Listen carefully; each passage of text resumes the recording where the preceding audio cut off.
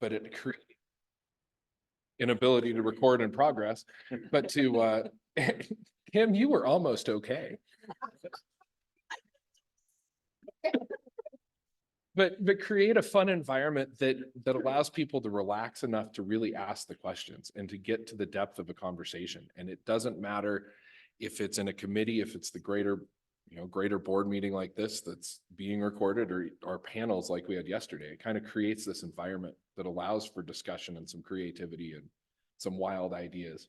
So there's a lot to be learned, and a lot I've learned from that to take away from this board to other groups and to apply here. So thank you so much for that. Thank you.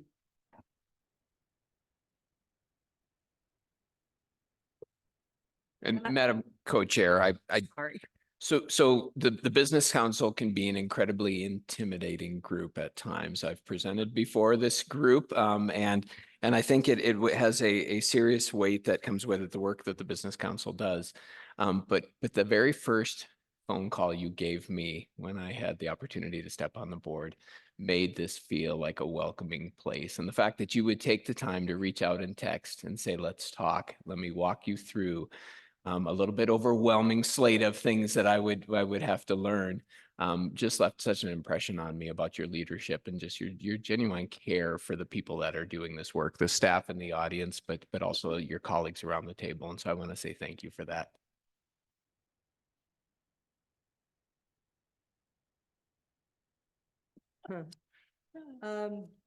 I do want to say, I'll still ask a bunch of questions.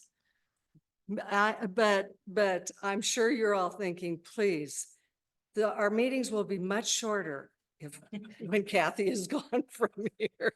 So anyway, I appreciate this. This year was so humbling and such an opportunity, and I learned so much. I certainly appreciate it. You all are amazing people. The whole board, the whole team, everybody has, anytime I asked a question, everybody was more than willing to help me and give me answers and spend their time giving me information. And I appreciate that so much, but thank you. Well, thanks, Kathy, and thanks everybody for your comments about her leadership and her style and what she brings to the table. And the thing is that I definitely see it as, and I think Mark, you alluded to this, is that her impact across the state has already been really big and profound, and I don't see that changing. And we really appreciate that. I think the people of Wyoming, that they may not know it, but you've done a lot and you'll continue to do so. So we appreciate that a lot. I mentioned that it's our 25th anniversary of the Business Council, and you know, milestones like that, you know, sometimes you can just sort of blow by them and continue on into the next 25th or 25 years, or you can spend a moment and talk a little bit about history. And I don't know a ton of the history, but I know that last night I got a bit of a history lesson from a couple of the CEOs prior to me, and it was really enlightening. But last night wasn't just an accident where we all ended up at Frontier Days Park, where we could spend some time with people, you know, past and present, that have been made a difference at the Business Council. That was a really concerted effort by especially by Amy Grenfell, who really is good about seeing these things and saying, hey, do you realize this is our 25th anniversary and we should probably do something, and golly, let's do something cool and bring people together. And it wasn't just Amy. Folks like Heather Tupper made a lot of impact there. Amy Quick, Carrie Cavisto, Sue Akey, and Brandon Marshall all worked together to put that on. I'm sure there were a lot of others, as is usually the case at the Business Council. There are a lot of folks doing part of that work, but it was really a good evening, I think, to get together, and a pretty low key environment. But I think also it was a lot of fun, and it was sure nice to see a lot of you there, but it was also nice to see those folks who are maybe we hadn't seen in a while, and get to know some people that we'd never met. Board members that were from quite a while ago came, and I thought that was really good. And heck, I think we ought to maybe do that all the time. Is let you know, folks, if you want to show up and party and you're no longer at the Business Council, I think you should be able to do that. And you can learn a lot.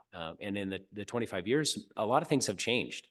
And I think, you know, what we talk about a lot, I think Bert mentioned it yesterday, that there was a little bit of a an inflection point in the data, we'll say, from a few years ago when, and that started way before 4 years ago. I think that effort to really look at return on investment, that effort to make sure that the dollars that we utilized within the state were invested and were going to provide a solid return, that started way before 4 years ago. And it started with the team and the board really deciding that, hey, we know that there's a lot more that we can do. And we know that our communities need us to help lead. And what I can tell you is that when I'm looking at a couple board members who are going to be leaving us as their last board meeting today, and so I kind of want to just walk a little bit through the history of the last few years, with some maybe not necessarily roasts, but some thanks to Kim DeVore. First of all, Kim was my second co-chair. And my first co-chair was Mike Easley, and I think he had a tough job because he was trying to teach somebody who had never been in a quasi-government agency what a quasi-government agency was, as well as how to spell it. And Mike did a really good job of kind of setting the table, and then Kim came along, and if you know Kim, she's a banker, and she's a banker, but more importantly, Kim is an operator. So Kim is able to make things happen, and Kim is able to provide that backbone when you need it. Kim is able to make those tough calls to people that might not be your friends, and really help make hard decisions, because the changes that we've made over the last few years are not a result of policies. If you look at the statute, it is the same as it's been. And if you look at the rules that we've had some minor changes, but those are not what we fall back on. What we've fallen back on is the analysis that we do as a team, and then we fall back on our board members to help us move that analysis forward. And I think, Kim, you were really instrumental in having rigorous analysis of deals, to bring a business mind to that, and to impart upon us that we need to look at things with that business lens. And that made it a lot easier for us to do, because we knew we had support. And again, it wasn't just support in board meetings when things were tough. It was support between board meetings when things were tougher.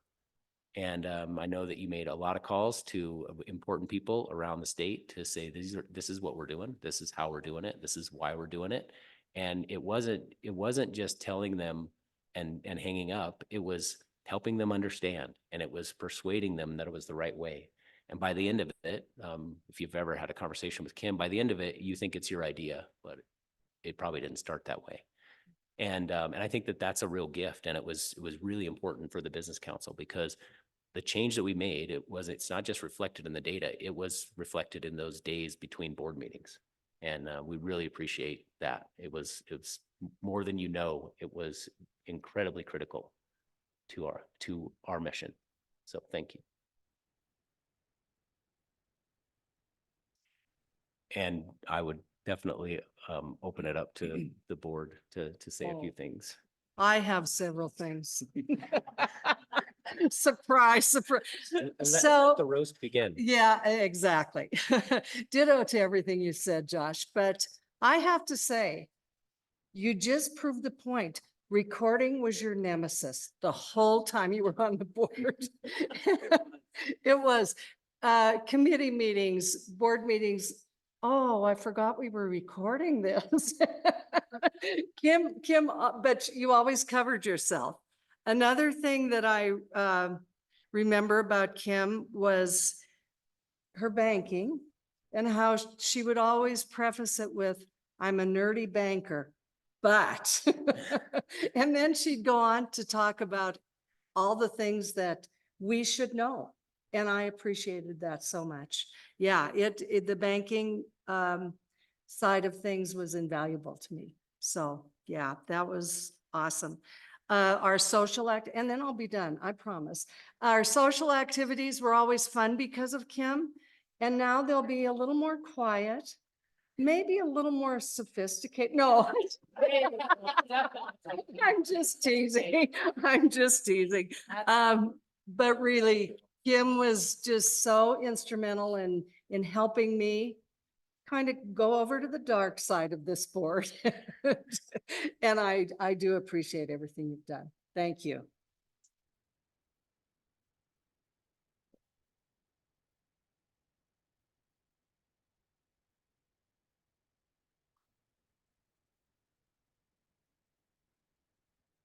My button doesn't push very well. That might be an indication of some things, but. Kim was fabulous coming on the board and helping like usher a few of us along as we were coming in. And I think extremely instrumental in driving some of the stuff that we've taken over the last couple of years in terms of strategy, as well as how our investment committee functions and the way we look at things. And certainly there and helping with a partner in crime in making sure that the strategy and the direction and, you know, that fight didn't get lost in any of the process. And so it was nice reflecting the other day, I know for both Kim and I, who I had just come on the board when we had, you know, a whole wave of things going on and rolling through a series of changes. And I know Kim was very instrumental in helping to keep that direction focused and help us as a business council board get to the outcomes that we have today and with, you know, great success. And so she will definitely be missed on this board. So.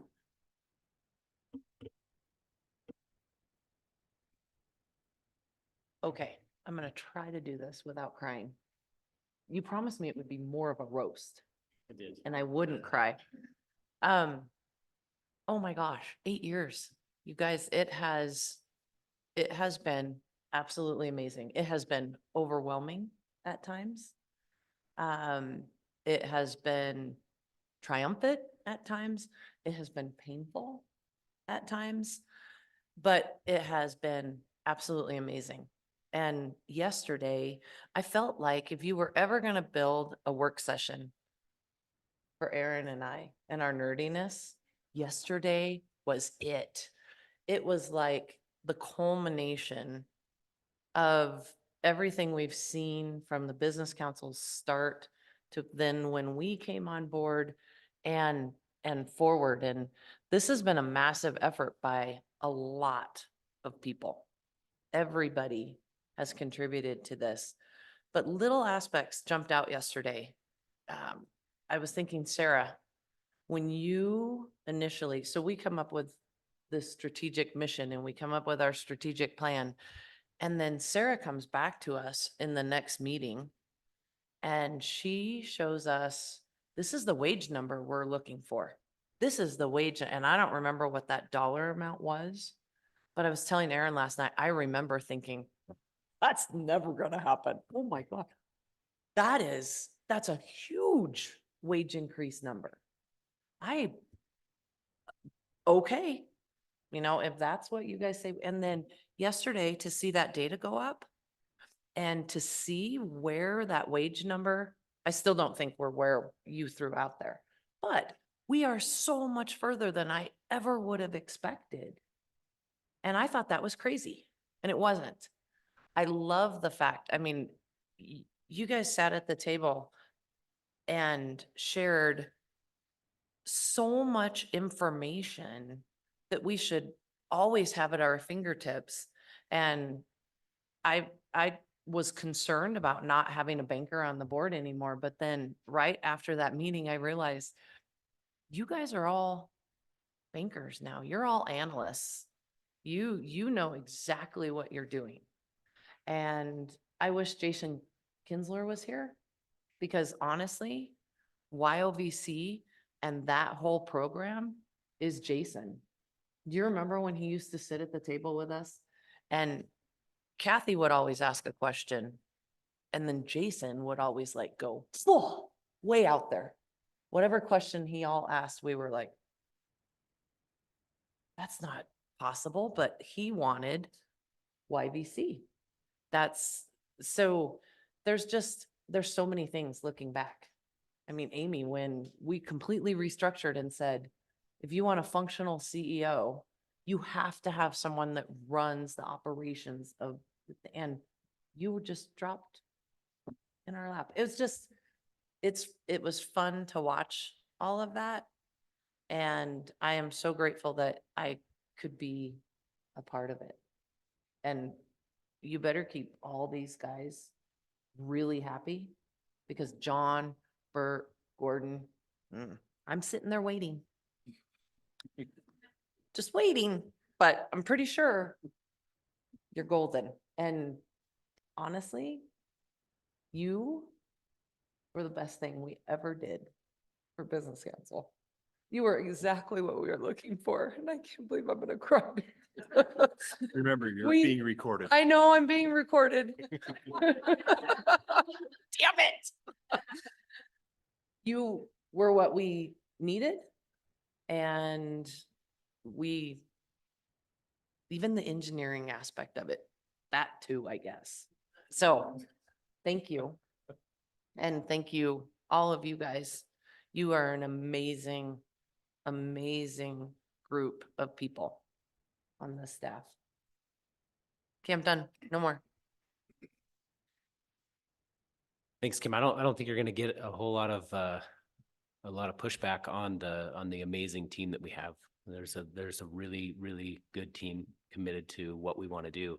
And I think that partnership of the board and the team, we don't see it as a distinction. We see the board and we see the team working together. And I think that's also something that has dramatically changed over the last few years. And I think that's good, because it turns out that 40 people is not enough. I'm not even sure 53 is enough. But we're able to make a dent there. So you mentioned YVC, and this gives me an opportunity to talk a little bit about Aaron, because definitely Jason Kinsler is somebody who is always talking way out there. And here's Aaron was the co-chair before Kathy, and Aaron has this ability to think way out there, but Aaron also has the ability to reel it in and make it tangible for everybody. And that was something that I definitely needed, because I tend to ask anybody, I tend to talk in terms of philosophies or frameworks, but getting messy on things is not always the strong suit. And you did that. You said, okay, if we're going to do this YBC, which we think we should run this experiment. We should really push the system and see what can happen. We're going to have to educate people about it. We're going to have to make sure that we're not just putting it out there and walking away. And we had a number of, not only were the decisions that we made difficult to get to the point of having it, but then afterwards, Aaron really pushed us to have a lot of public outreach, a lot of work sessions around it. We spent the bulk of her time as co-chair, not just making challenging decisions with projects, because there were some really big projects that happened, some really, really challenging moments that happened, but also on what is one of our biggest experiments. And it's an experiment that needed to happen. It's an experiment that our team wanted to do, and we needed the support to do it. And we needed that sort of like groundswell of public support too. And Aaron, you were able to do that. You're able to take big concepts that don't make a lot of sense, and you're able to make them touchable and tangible by regular old people. And that's super important. And it's a gift. And I shouldn't say it's a gift. It's a skill. It's something you have to work at. You might have a head start, but you still have to work really hard. And I appreciate that, because it is not, it's not common. It's not common to be able to do both. And you jump between the big picture and the weeds very smoothly. And that has been it was very, very helpful in that time period, because again, whenever you're navigating change, there is a contingent of folks who don't want to change. That's called the majority. And those folks saw what we were doing with the state small business credit initiative, and we're like, what are you doing? You're devastating the state. This is going to be the worst thing ever. And we were like, that's an opinion. It could also be true. We are working our best to really make a change on the venture front and for entrepreneurs in Wyoming. And we think that this is a bet we should make. And we did a lot of analysis. We worked through it. We formed a really good hypothesis, but it was about that public outreach and that not just pushing information out, but allowing the public to come in is also something that takes a lot of courage. It takes a lot of effort, and you were willing to do that. And again, I think it's pretty common. And I will say, Mr. Arns, that you're stepping into some big shoes that have been left by at least 4 individuals that I know, but there are probably more before that. And you've got a lot of work to do. And I ask these folks, the pay is not very good, but the work is hard. And so, Aaron, I really appreciate the work that you did to do that, because it makes a huge difference, and it started us off in a really good place there. So thank you.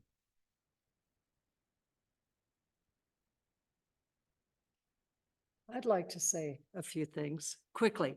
Okay, all of you think Aaron is very quiet and very, very, very serious, but ask her sometime about her son's choice of going to the concert.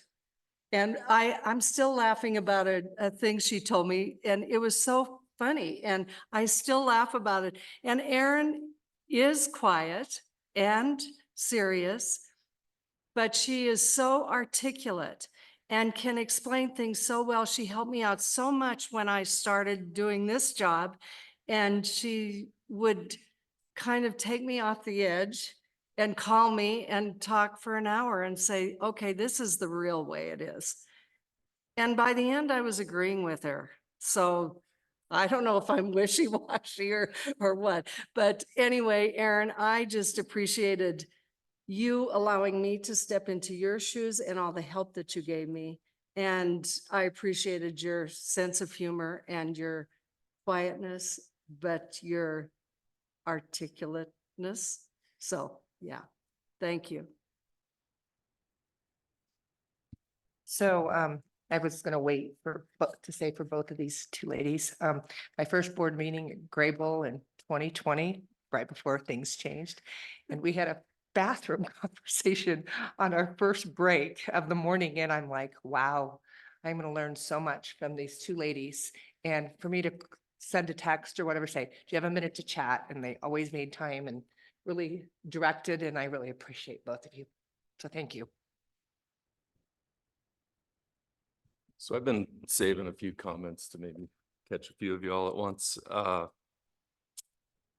So Kathy, I think the biggest compliment I can pay you is that I'm glad you're not leaving. Oh. And I'm glad you have 1 more year on the board. And coming onto the board at that same time that Pam did, kind of in the dark days of COVID, and coming on the board in the first place can be a little bit daunting. And to have the leadership, Kim, Aaron, really impactful as a new board member to kind of get your feet under you.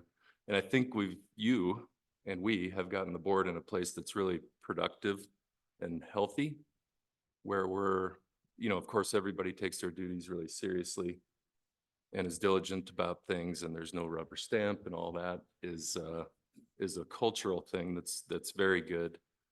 And the board being involved in leveraging individual strengths that the board members have, and at the same time not micromanaging, is kind of a fine line. And on that last part, in terms of micromanaging, there's no need, right?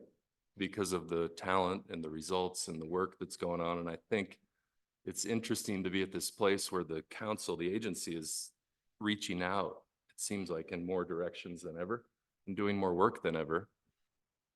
And at the same time being more targeted, which is tough to do. So that's neat. And I guess my point is I don't believe that things happen organically. I've never believed that. I think, people take in information, they ask great questions, they listen, they make decisions, and then we act. And I think that has all happened through much of your leadership. And big shoes to fill. And I'm honored to fill them as we go forward, and glad it's under those conditions. And I'll do my best to not screw it up. But thank you all. So, if I may, so just an old owl here sitting on a tree. I won't go so far as say a wise old owl, just an old owl. I just would like to say to Kim and Kathy and Aaron, your contributions and your impact to the council, to the state of Wyoming, have just been immeasurable. And thank you very much. And I say we corporately, all of us, I think the citizenry of the state of Wyoming are very thankful. Great job.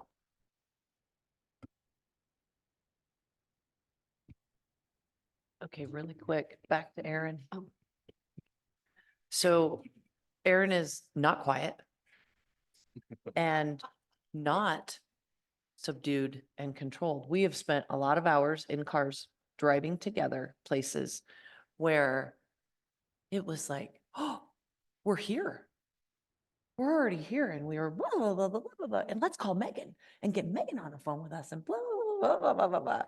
And I will, well, and now I have a friend from this and a friend forever.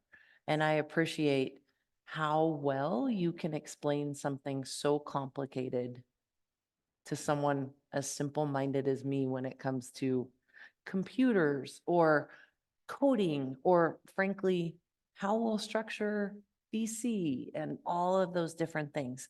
You are an amazingly patient woman, and yet an absolutely exuberant child at the same time, which is amazing. And although YVC was an experiment, and it was going out on a ledge to say, nope, we're going all in on this, I'm pretty sure it's already a success. And that ecosystem is already growing and getting so much stronger. So I hope you're proud that you led that way. I'm super proud that we made it through COVID, a complete redirection of everything you guys do, and you rocked it and you killed it. And there was a lot of hand holding and okay, let's go. So thanks, sister.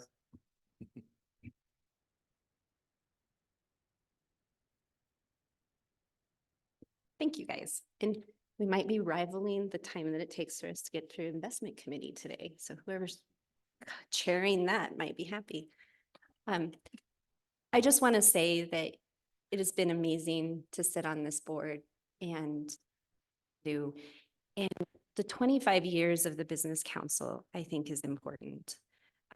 When you look across the state, the impact that the Business Council has had, and every board and staff prior to us is amazing. And we often don't take enough time to look at the successes and look at the work and the effort that came in and how that's led us to where we are today. So what I would encourage is, don't forget that. There's 25 years of hard work from various board members through the various years and staff, and it's done amazing work. And I think we're propelled to continue that. And it's just been a pleasure to sit on this board with the great minds that are around here, to absorb and learn as much as possible from everybody here, not only in the work that we do in running the Business Council, but also in brainstorming and working with great minds to work on our businesses as well and learn from others and have those conversations along the way that just help you invigorate your thoughts and, really think about the directions that we're all going in. And so it's just been a real pleasure, and I thank you all for this ride and this journey. And don't mess anything up. Both Kim and I will be watching. And but great work to everybody, and I only look forward to the continued successes that we're going to have in Wyoming. So if I might, I'm gonna present you with a nice little plaque that you can put on a shelf somewhere. But we actually don't want you to just watch. We want you to still work. You just don't get to come to the cool places that we get to come and meet. And but thank you for both of you for your service. So.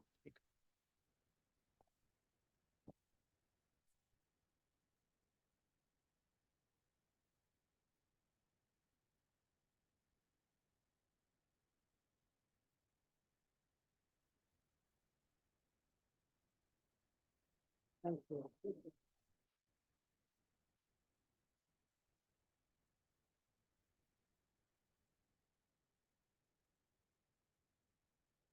So So Madam Josh, Coach, you're- oh, excuse me, oh, you're the CEO report. You have a little bit of time. That's all I'm saying. well, you know, the nice thing about having a lot of ceremony is that you can give a shorter report and still stay on time. Um, And, you know, really the nice thing is that if you take a look at what we're doing today, it is a direct result of what we've been doing over the last maybe 8 years. If you take a look back, but it's really been over the last 25 years, and the fortuitous meeting and podcast that may or may not see the light of day, because it was gold. Let's just say it was fantastic. To sit down with a couple CEOs from the past to learn a little bit about the history of the Business Council and to learn about the problems that they were solving at the time. And I think that that's really kind of an important thing for us to think about, is that the decisions that were made in the past were made to solve the problems of the time. And they were different than the problem that we're solving today. And in 25 years, somebody's going to look back after the 50th anniversary of the Business Council and sort of scratch their head maybe at what was going on at that 25-year anniversary, and why were they solving that problem? And I hope they look back on it and say, well, they were solving the problem of the time, and they were doing the best they could with the information they had, with the know-how they had and the resources that they had, and that they would be able to say, you know what, they set us up to do what we're doing today. And I think that that's really the case, is that, you know, the work that we're doing today, I think it's pretty clear to say we all have a lot of pride in the work that we're doing today. And we all think that we're doing it better than anybody else has ever done.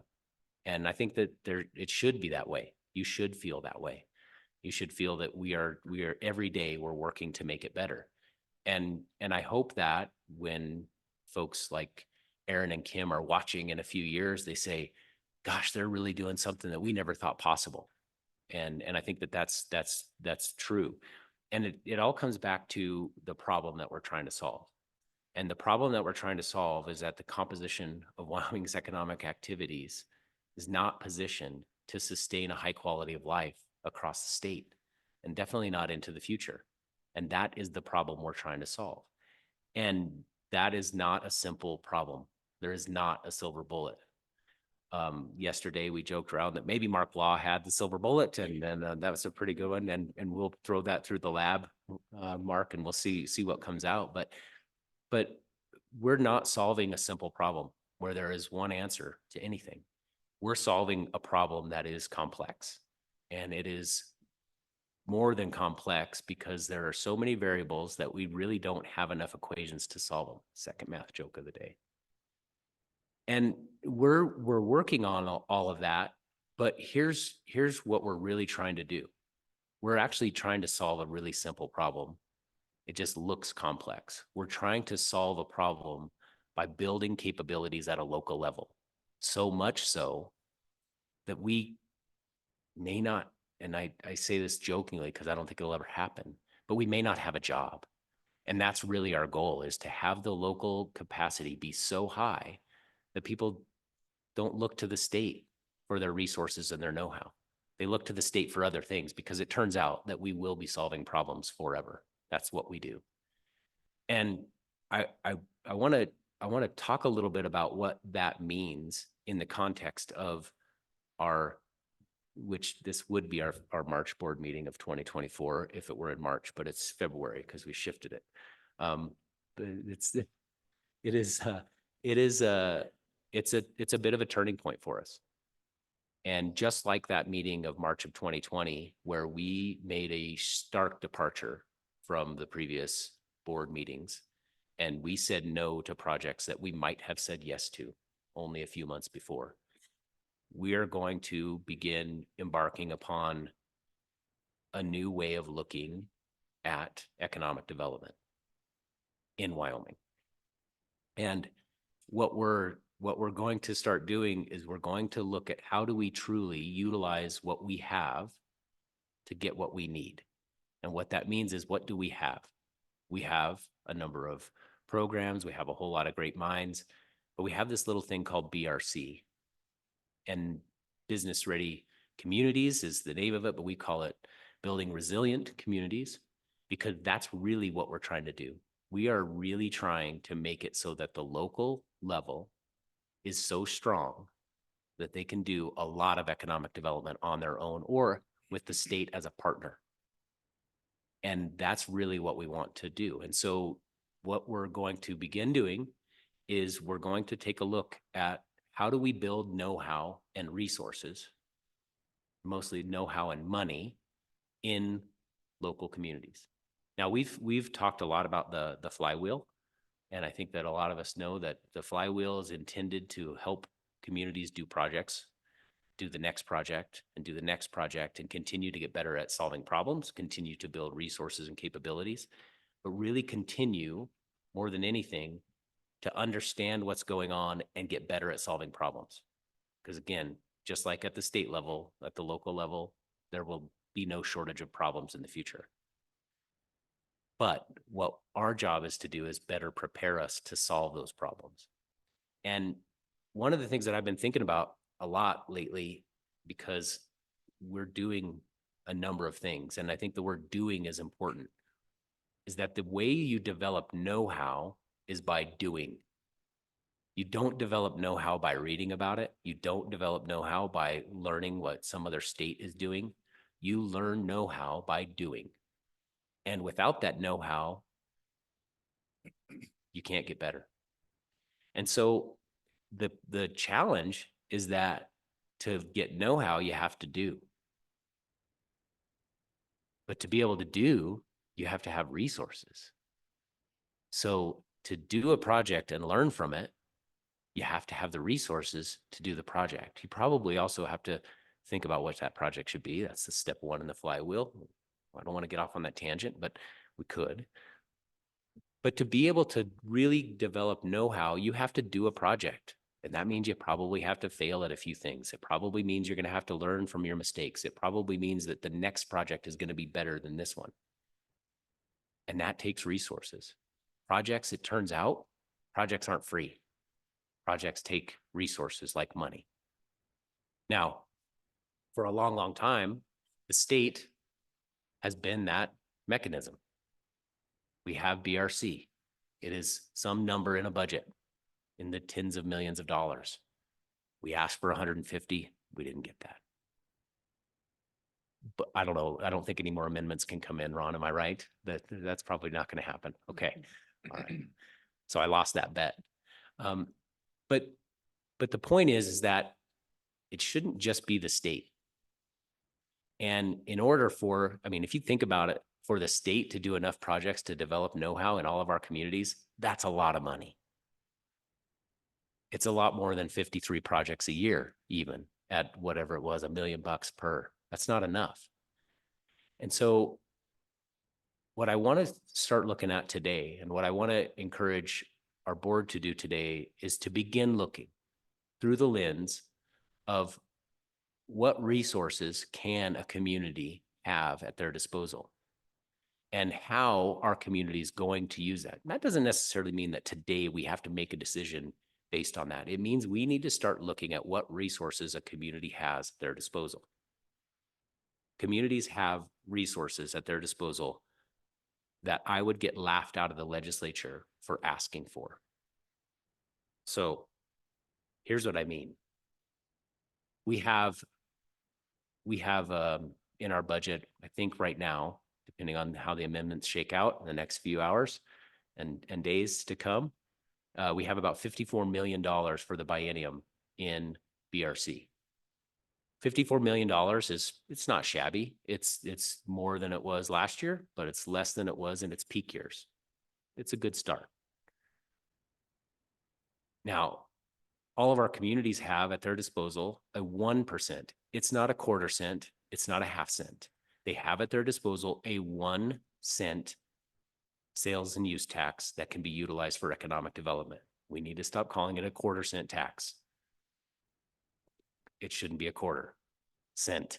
Everybody, get in your pockets right now and pull out a quarter cent. What does it look like? It doesn't exist. Okay. We should think about that penny. And that penny, if we were to utilize it in every county in the state, that penny would account for $440 million over the biennium. $440 million over the biennium is what that penny means. Now, think about that for a second and think to yourself, so in the supplemental budget, maybe we could just ask for 220 for the Wyoming Business Council. It doesn't mean I'm not going to ask for it, but I'm probably not going to get it. And rightly so, because the state shouldn't be doing that. The state should be partnering on and helping with projects. The state should not be funding all of the projects. And I say that today to not say, oh, well, we should begin voting no again. I think we should continue the analysis that we've done. I think we should continue to look at the projects in the way that we've always done. But I think we need to start looking at what resources are available and how do we instigate those resources to be used by our communities. Because if we don't, they will not happen. If we don't begin instigating the use of these tools, they will not get used. And if you want to know how I come to that conclusion, it's because they have been available for a long time and they are sitting on the shelf. In fact, there is one county that has a half-cent tax, and there's one county with a quarter-cent tax. Now, if you start to do the math, which I won't in my head, but that's like 3/4 of a cent across 23 counties. It's not very much. Okay. So we can do better, and we can use our tools to do that. This board is a great mechanism to begin instigating the use of the tools that we have at our disposal, which, by the way, are tools that our legislature has provided our communities to use at their disposal and at their discretion to make economic development happen. So imagine what could happen with $440 million in the flywheel. Think about that. Think about $440 million over the biennium in a flywheel. That's a big flywheel. It's a little bit bigger than 54 million, I think. And so we have an obligation to our mission to solve this problem by instigating and showing how the counties can utilize that money. It's not going to be an easy road to hoe. It's going to be pretty tough. But we have to, again, utilize the levers and the tools that we have to get what we need. And the tool that we have right now is BRC. And so today you're going to notice in the BRC write-ups this afternoon, you're going to notice that we're going to call out the tax tools that are available and the tax tools that are utilized by these communities. It's not just for us, it's for them too. I think that a lot of people have forgotten the resources that they have at their disposal. And a lot of people have become used to the blanket that we provide. And frankly, a $54 million blanket's a lot thinner than a $440 million blanket. And imagine the work that we could do as 40 people if we weren't necessarily worried about the funding, but we were worried about the types of projects that individual communities were doing and we were helping them get set up to do them on their own. And so, again, I think as we look at today's projects, they're pretty darn good projects. And as we look at today's projects, they're a great step. But as we begin to look at today's projects and May's projects and the projects in board meetings after that, we're going to continue to push on this idea that we should not be the only check at the table, that we should be in partnership with our communities. Now, I'm saying that today because in March of 2020, we made a really stark decision that made a lot of people really, let's say, interested in talking with us. And I can't really blame them. And I'm saying it today because I think we owe it to our communities a little bit of lead time, because it turns out you can't turn on the 1 cent economic development tax tomorrow. That takes a lot. But if we don't start now, it won't happen in November. In fact, I'm not even sure it can happen in this November anyway. But if we don't start now, it will happen in no November. And we can't afford to wait. And so you saw a lot of data yesterday. You saw a lot of the work we're doing. You're going to see more of it. But the bottom line is that we have an obligation to the state to solve our problem and do that by building local capacity. And the only way we're going to get it done is if we use the levers that we have. And the lever that we have are the people in this room, the people who are out in the communities working on economic development, and our funding mechanisms. In fact, if you think about it, turns out we have policy, money, and leadership. And it's that last one that we're going to continue to do, just like we've done at every board meeting in the 25 years that we've been in existence. Some board meetings just get mentioned more often than others. I hope this is one of them. Madam Co-Chair, that's all the commentary I have today. Thank you. Thank you, Josh. That was very well said. And the tax situation in Wyoming is interesting, to say the least. And I think that we all need to understand it a little bit better and promote what we can promote. And taxes are one thing that in communities that can be promoted. It's a tough road, and I know that. But there are some things that we can do to encourage people to maybe participate in the discussion. So thank you. So now we're going to turn it over to committee chair, not for long, Eric Ahrens.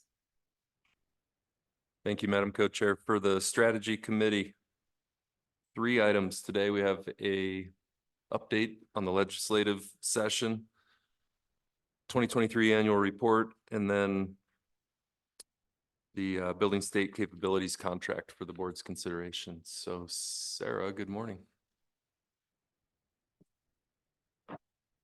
Good morning, Mr. Committee Chair and Madam Co-Chair. It's great to be with you all today. And I'm actually so happy that it started snowing because it fits perfectly with the message that we have from the Strategy Committee today. So Ben, I don't know if you might be able to pull up some slides for us. There we go. All right. So today, like Eric said, we'll have a little bit of a legislative update from Ron here, and then we'll go through our annual report and some conversation starters and how to use our annual report to carry on the message of the Business Council, which is really one of hope right now. And then we will be looking at a contract as well and asking for your approval to use funds for that. So with that, I'll turn it over to Ron, and yeah, you take it away, Ron. Thank you, Sarah, Madam Chair. So tomorrow marks the midpoint of this legislative session. It's a 20-day session, so a month basically.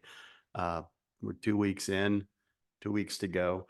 A lot of the budget work got wrapped up last night, although they did in a kind of unusual, but due to the volume of the amendments, they both came back, both chambers this morning, and they're probably wrapping up the third reading of the budget as we speak.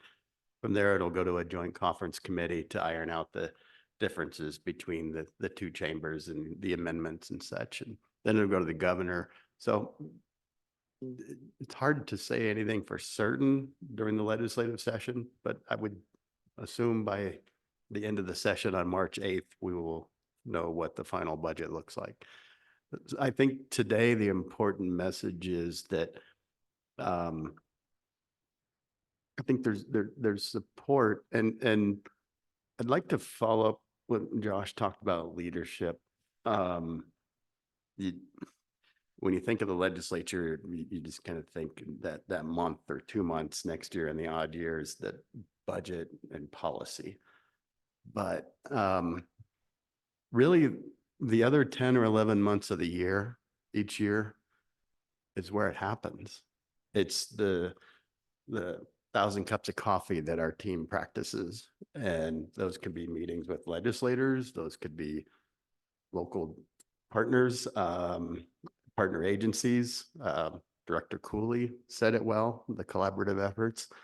So I think when I think about the legislature, we have those conversations, and some of my favorite conversations we've had with legislators is they bring a critical eye to something and we're like, oh, we've brought a critical eye to that. We understand what you're saying. Here's what we're working on. Can you help me understand? Or what problem are you trying to solve? So a lot of what we practice is the discussions we have, and we will continue to have those.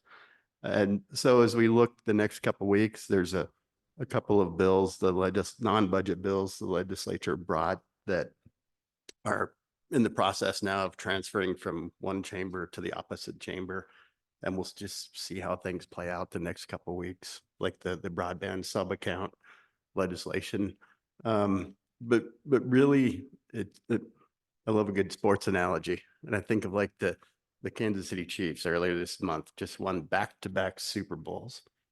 That really started in the offseason 2 years ago. And this year, if you remember, they're in a midseason slump, and they had to say what problem we were trying to solve. They changed their system. They got more defensive, better at that. And the Taylor Swift's conspiracy theories, everybody's down on them. And the star quarterback and the tight end, they're too happy in life and love, and they're not paying attention to the game, but they did it. And so it's in the off season. This is kind of all the focus right now, but it's the conversations and the work in the off season that is really sets us up for taking a critical eye to things and working with partners and helping conversation after conversation, just saying, yeah, we'll answer any question. We'll help you understand, and hopefully we can work together. So I think that's where we're at almost the midpoint of the session, and then we'll tally it all up when it's over and let you know where we're at. So happy to take any questions.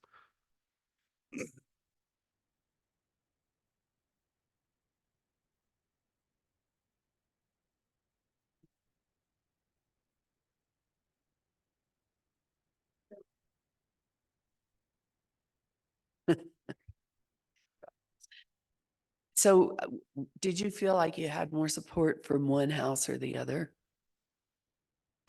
No,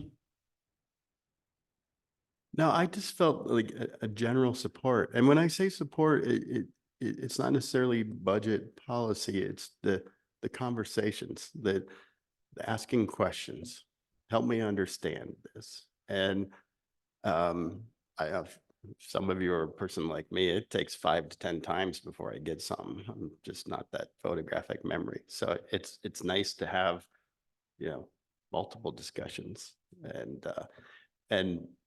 the people behind me, they're the subject matter experts, and they're accessible, whether it's a text or whatever, or They show up to a meeting and it's that collaborative effort. So I think in terms of answering your question, I think it's a broad support in terms of let's have a conversation, that there's a more of a willingness, I think. It's how we've operated the last 4 years or so.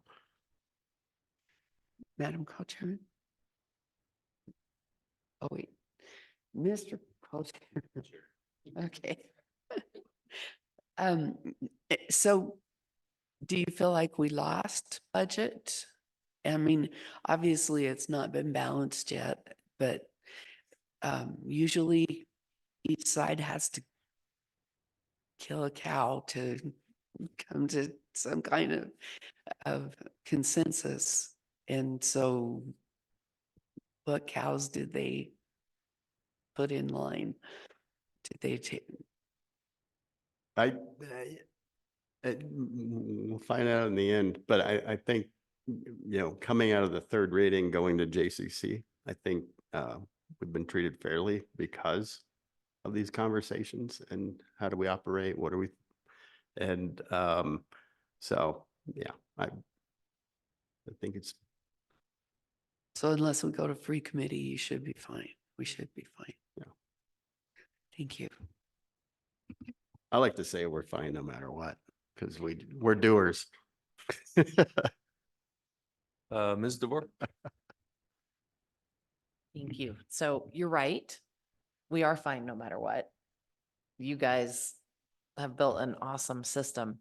Number one, I think they're afraid to jinx it, Elaine.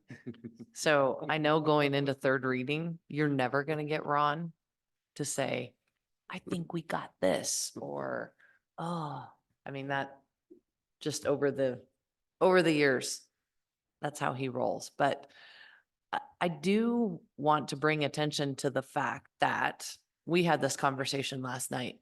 We now have legislators texting you all. And this went from a transition over it, just my experience on this board. I have no idea what happened in the past, but in the very beginning, when I got on this board, we were chasing legislators, begging them just to listen to us. Just listen to us before you decide to strike our entire department from your budget. And that was a lot of work. And then we decided communications.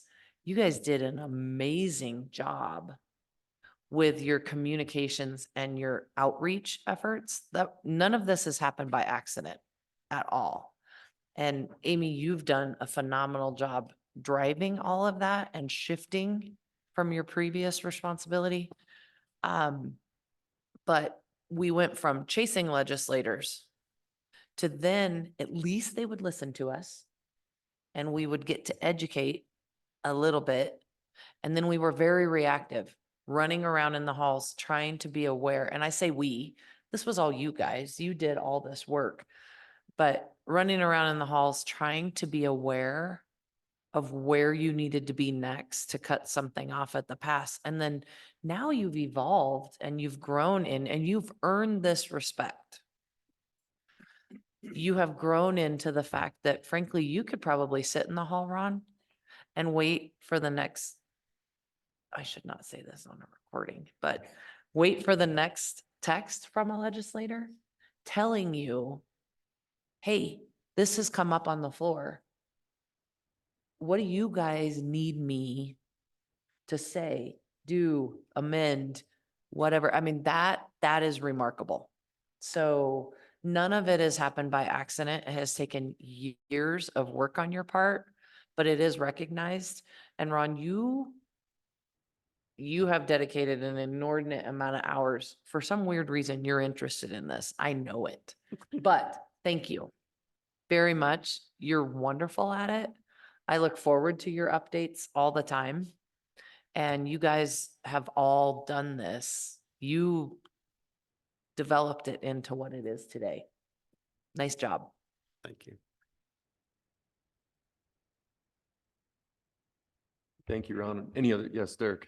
I just want to, excuse me, want to add just one extra level to what Mustafa had said. I think it's so interesting to have gone through that point, through that process, to then in this legislative session, we have legislators who are trying to add money to the business council budget because they know this staff can handle taking on additional projects, doing research, getting them to the finish line.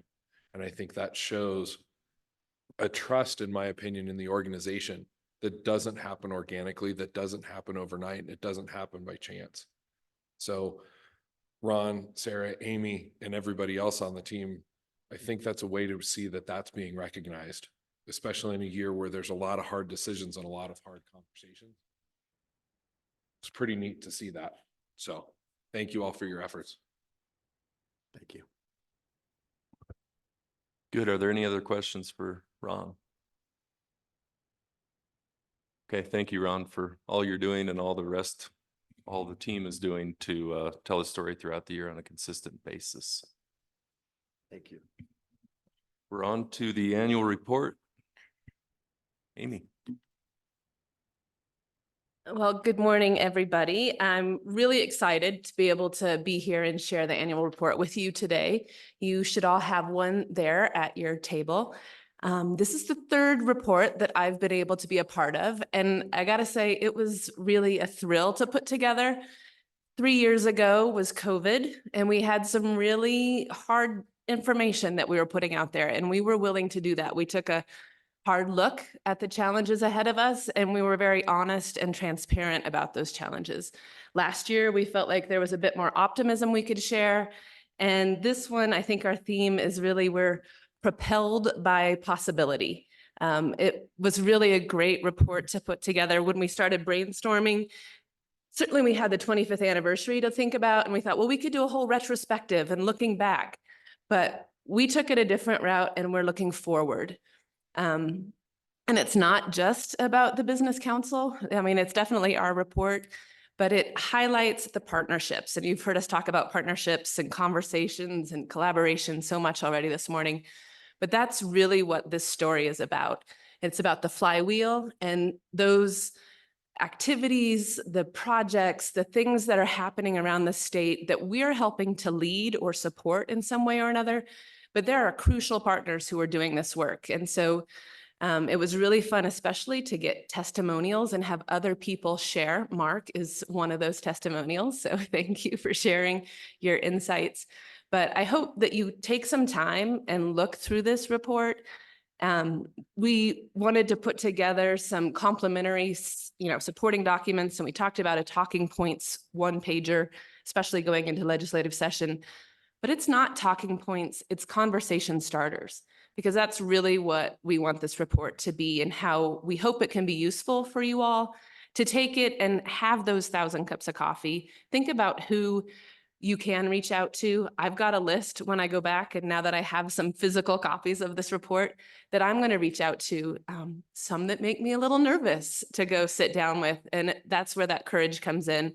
And really just asking questions. It's about the questions that we can ask to dig deeper, to find out what problems people are facing, who else is facing that problem, how they're trying to tackle it together, and really how we can support them and what we can do. So it is a big problem, and it's easy to be pessimistic, but we really see it as immense possibilities going forward. So I'm happy to answer any questions, but I just wanted to share that. We've got extra copies over there, so please feel free to take a stack home with you and have some conversations.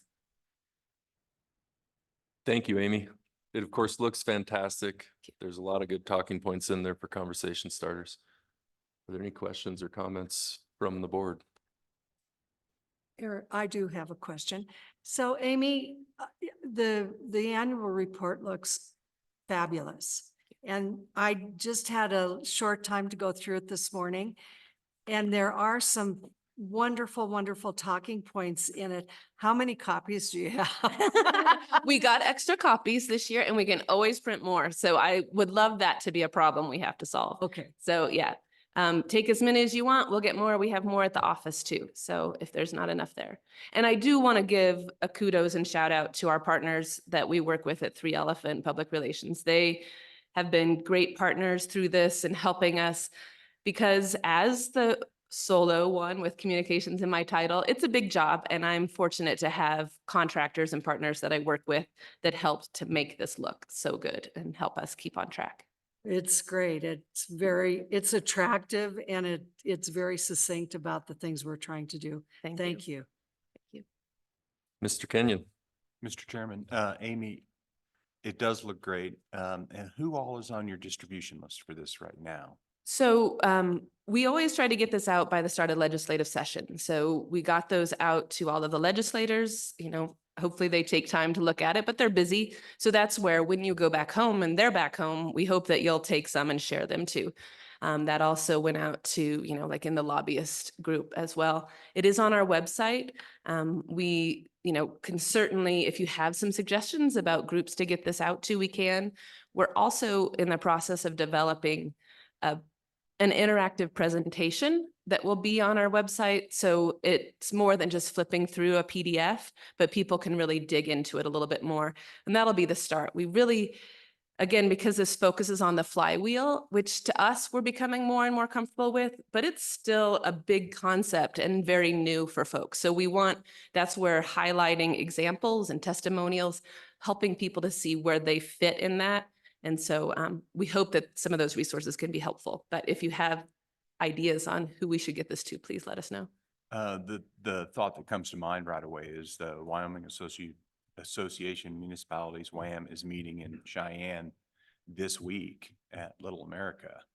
I don't know if they're done with their conference yet this week, but I've seen the signs over there yesterday. So that would be a fantastic place to distribute this document, because you look at the impact that it could have for cities that may not have the information at hand. So, Right. That's a great idea. Thank you. I'll check into that. thank you, Mr. Chair. Yes, Elaine. Amy, when I was Economic Development Director in Lovell, this would have been a great thing. We had several people from out of town come in. They were just exploring. And to be able to say, we have a very active business council that gives us lots of guidance and help. And there are ways that we can help you. I mean, I would give this to Chamber of Commerce. I would give this to economic development groups. I think that it's well done. It's beautiful, but the information itself is incredible. It just says, we're working on it. We're working on it hard, and it's fruitful. Thank you. Great. Any other questions, Ms. Thayer? I'm going to kudo what everybody said. I think it's fantastic. And WHAM was one of my, took the words out of my mouth, but just this piece alone, I mean, I think this is amazing, but this one, put it in your pocket, pull it out, get it to all the elected officials, meeting with the counties, COGS. I mean, I think getting it to the hands of COGS is super important too. Great. Thank you. And when you do have those conversations, or if we really want the feedback, the good, the bad, and the ugly, because that's certainly how we become stronger and we improve. But, if there's any gaps you see, anything that we can do to support you also when you're having these conversations, please reach out at any time. Okay, great. Thank you, Amy. And I hope you have to print a whole bunch more. I do too. Thank you very much. Nice job. Okay, next up, we have Building State Capabilities Contract for the board's consideration. All right. Thank you, Mr. Committee Chair. And just to add on to Amy's great presentation of the annual report, we joked that we should treat these like Girl Scout cookies. So just if you can think of 5 people, 6 people, 7 people, 10 people who might take an annual report, think about that and think about how you would do that if you were trying to sell Girl Scout cookies. So how many boxes are you going to sign up for? How many annual reports are you going to sign up for? All right. on to the very, very exciting things of approving contracts. So the contract that we are looking at, I don't see a page number in here, Carrie, but it looks like this. So there's teal page on the left side, and then a contract between the Wyoming Business Council and President and Fellows of Harvard College on behalf of the Harvard Kennedy School on the right side. So it's in your board book. But page 32 in your board book. So got that way, just a little way to, okay. But don't worry too much about the details of the contract, because I've got a nice summary here for you as well. So what this contract in front of you is about is it's a contract with a group called the Building State Capabilities Group. And this is a group at Harvard. It is distinct and different from the Growth Lab, which we've been working with for a couple of years now. This group, where the Growth Lab really focuses on research, economic research, and analysis and that sort of thing. The Building State Capabilities Group, their primary job is to help, just like it says in their name, build capabilities in the places where they work. And so what this contract is for is different from the Growth Lab contract. It's for what they call action learning. So it's sort of like training, but it's learning by doing. To kind of continue this theme of the way that we learn is by doing. This is a way for this Building State Capabilities Group to guide us and to continue to accelerate the capabilities building that we've been doing in the Business Council.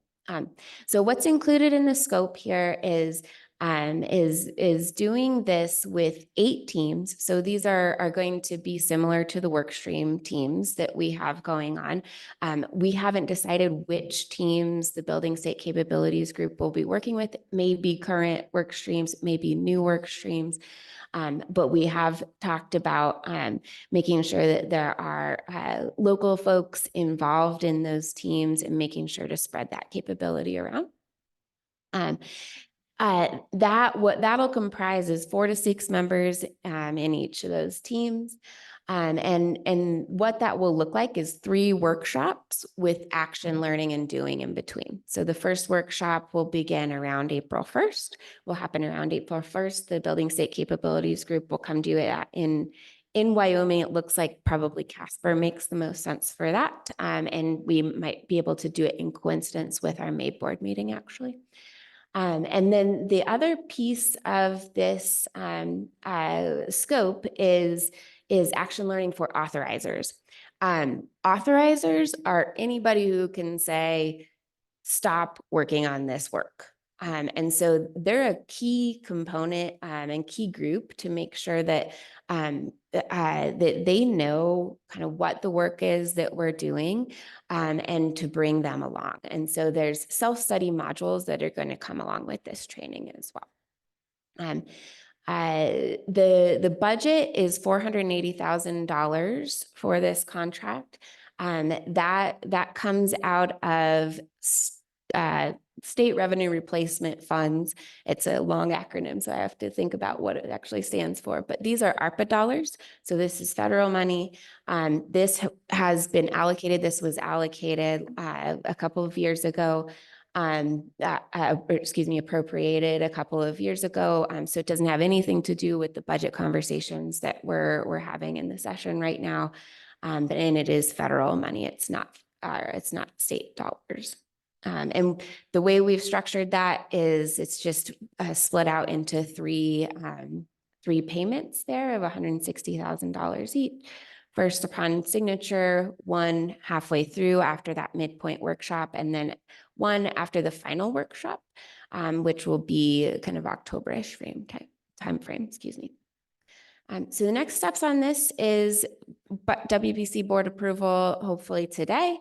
The contract is working through Harvard's contract approval process as well. We're hopeful that that will be done in the next few days, couple of weeks.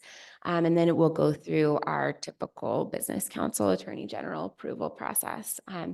And we'll hope to begin, like I said, begin working about April 1st and with that first workshop happening around around October, or excuse me, around around April 1st. So just for, so everybody knows, this is the time frame that we're looking at, because I know that kind of seemed confusing. So we've got an ongoing relationship with the Harvard Growth Lab, as you can see, and that started back in August 2022. The term for our contract with them goes through January of 2025, and you all approved an extension of that in September. We're also working with the UW Center for Business and Economic Analysis. And the purpose of that is to try to transfer capabilities from the Harvard Growth Lab. Right now, as you know, we're getting lots of support on analysis and research and economics from the Growth Lab. We're trying to transfer capabilities to folks in Wyoming using the CBEA. So we've got a contract with them that's ongoing, that's set to expire in June, but we may be able to extend that contingent on budget. And then what we're looking at today is the one in the bottom, and that's with the Harvard Building State Capabilities Group, again, to complement what we're doing here and really accelerate the building of capabilities within our team and others around the state. And then the term of that would start in April, and this is set to go through January of 2025 as well. So first workshop sometime around May, second workshop about halfway through, sometime in September, October. That could also be coincident with our board meeting in that time frame potentially as well, just depending on which teams they're working with, and then a final workshop before the term of the contract is over. Again, this is probably information that's maybe too detailed, but again, this is coming from state revenue loss replacement funds, ARPA dollars, that was previously appropriated. With that, our recommendation is just to approve the $480,000 for this proposed scope of work with Harvard Building State Capabilities Group. Any questions? Okay, thank you, Sarah. Questions? I do have. Madam Co-Chair. Thank you. So Sarah, are the workshops, and I saw some action items yesterday that were, I was so amazed and so happy to see some progress going forward with some real things happening. Will the workshops that are coming up with this contract, will they be focusing on anything in the work streams in particular, such as housing, or will they circle the whole thing that they have been doing? That's a great question. So those 8 teams will be focused on specific problems. We haven't decided which of the work streams that we're working on will get the benefit of working with this Building State Capabilities Group yet. And there might be additional kind of upcoming work streams that we haven't really started yet too. So the short answer is yes. They'll be focused on specific problems like what we're working on in the work streams. But the little bit longer answer is we don't know exactly which specific work streams they'll be working on yet.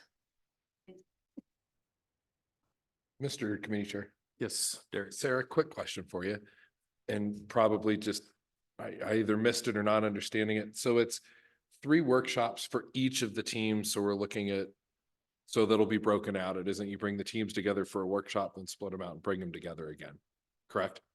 Yes, Mr. Committee Chair and Derek, yes, that's correct. So the workshops will be kind of group learning, and then the work that, you kind of saw a peek into the workforce work stream yesterday. That work will go on in between the workshops too. Fantastic. Thank you. Yes, Dr. Schaefer. Yeah, thank you, Mr. Committee Chair. Sarah, just a quick question. So one of the things that eventually, as I hear our CEO talk about, is we need to build the capacity, the know-how to do for ourselves eventually. And while the Harvard folks are great in the growth lab, this looks fantastic. Eventually, we're going to have to wean ourselves from their support. So within this contract, is there a plan or a component that helps us start to transition the know-how of how to approach problems? So they're going to do a handful of those and help us work through that. And the experience will develop know-how. I was listening, Josh, I get an A, I think. So, but I just wondering, are they going to actually help us? And we're not going to be back here again, asking for more and more and more, where we become dependent on yet another entity or resource. Yes, Mr. Committee Chair and Dr. Schaefer, absolutely. That is what this contract is all about. So some of you, I think, actually had the benefit of meeting Matt Andrews, who is the principal of the Building Straight Capabilities Lab. And what they will tell us, what they tell us is we're not going to do anything for you. Like, they're going to help us kind of form, but they say people always ask them like, well, can you help us do this analysis? And no, this is your project. So this is helping us and helping our partners learn with this little bit of guidance. And so the ultimate goal of this contract is to transfer capabilities to us, our partners, and folks at the local level. Great, thank you. Other questions for Sarah? Okay, thank you, Sarah. At this point, we'd entertain a motion to accept the staff's recommendation to approve that contract. And motion. So move. And a second. Any discussion? All in favor, say aye. Any opposed? Motion passes. Thank you, Sarah. Thank you. And Mr. Committee Chair, if it's okay with you, I have a little bit of a teaching moment. I think it's probably useful for you guys to learn a little bit of the stuff that we're working on. So if that's all right with you all. So we've been talking a lot about what are the tools that we have. And Josh mentioned one of those tools is funding. That's kind of our big heavy tool that we have in our toolbox.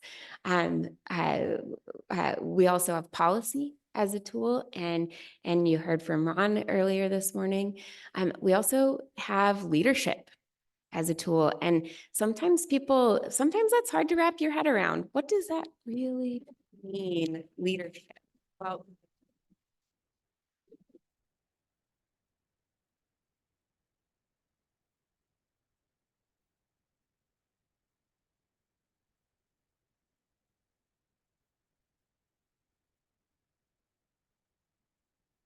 pause for dramatic effect. Now that you all have your definition of leadership in mind, I'll walk you through a couple just useful visuals that I think are useful for me in thinking about how we're growing this team of thousands. We talk about 1,000 cups of coffee. We talk about leadership. We talk about forming this team, and it can't just be us, and it has to be others. But what does that really look like? Well, sometimes when you start to build teams like that, it looks like this, where there's a central dot in the middle. Maybe that's the business council. Maybe that's Josh. Maybe that's Kathy. Both of them are like, I don't know.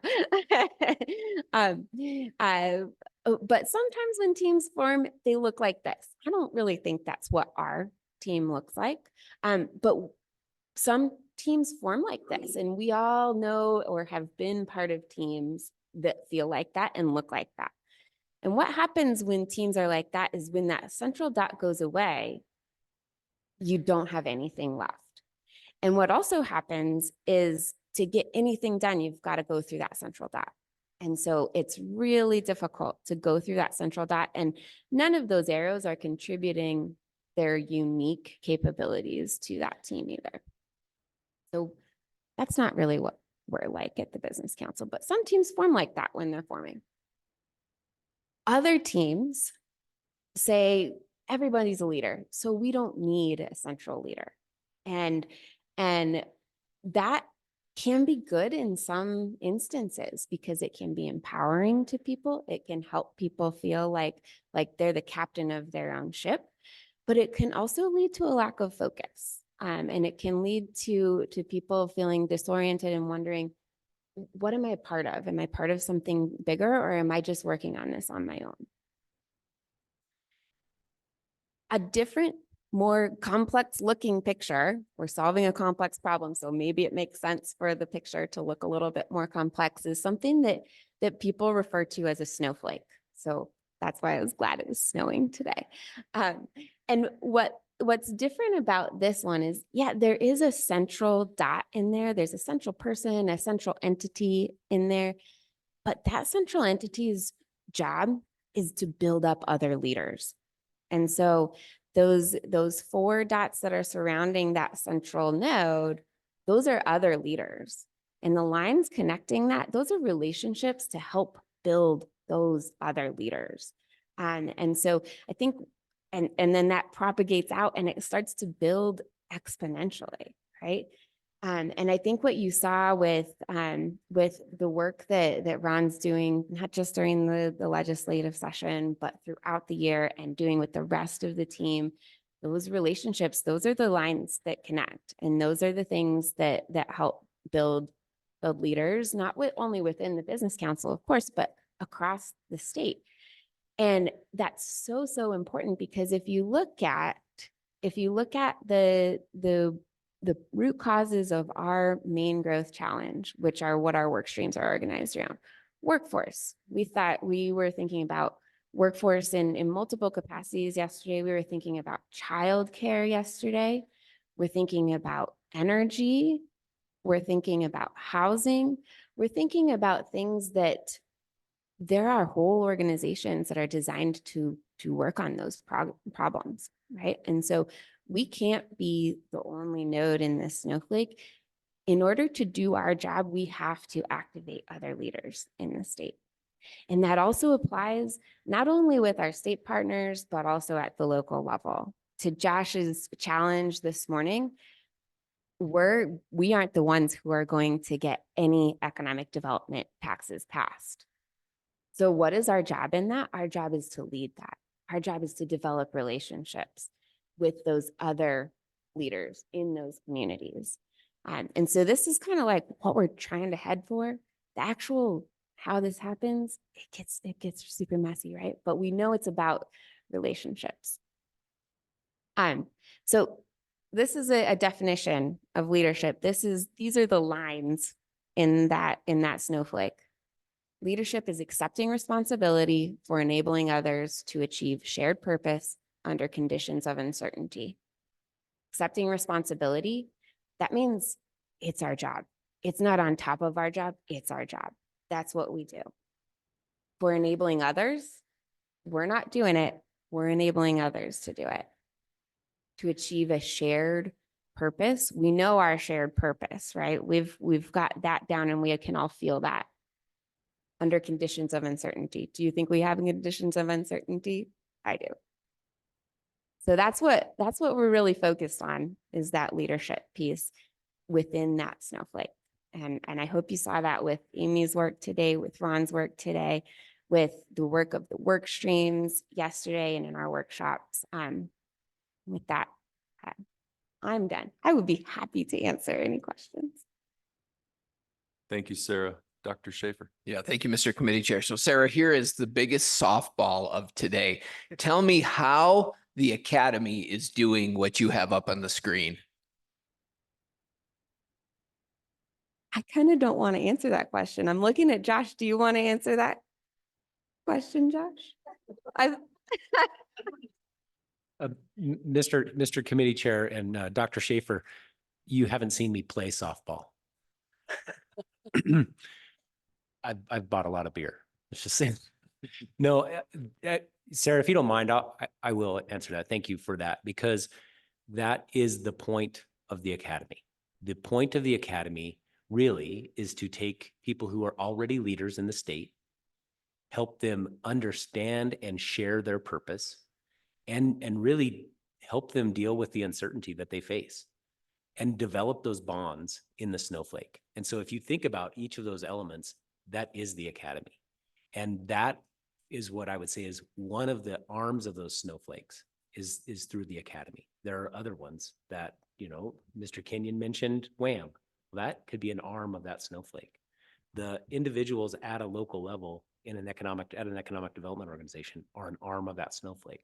And so the academy is yet another arm. And sometimes the cool part about the academy, and thanks for teeing it up, is that the individual nodes or leaders within that could be spread out throughout the snowflake to start their own snowflakes. But that's really what we're trying to do, is grow that snowflake in a way that it's strong enough to support itself and that it has a network that it can do that. And so that's 30 people a year right now.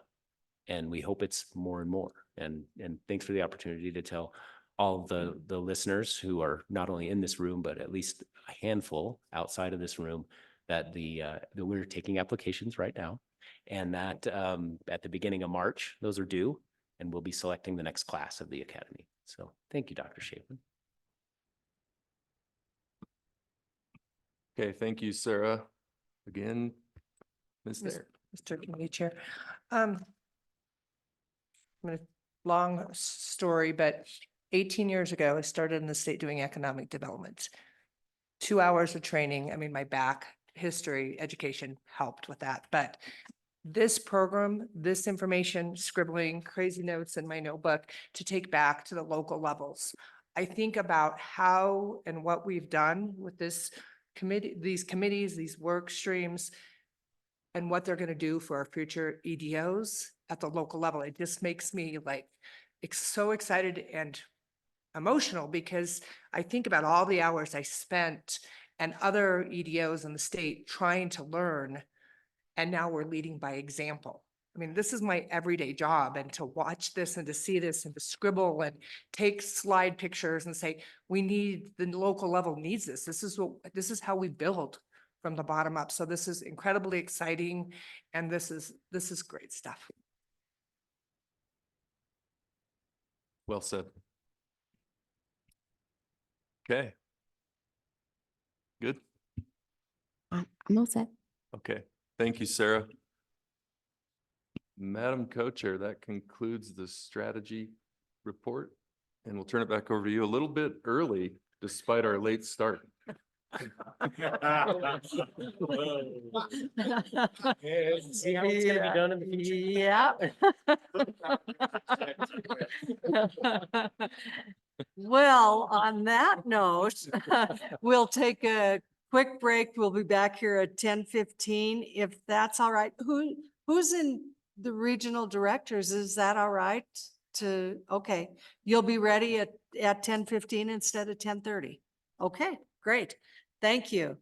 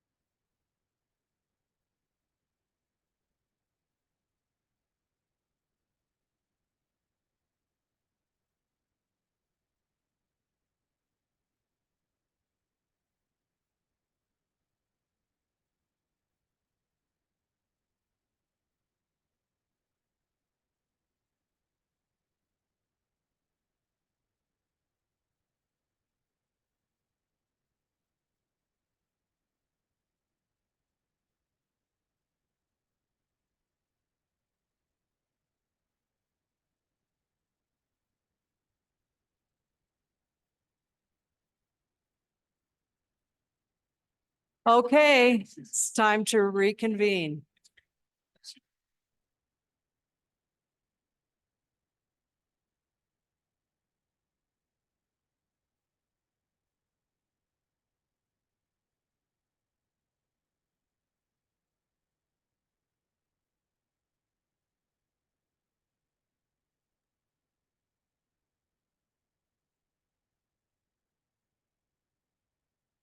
Okay, so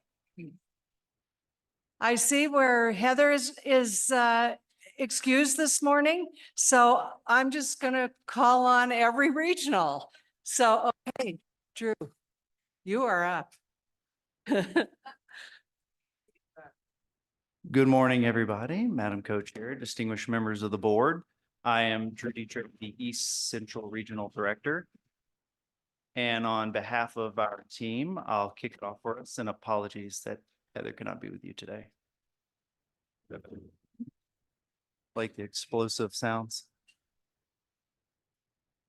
So one thing we thought when we talked about as a team is to kind of put forth a theme, and that this theme could be reflected through the lens of each of our respective regions. And so in doing that, we had a conversation around what are some things we've been experiencing that are kind of a unifying issue, item, or point of discussion. And it came to be that a lot of times we address a similar problem, even though our regions may be geographically different. And so there is a book. Doesn't look like it's working for anything.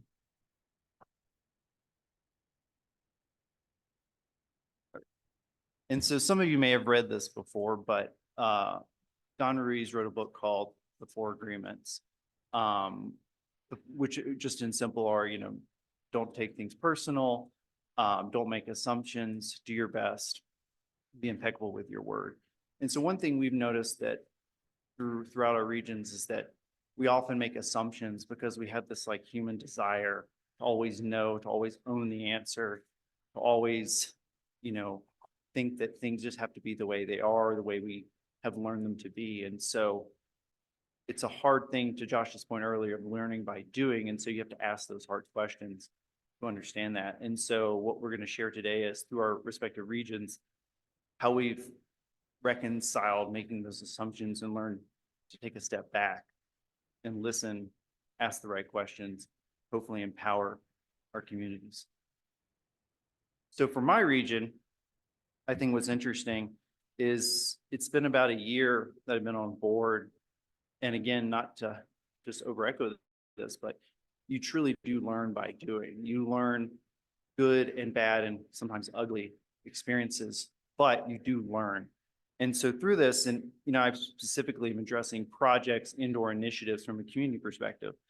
And I think that I've always had this innate desire to see the best in everything and to say, every project's gonna be an amazing project. And I think you always project what you think. It's like, this is going to be exactly what I think it's going to be from the outset, whether it's a community project, a local initiative, a funding mechanism, you name it.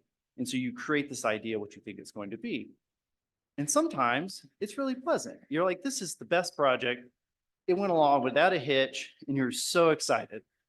And other times it's not quite what you thought it was going to be. And I think that in learning this, these projects can sometimes be these great ideas that are transformative projects that create amazing capacity for communities.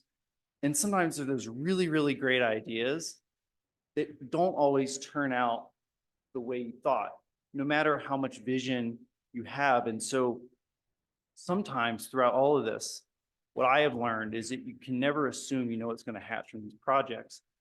And so throughout my region, it's been an exercise of listening, learning, and kind of putting on a shelf what you may know from other communities, in your own work experience, and learning to understand more acutely what your community needs and how to align their strategic goals, their community values with meaningful and effective projects. So that may mean we have less projects, but I hope through this process, asking those critical questions, really getting to the crux of what is that binding constraint that we can hopefully effectuate better projects. I'd rather have one amazing project a year than 25 that are just okay.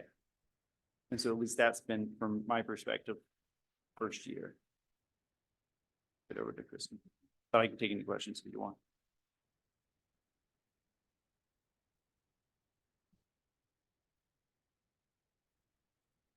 Hello, Madam Co-Chair, members of the board, Kristen Fong in the Northwest area.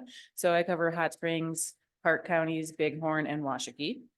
And my photo of my kids is up there. You might assume that I put them up there because they're cute, and you would be correct. I'm not biased at all. But the assumptions, not at first glance, right? I'm also putting this up there because this happened to be at the groundbreaking of the Meeteetse Community Center. Whoops. The Meeteetse Community Center groundbreaking. My kids got to accompany me, but this is actually a digger. It's an excavator. We're digging in a little deeper in the Northwest, and we're working on asking more questions. So I also have this up here because it's all about the kids. And we had the conversation yesterday with the childcare work stream and the workforce work stream, and the needs that we have in the communities to pull off projects and to kind of create and build capacity. So at first assumption, it's not just because the kids are cute, it's because it kind of tees up my conversation. And it's about staying curious. It's about hypothesizing instead of coming at it with a solution. It's about digging deeper to understand the problems that we're actually learning about and to not diagnose an issue right off the bat. I've had a lot of conversations recently with local leaders or business owners, and everybody's really quick, it seems, to find an answer. And I do the same with these guys. Like, oh my gosh, stop talking. It's distracting. I'm just going to give you an answer and we're going to move on.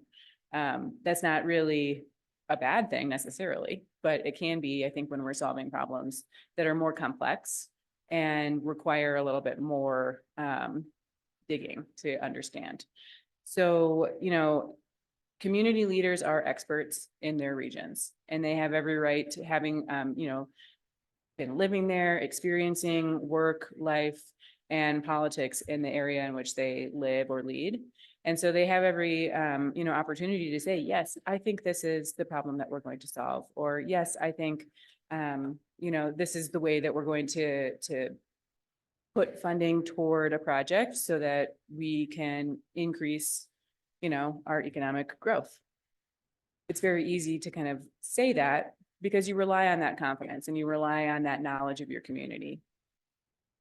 Local leaders aren't always afforded the opportunity to pause and to ask the questions.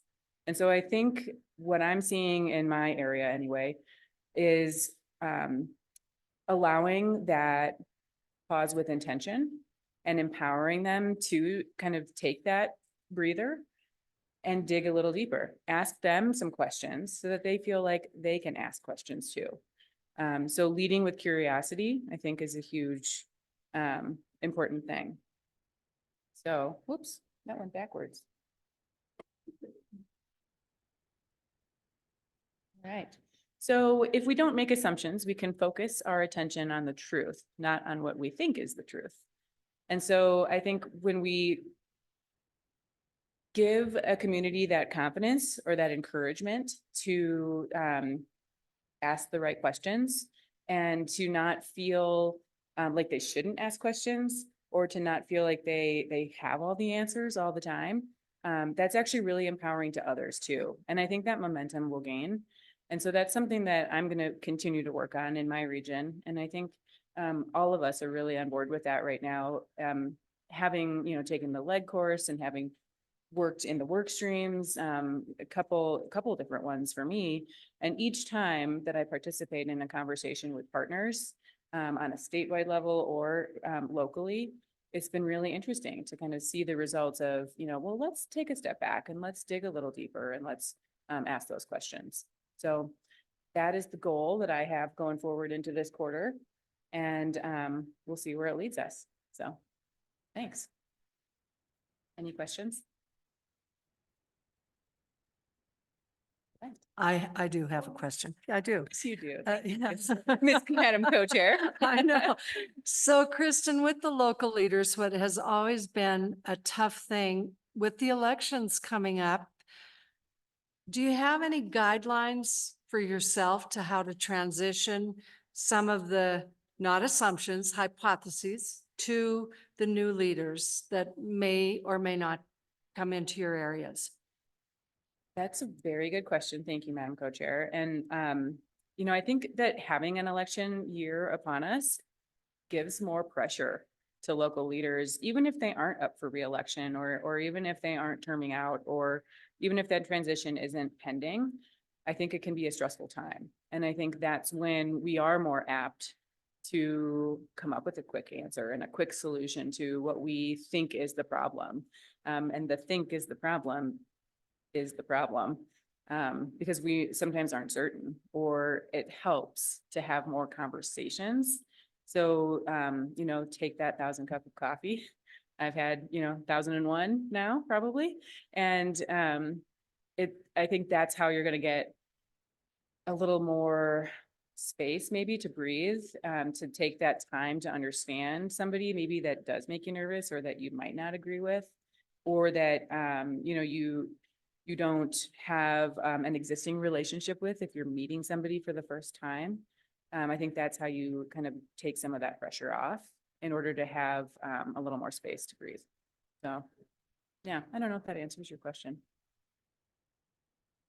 Or if it just makes you thirsty for more coffee. Kristen, a suggestion, talk to the candidates and give them to know what the business council is, so that when they go to the microphone and speak, at least they don't feel blindsided at the very least, but they also have some education. And then no matter who's elected, they're already your friend. They know who you are and what you do. So I talk to candidates. Thank you. Thank you. Yes, agreed. Thank you, Ms. Harvey and members of the board. I think that's a great idea. And I was actually writing down while Amy Quick was up here presenting her annual report, little reminders. My little to-do list lives in my email inbox. And I'm going to make sure that I connect with all of the local officials as well as the candidates to make sure that they've seen that, for one. But that, you know, I think the perspective as a local myself, hopefully is welcome and interesting, and can provide some more insight into how their constituents are feeling about issues and the way and the process that we are asking more questions of each other. Thank you.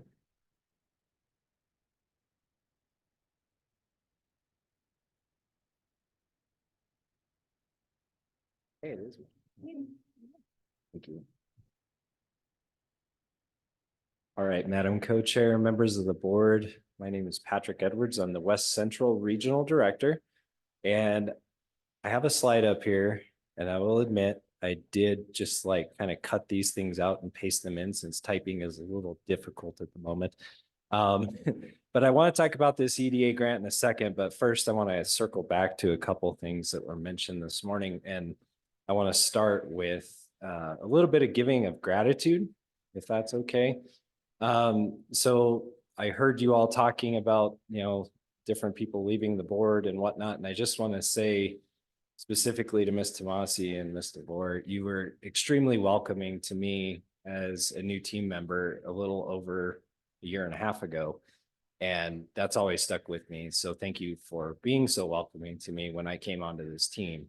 I also want to say thank you to this team because with what I'm going to talk about today, it's certainly not just something that I am working on, but I've had members of this awesome team help me with as well. And they were more than happy to jump in and do whatever was needed. And so I'm just very grateful for all of you. So just wanted to say that to start. We're talking about assumptions today, right? And why assumptions can be dangerous, maybe why we make them. So I want you all, just as a rhetorical question, to think about what assumptions do you make when I say Wind River Indian Reservation or tribes, right? Like, what are the things that come to mind? If I were to say, what assumption would you make about their governance structure? How their government's set up? How things work out there? Would you assume it's the same? What assumptions would you make about the standard of living? What assumptions would you make about their economic flywheel? So there's some things to think about.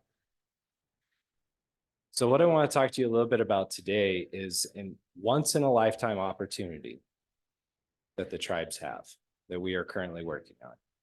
And I am super privileged to be on the core team working on this, trying to help secure $50 million for the Wind River Indian Reservation.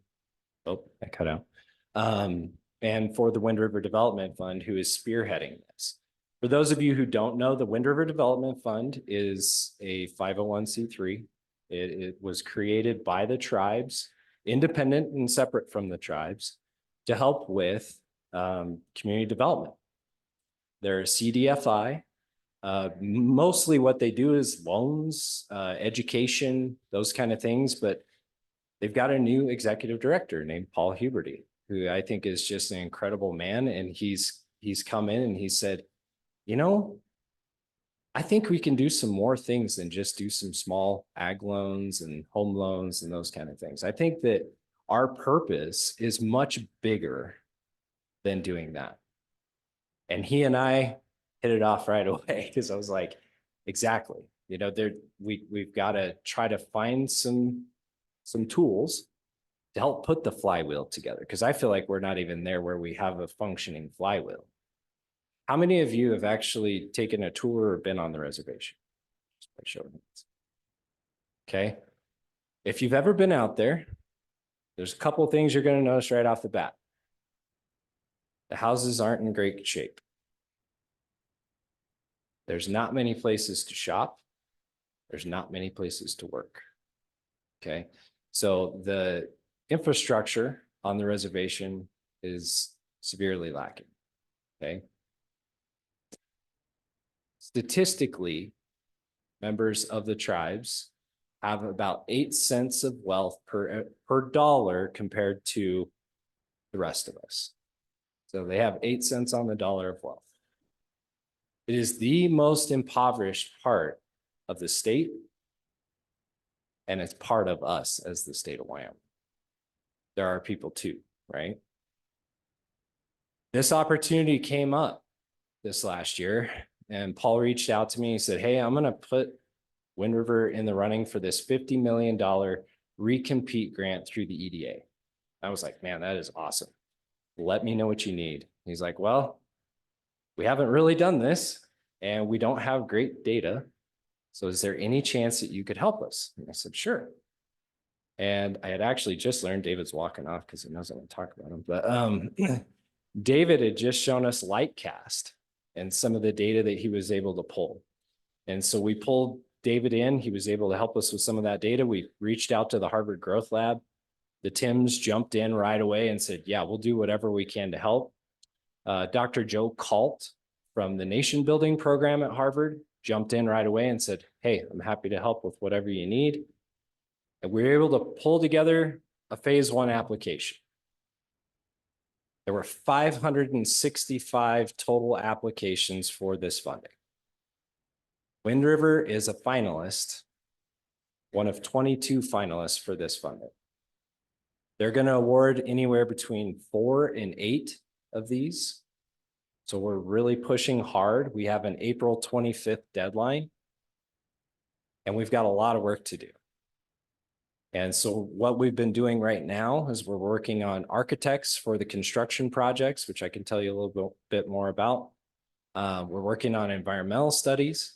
We've pulled together coalitions and working groups, CWC, tribal housing, you name it, BIA. We've got everybody coming to the table, which is one of the most exciting and I think one of the coolest things that I have seen, being a 4th generation Wyomingite from Fremont County. Like, this is a huge deal. People are working together toward a common goal of helping themselves make this better, which I think is the key. Josh, you were talking about the silver bullet. I think that's the key right there. is communities have to figure out how to do this themselves. And that's what the Wind River Development Fund is attempting to do with this is how do we get this funding here so that we can do this ourselves? Now, there's some roadblocks in the way of this project, some serious, serious roadblocks. And I was actually talking to Josh about this on the phone, trying to get some guidance because the way EDA grants and a lot of these federal grants work is a drawdown system. We have 4 major construction projects as part of this. And we don't have the money to float those projects while we wait for reimbursement from the EDA. That's a huge, huge struggle. But we have some really awesome people in this state. Makes me really proud to be a part of this team Wyoming because I've reached out, Paul reached out, members of our team. We've got people in Jackson and all across the state talking to foundations, talking to philanthropy organizations, just trying to help us find some of that funding. And I would ask you and plead with you, if you know of anybody that might be interested in helping with this project, please reach out to me. We need all the help we can get right now. Because EDA does give preference as part of this to the communities that have matching dollars, that have money to bring to the table to float their projects. The whole idea behind this program is to help the communities that need it the most, but yet the way that the program is facilitated is a huge hindrance and a huge barrier and almost puts it out of our reach, but we are determined to figure this out. Because $50 million of economic development in Fremont County is a huge deal. Fremont County is always the most impoverished county and the highest unemployment rate. Right now, granted, right now it's like 2%, which is great, but having that kind of economic driver in Fremont County is a win for the entire state. And what they're really trying to do, you see this little graphic up here with one of their kiddos in the middle, and you have the culture, the water, the land, the food, generational, financial, tribal, and health. What they're trying to do is make all those things better for their people and for the state. When you talk to them about what is the point in even going after this funding, they will tell you from the heart, we want to give our people hope. When you're driving through the reservation, you see a house and you're passing it. It's run down. It's typically like a single wide trailer. And you wouldn't know it, but there's 13 to 20 people living in that trailer. Okay, so life's a little different, right? Situation's a little different. Hope is a big deal. One of the things that we want to figure out with the land, because land is not the same on the reservation as it is off. Some of you have heard the term trust land, deeded land. There's a lot of complicated pieces to land ownership on the reservation. They are working right now. We have a team working with BIA who runs all of that and kind of manages the land to start working on this. It's exciting. We want to see better housing out there. We want to see better opportunities for the people that live out there. There's no VA housing out there. So that's one of the big projects. Also, the health situation. Now, I will tell you one of the really cool things, has any of you ever heard of 638ing a program? Or that's in tribal speak, but it's Title 638. What Title 638 gives tribes the ability to take control of their federally run institutions on the reservation. So I'll give you a couple examples. Law enforcement is one of those. So at Wind River, the BIA runs law enforcement in conjunction with the FBI. They have jurisdiction. What some tribes have done is they've taken over their law enforcement. Similarly, with health, the Eastern Shoshone run through Indian Health Services, which is a federally run program. Northern Arapaho, though, they have 638'd that program, and they now own a healthcare institution themselves called Wind River Cares.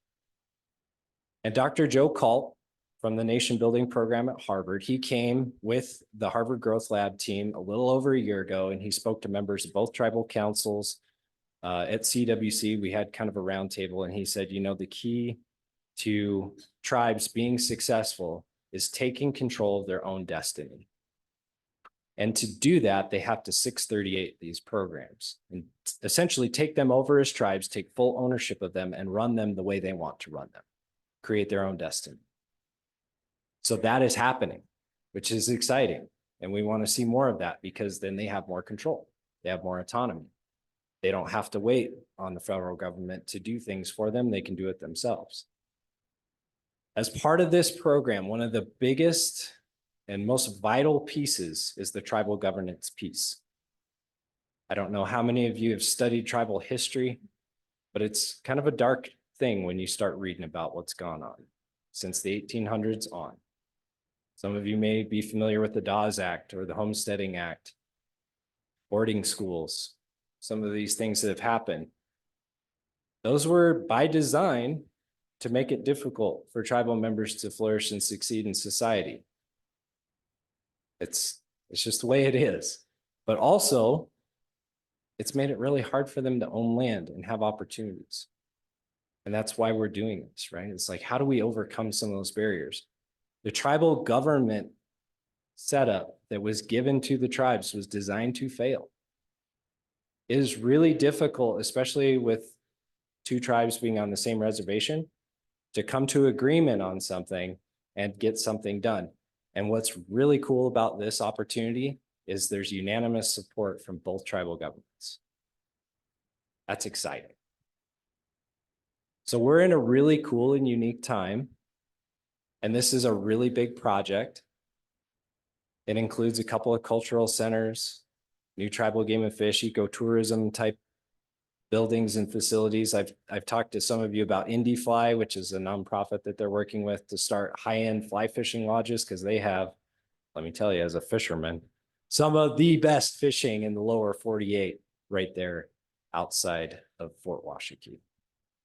They have incredible opportunities. They have incredible assets. We talk about assets, right? What assets does the reservation have? Well, they have history. They have incredible wildlife and natural resources. They have land. But we got to get it unlocked. We got to figure out the know-how to do this. So what I'm going to tell you is just a couple of things that are going on right now. So we're at the process right now where we're figuring out getting bids from architects on basic architectural renderings. We're working on environmental. We're working on the philanthropic side, trying to raise money. We're working on finding any other kind of financing that we can to help make sure that if they are awarded this, and I say when we're awarded this, because I think that the team's going to get it done, how do we ensure that this is a success? Also, on the tribal governance side, Harvard, with their nation building program and in conjunction with the Growth Lab, have offered up 2 students to work for free to help pull together information and work for the tribes to help get this stuff done. They also just secured an EDA fellow for the next 2 years. I just met her yesterday. Her name's Alex. She's from the Crow Reservation in Montana. She's going to be working with this group as well.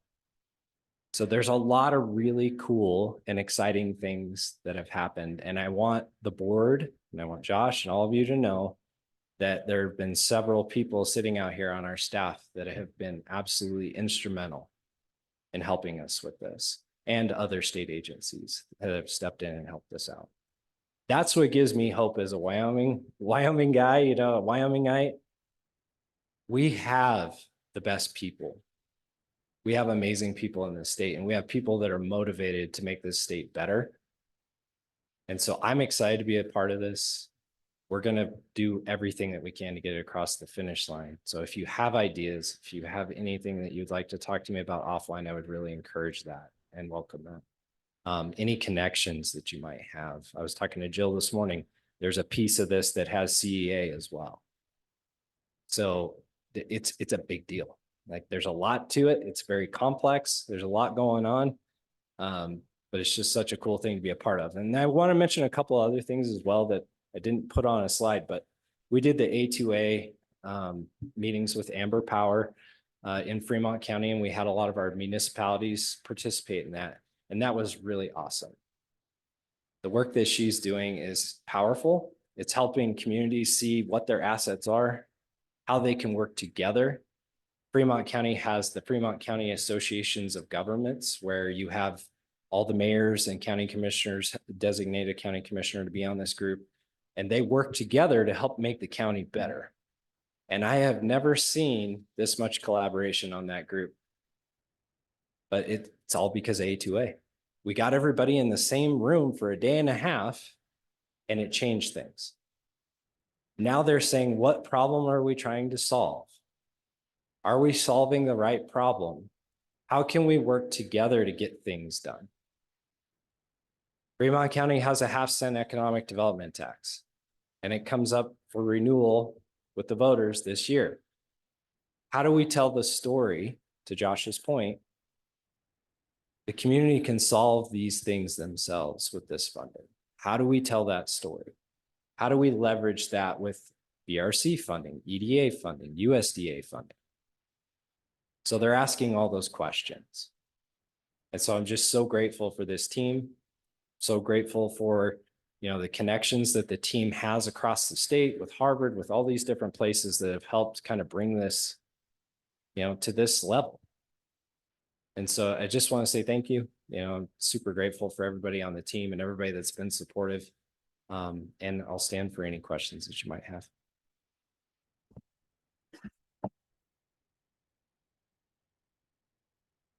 Oh, it's on. There we go. All right. Thank you. Exciting stuff. That's awesome.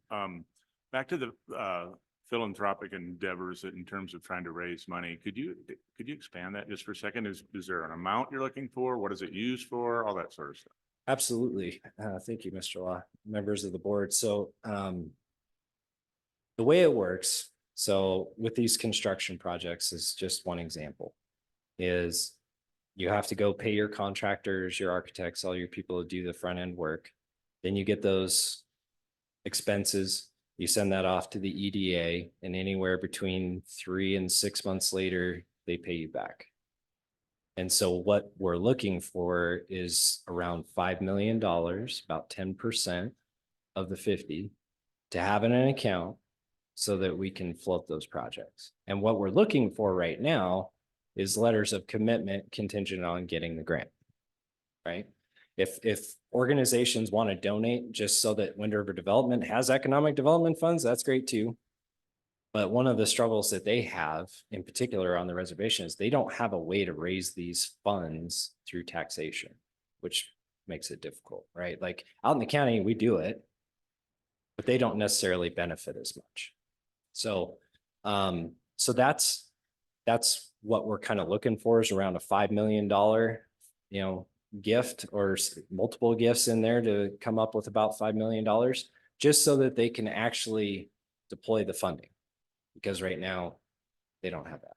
So if somebody wanted to make a commitment, is this money that they could make a commitment to, but then when you got the funding from EDA, you okay. Yep. Are you limited on creativity in terms of raising funds? I mean, what sort of boundaries do you have?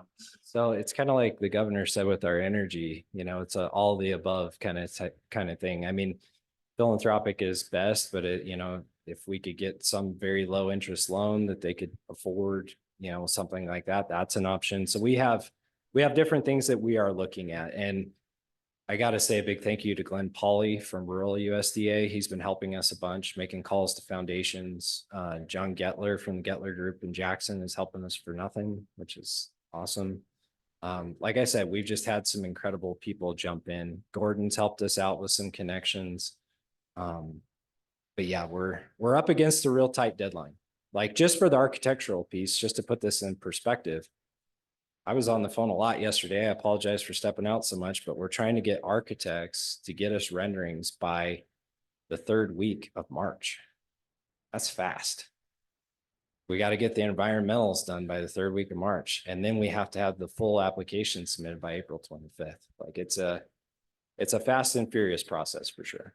Two quick ideas. I don't want to make protracted out because we could talk offline, but I think generally speaking, the nation as a whole is very sympathetic to the plight of the Native American. And so two things I was thinking is that, have you ever thought about just doing a Whopper GoFundMe project nationally? And then secondly, is that what makes those successful is very compelling messaging. And you know, if you could get to him, you know, Taylor Sheridan has been a cinematic machine lately, and it's right up his runway. And if you could get somebody or his people or whatever to commit to the messaging part of that cinemagraphically sort of thing, I think that you might be surprised what you might be able to do. Yeah, I would love to talk to you about that. That'd be great. It's an idea. Yeah, that's a great idea. So Patrick, your passion for this is incredible. It's incredible that you're on the team with the Native American tribes, and congratulations to you. I hope that this works. Keep us informed. Absolutely. Okay, thank you. Any other questions? All right, thank you so much. I appreciate your time.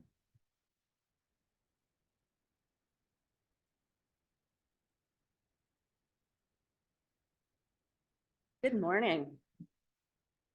I'm Brandy Harlow. I'm the Northeast Regional Director, so Campbell, Crook, Weston, Johnson, and Sheridan counties. I wanted to talk a little, thank you. You changed that? Isn't that what's magic? It changed on its own.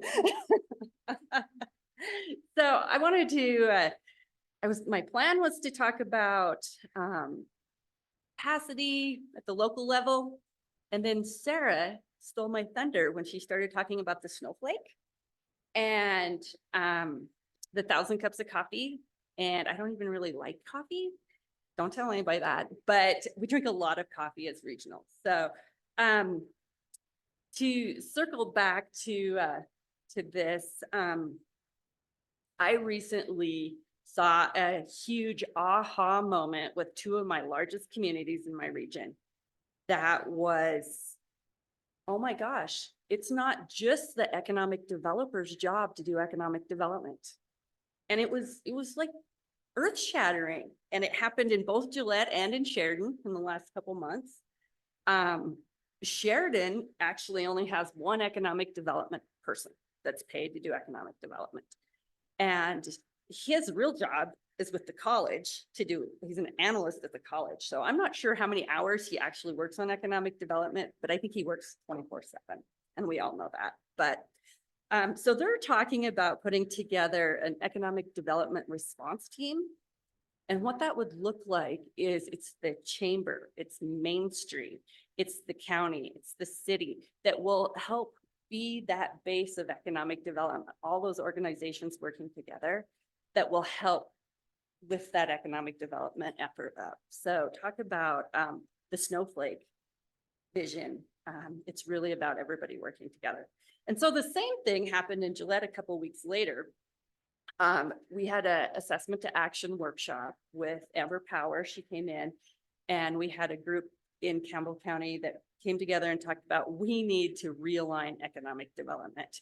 We have done economic development for a long time. We're not real sure how to measure economic development. And so they also had that moment during that assessment workshop that was like, it's not just economic energy capital economic development's job. It's really about all of us in the room doing it. And so I thought that that was something I really wanted to share with you guys. And Gillette's actually having a board retreat today to talk more about how they're going to align that. This is a photo of the Camplex facilities in Gillette. If you take a look at my written report, I talked about the International Pathfinder Camporee event that's coming to Gillette in August. It's an international youth organization that is sponsored through the Seventh-day Adventist Church. They meet every 5 years. They bring people in from 107 countries. They're going to fly into not only Gillette, but of course, Denver, Salt Lake, Billings, and Rapids. So they're coming all the way across the state. You talk about accelerating that flywheel. They're going to be spending money in all of our communities.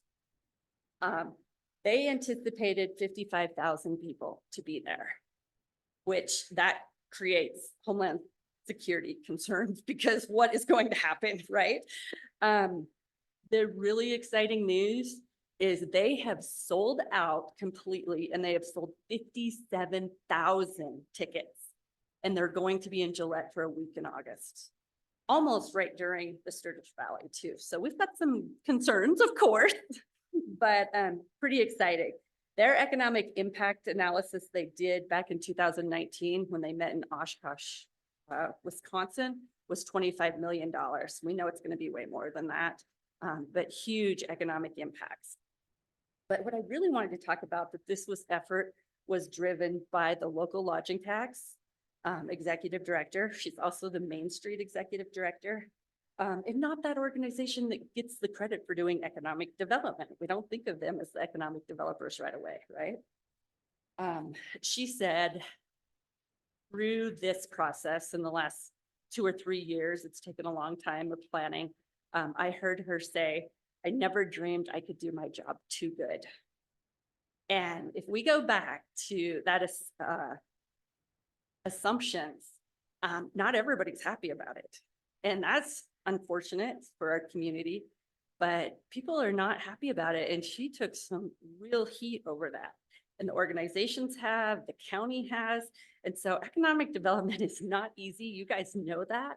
But you talk about a huge economic driver that's going to happen in Wyoming, and assumptions, you know, the whole roses and we did great, right?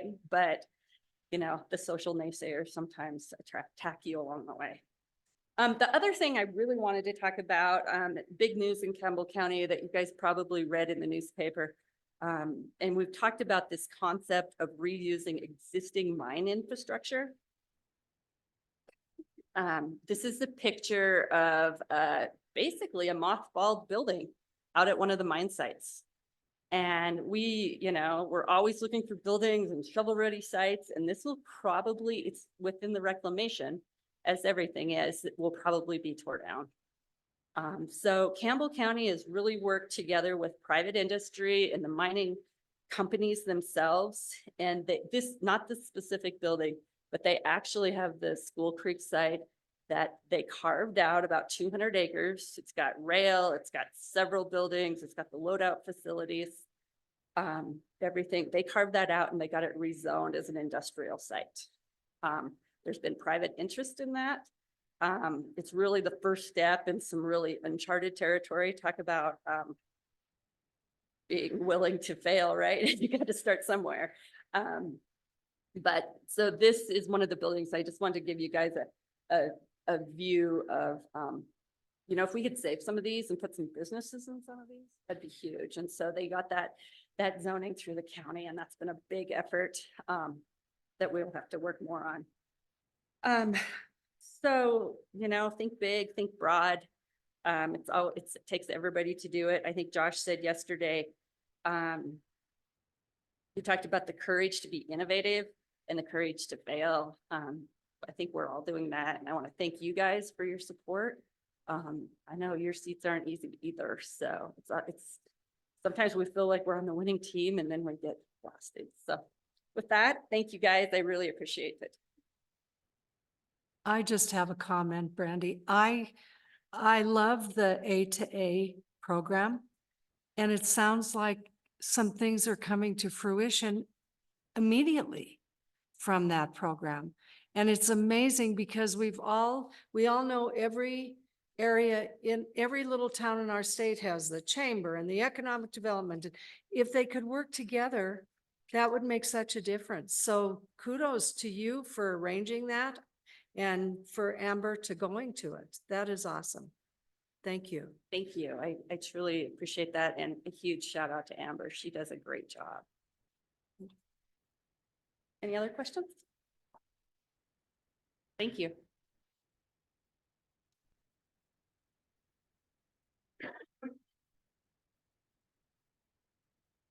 Thanks, Ben. Madam Co-Chair, members of the board, good morning, and thank you so much for the opportunity to speak with you today. I'm Kylie Ingersoll. I'm the Southwest Regional Director and I cover Lincoln, Uena, and Sweetwater County. And for Bert and Jill, I will just say, This is my area, corner of the state. As you've seen, we're talking about assumptions and how they relate to our region. I'll try and stay on time as much as possible.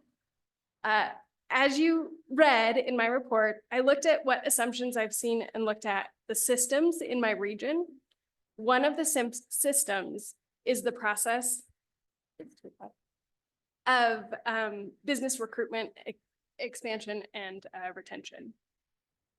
That process first starts with an RFI, and it's sent to communities through Wendy and Chance, and sometimes straight through local developers.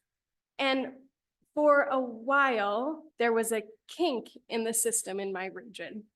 One of this, in January of 2024, Rocky Mountain Power introduced an economic development tool to help with this process. I think it's a wonderful example of a system that took collaboration, teamwork, understanding the problem, and identifying and looking at potential solutions to see why it was such a big deal and what assumptions were not being understood. I just want to go over a little bit of the process. I know I wrote about it, but I think it's such a good example that I want to make sure that it's understood. It started much longer ago than I have been here, but when a community gets a lead or a business expansion, typically it's by computer. It's a data sheet that gets sent to the community. They have to fill out the information and send it back to a site selector or a business for them to evaluate. One of the things that is asked for on those is simple utilities, which I know I said simple, they're really not simple, but simple utilities. As we were getting those back, or maybe not getting them back, we assumed that either the community wasn't interested in the opportunity, maybe didn't have the inventory to do it. We weren't quite understanding where the breakdown in communication was happening. So after our insight project, which thank you, and really, I don't know, I think this is so important in my region, but I want you to know it was really several members on our team, mostly not me, who did a lot of work on this area. But when they get it back, we didn't understand why we weren't getting that information back. And one of the key pieces that wasn't coming back was utilities. And so if you don't send in the information, you're eliminated from the site selection, just simply. After the Insight project and some education, we started to understand that it was a bigger problem. And there was a different problem that we needed to solve besides not having inventory. And there was a disconnect in the communication with the utilities. In my region, Rocky Mountain Power is the primary electric provider. So the energy work stream, which thank you, Sarah, Wendy, Chance, the Wyoming Energy Authority, Governor's Office, community EDOs, all worked through to kind of look at what the actual problem was and what the collaboration needed. Both sides worked through and talked to Rocky Mountain Power, and this new tool was offered. What it is, it's a feasibility study that will allow communities in my region to get information about the utilities on their sites in a much shorter time frame. And while this seems like a really weird little thing, it is a huge system change and will really truly increase the capacity for my communities in my region with Rocky Mountain Power. In a few years, I hope that nobody even remembers a different time when this information wasn't provided. But I know it's a game changer and really does level the playing field for my area. I want to say a huge thank you to Wendy Lopez, John Jenks, the Governor's Office, Wyoming Energy Authority, local EDOs, Rocky Mountain Power, for all of their help in putting this new system in place.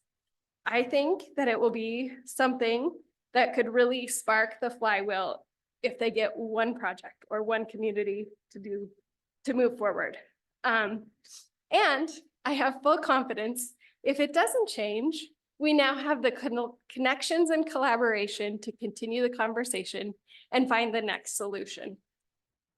On another note, I want to mention just a few additional areas of assumptions that have an effect in my region on outcomes. First, I want to talk about the assumption that most communities have a capacity. We are assuming that most communities have some capacity for limited capital access through grants. While one of the work streams I work on is grants, one of the things that sparked some momentum was really the federal funding summit that took place last June in Sheridan, sorry. It was put on by Senator Loomis, Barrasso, Representative Hageman, and the governor's office in a joint collaboration. It was the first of any that we know of that brought together the federal partners and local communities, as well as businesses and nonprofits, to learn and build relationships within federal funding opportunities. It was so successful, and we've had so much collaboration that the next day, people were asking to do it again. I'm happy to say that Senator Lummis and the other federal delegation, as well as Governor Gordon, are putting on a second Wyoming Funding Summit. This year it'll be in Riverton. It'll be 5 days. 2 of the days are grant training for communities, and the registration is already open and filling up really, really quickly. The other 3 days are learning about programs and building relationships, some with state agencies and many with federal partners.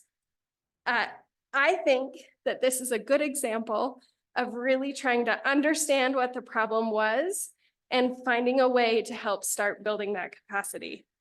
A lot of relationships have been gained, and the model itself has been so successful that Senator Murkowski from Alaska is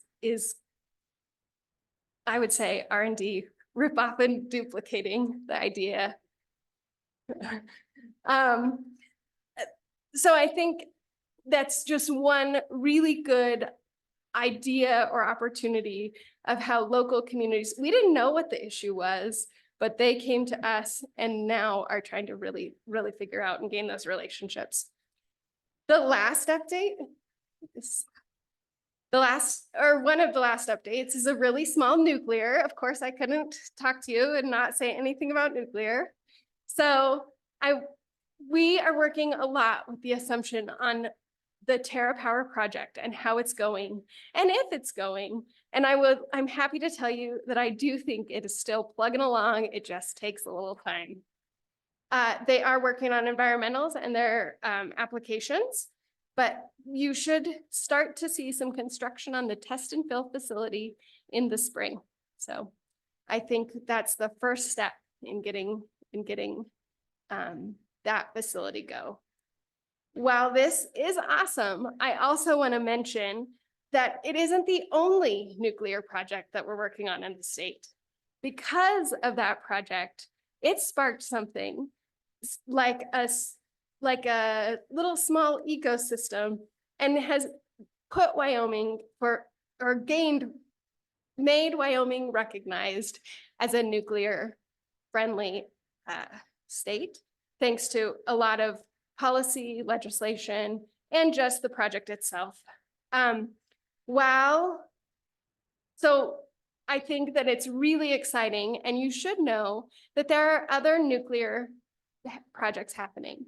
I do want to mention that on the nuclear supply chain, BWXT is holding a webinar that talks about supply chain. It's a virtual event, so any companies who want to be involved in that are welcome to sign up. And BWXT is another nuclear company in a different area of the state. But I think the good thing is there is a ton of collaboration and movement together with all of the nuclear. And I'm happy to take questions on nuclear, but I work a lot with John Jenks, who's my nuclear boss. Another program I do want to talk about is our WYO Blocks program. And this is another project that I've seen a lot of assumptions about, but it is a pilot project with our Main Street program for Rock Springs, Wyoming. They're the first community to do it. It focuses the Main Street model on one block, and they have chosen the 700 block, where we really just started, so we don't know exactly how it's going to go, but a big shout out to Kayla Klur as the Main Street manager. She has been instrumental in helping move this forward. It's the idea behind the pilot project is really to look at the process and focus on finding the problem. We started with a local team. They have to let go of what their assumptions are. They are not necessarily members of that block. So one of the first steps was getting the team together with the local block businesses and building owners. And they had to listen to what the participants of the block or the people who live or work and are on the block think the actual problem is. From the outside, it's really, we pinpointed a lot like, well, it's not family friendly, it's dirty, but that might not be what the businesses actually think is the problem. So we've just had the first workshop. We did have to kind of listen to what the other opinions are. I'm not really sure what will come of it. We started with, we really don't know what the solution is, but we want this to be a little spark. I'm optimistic that a lot of good things will happen. Momentum on one block will move to two and start moving the needle that way as well. Those are just a few of the updates I have in my area, in my region. And I just want to say that working each day, I continue to try and push assumptions aside, work with teammates and collaborate whenever possible, especially with peers, partners, and my team. This will continue. It's our approach, and I'll do my best to make my region proud. Donald Phillips said, do the very best you know how, the very best you can, and keep doing so until the end. Thank you. Any questions? For any of us, honestly. I'm the last one. Okay, and I know Kylie, but I went to some of going back to the Rocky Mountain Power thing, I went to some of the Insight meetings, and it was a huge roadblock because of the utilities. And I'm so happy that John and Wendy and everybody that helped get this done. It's amazing. With the feasibility studies that Rocky Mountain Power has to do because of this, is there a huge cost to them? Can you talk a little bit, just very briefly, a little bit about that? What was the roadblock to that? So, Madam Co-Chair, thank you for the question, and I will try and keep it short so that I stay on your time frame. But yes, the process itself is I think there was a roadblock in understanding what information was needed. So a community would send an RFI, and it's pretty hard for a utility to give an exact amount of how much money it's going to cost for infrastructure. And I think I don't want to speak for them, but I would say that I think it was an assumption that that information wasn't really necessary to get the businesses to expand or come. And so they may not have filled out the information, or they may have asked for the company to contact them directly and work through that, which took more time and potentially cost some funding from the company. In a direct data, like when you're just filling out an RFI to see if you even want to look at a company, you're not looking to engage and get information. You're really looking to eliminate communities. And so that really provided the roadblock, and the process is now the community or business can fill out the feasibility study. It's at no cost. They're based on estimates, so they're not tied to anything, but they'll get information back between 15 and 30 days. We've been told if they need it quicker, we can call and build that relationship to try and get it faster. And I would say if Wendy or John have anything to add, they're really the experts in it. I just think my region will benefit significantly from it. And so I wanted you to be aware of that. I know we're running a little behind, just really quick. It has to set up your ignorance, but you know, in the broadband, we talk so much about mapping and capacities and stuff like that. Is there a national GIS database where somebody can go and look at power capacities at all these different areas? And I see John smiling over there. Yeah, so I'm gonna like phone a friend and ask John to answer that question. Or Josh. I could phone Josh. Madam Co-Chair, Yes. Mr. Law, I'll take a stab at it and then John can clean it up at lunch. A lot of that is, it's a little bit national security data. And so it's really challenging to just post that information. So there are some natural roadblocks to that information, but it shouldn't be the roadblocks that we were experiencing. Okay, that same thing happens with cellular towers and stuff. They don't publish anything. Okay, great answer. I remember sitting in the business council office when Insight came and made their initial presentation on the site selection and being overwhelmed by the fact, I remember saying, well, we have to fix this. Who's going to talk to Rocky Mountain Power? Somebody needs to call Sherry. It was just like, and you guys did. You did it all on your own. That is stinking amazing. I almost said something else. That is an example of figuring out a problem. And then whoever came up with today's theme.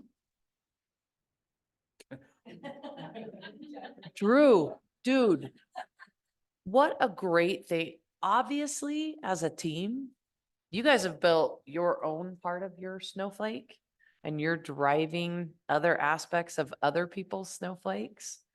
But that is a prime, every one of the things you talked about were prime examples, but the Rocky Mountain Power piece was a prime example of an assumption that our state made for decades, that we assumed we knew why we couldn't hit site selectors. And also a really good example of using a good use of money to go out and and ask someone to help us solve identify the actual problem instead of assuming we knew what the problem was. So rock stars, awesome.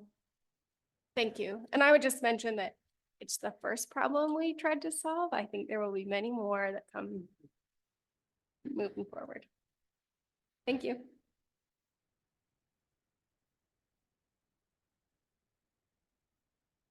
Okay, we are a little bit behind, but we'll be going okay. So I'm sending this over to Committee Chair Derek Smith. Thank you, Madam Co-Chair. We'll get into the Operations Committee and hopefully maybe at least stay on our own time schedule. First up, we'll have Lindsay with the financial report and then transition from that into the audit. Just while Lindsay's getting settled, just want to acknowledge there was a lot of hard work and a lot of action taken by Lindsay, not only to go through our financials as always, but really to address the audit from this year in a changing environment for the Business Council as an organization, acquiring a lot of federal grant funds. A lot of these programs also have ended up in a lot more additional regulation and a lot more standards that we've never had to comply to before. And Lindsay's done an amazing job with that. So just want to acknowledge that and walking into these next couple parts. So Ms. Orr, the floor is yours to talk through the financial report.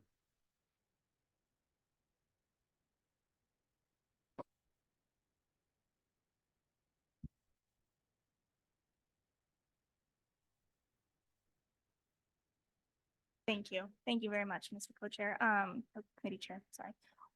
I have a really good team. Very good support behind me.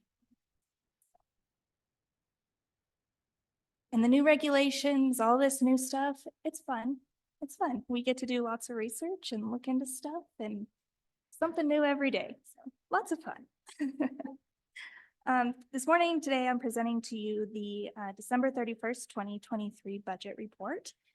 December is halfway through our fiscal year 2024, and 2024 is our second year of our 2-year biennium. So we're just about through this 2023-24 budget.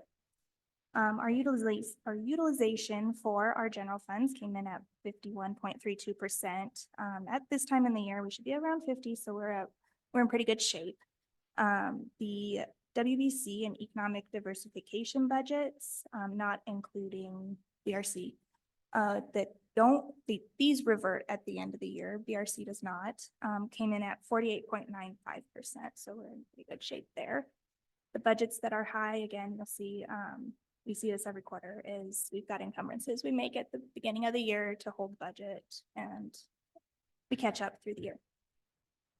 Moving down into our federal budgets, we spent $2.173 million so far through December. In our federal money, we got a new round of STEP funds you'll see here. To touch on SSBCI real quick, the budget you see is for the admin funds only. We have $10.3 million available to spend as of December 31st, and the treasurer had deposited $244,000 in investment income into that fund through December. Moving down into our agency funds, our large one is the Economic Loan Development Fund. This has available budget of $25.55 million, and again, 25 of that is for large loans. Total available cash is 40.58. Again, large loan makes up 27.83 million, so the number you see available is 12.75 million.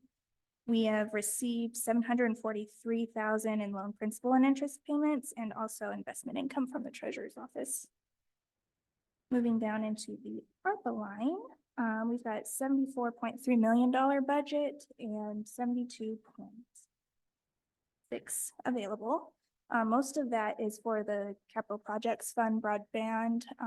There were $70 million in projects approved in December. We are working through encumbering those as those contracts are executed, so that will be a lot more utilized next quarter. I will pause on budget. No? Okay. Real quick on the graphs you see, the budgeted expenditures by funding source pie chart. This shows the different, this is just budget and how that is made up. You can see a good chunk of our budget is for grants and loans to support communities and EDOs. Moving down the bar chart you see is that's our utilization by these line item expenditures. You can see the non-operating expenses is for loans, and that is pretty low, but again, that's because of the $25 million large loan budget that is budgeted for and not currently being used. Our loans receivable balance as of December 31st was $23.48 million, and through December, we had received $1.64 million in principal and interest payments on our loans. Fantastic. Any questions from the board?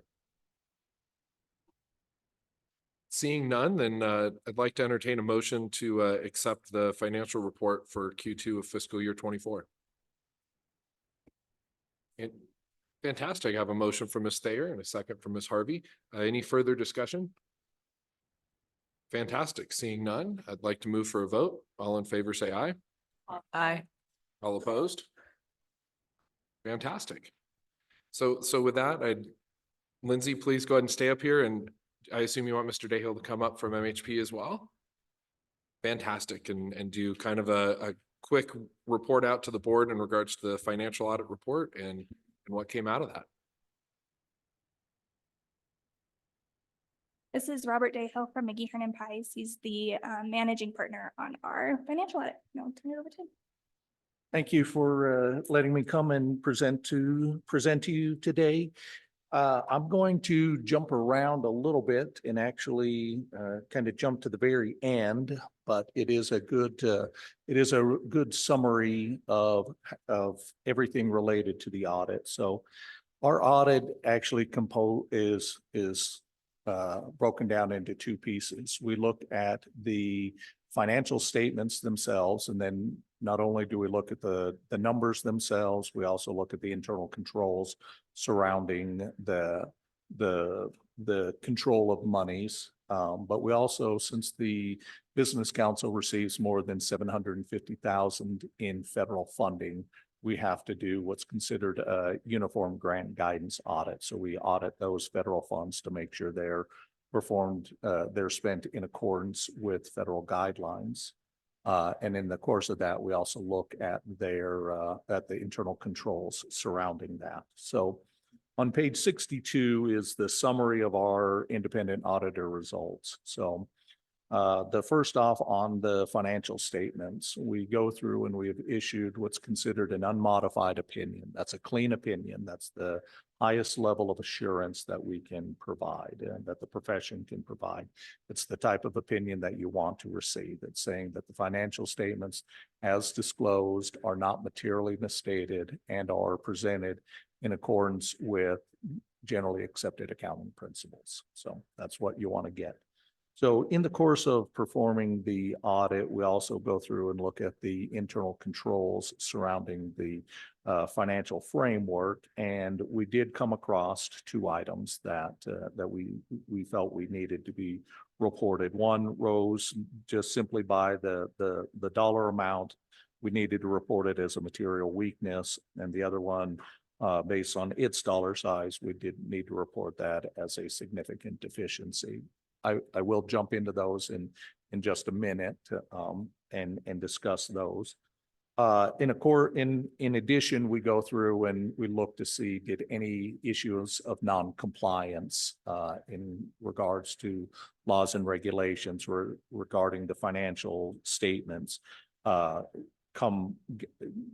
brought to our attention, and there was nothing there. So we also go through and we audit the federal funds, and there's a schedule of federal financial assistance that's included starting on page 55 that shows the federal grants that the Business Council spends. So we go through and we perform an audit of those, and we selected two programs this year, the Broadband Equity Program as well as the Community Development Block Grant, which provided a sufficient coverage to make sure that those funds were spent in accordance with the grant guidelines. And so again, on that, nothing came to our attention. We issued an unmodified opinion on that. Nothing surrounding internal controls or no compliance violations were identified. So everything on that went well. So now I'll jump back. So starting on page 63 is the first finding that we did come across in our audit, and that related to the funding that the Business Council received from the SSBCI program. So that money came in a lump sum of $19 million, and that money was transferred directly from the U.S. government to the state treasurer's office, and it was indicated that it's coming for the Business Council.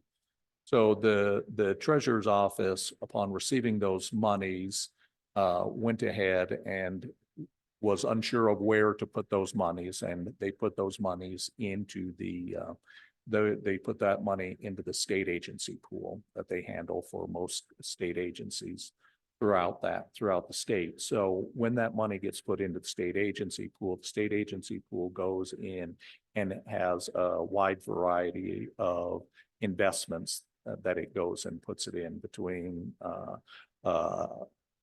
stocks, bonds, you name it, that's what they're putting it into along their guidelines.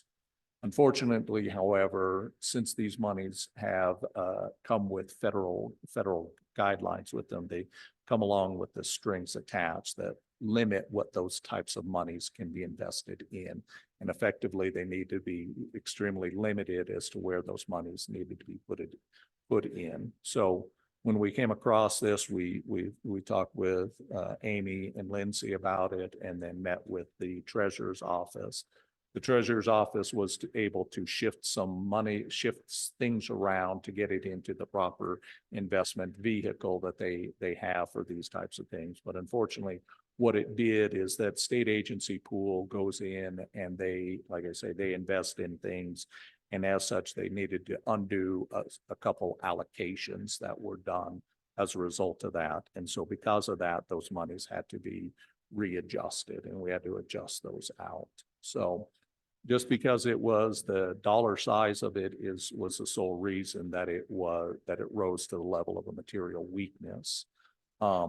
It is not anything that we felt was indicated, was an indication of malfeasance or impropriety. They're just simply a lack of correspondence between the business council and the treasurer's office. So we've talked with everyone involved, and as more and more SSBCI money keeps coming into the state, the business council knows how to handle that and has been instructed to talk with the treasurer's office, and the treasurer's office is aware of it now too, so they know what to do. So I don't anticipate this being something moving forward, and so. The other issue is, and this is starting on page 64. So one of the procedures that we do in the audit is we go through and we look to see if what's shown as vouchers payable or accounts payable are properly stated. And what we do is we look through disbursements that occurred subsequent to year end to see were they properly accrued as of year end. And then unfortunately, we came across an instance where an item should have been accrued at year end. The reason that was missed was unfortunately when that information got entered in, the service dates had not been entered in when it got entered into the state's accounting system. From working on the statewide audit, this unfortunately is a common occurrence and just one that isn't unique to the business council, but the state has incurred this as well. So something that's just a constant reminder. I know Lindsay has gone out and reminded everyone the importance of putting those service dates on, especially when those service dates are near year end. So again, nothing of things where we would look at this as a lingering issue or an issue of impropriety or a lack of knowledge on this. This was just simply an error made, human error made that can get corrected and moved forward. So with that, then Lindsay and Amy went ahead and put together a corrective action plan. And that corrective action plan is included. It's in Exhibit 1, which is at the very end. After you hit page 65, then it's Exhibit 1, and you can see the corrective action plan that Lindsay's put in place. So we've looked through that and are comfortable with that. And moving forward, that I don't think these things will happen again. So, but as you had mentioned, the more and more money is coming in, and with those, a lot more regulations. And then unfortunately, the accounting profession is only churning out more and more rules and regulations to have to abide by.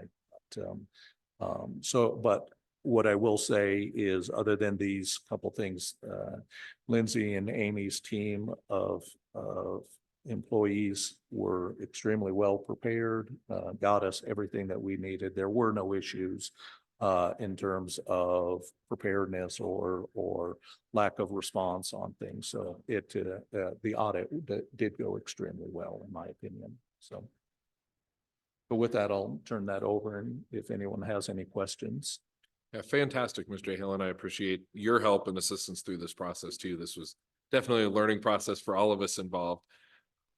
Yeah, so any questions from the board? Yes, Eric. Sorry, Mr. Aarons. Thank you, Mr. Committee Chair. I'm not sure who the question would be for, but on the first item, is there any adverse action from the federal government for us not being compliant with their rules?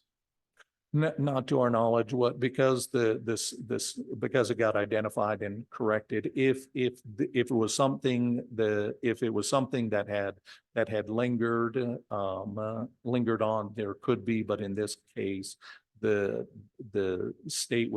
treasurer's office was able to shift those monies into a certain fund and kind of undo it so that it wasn't, it didn't create any instance where the business council may have improperly benefited from this.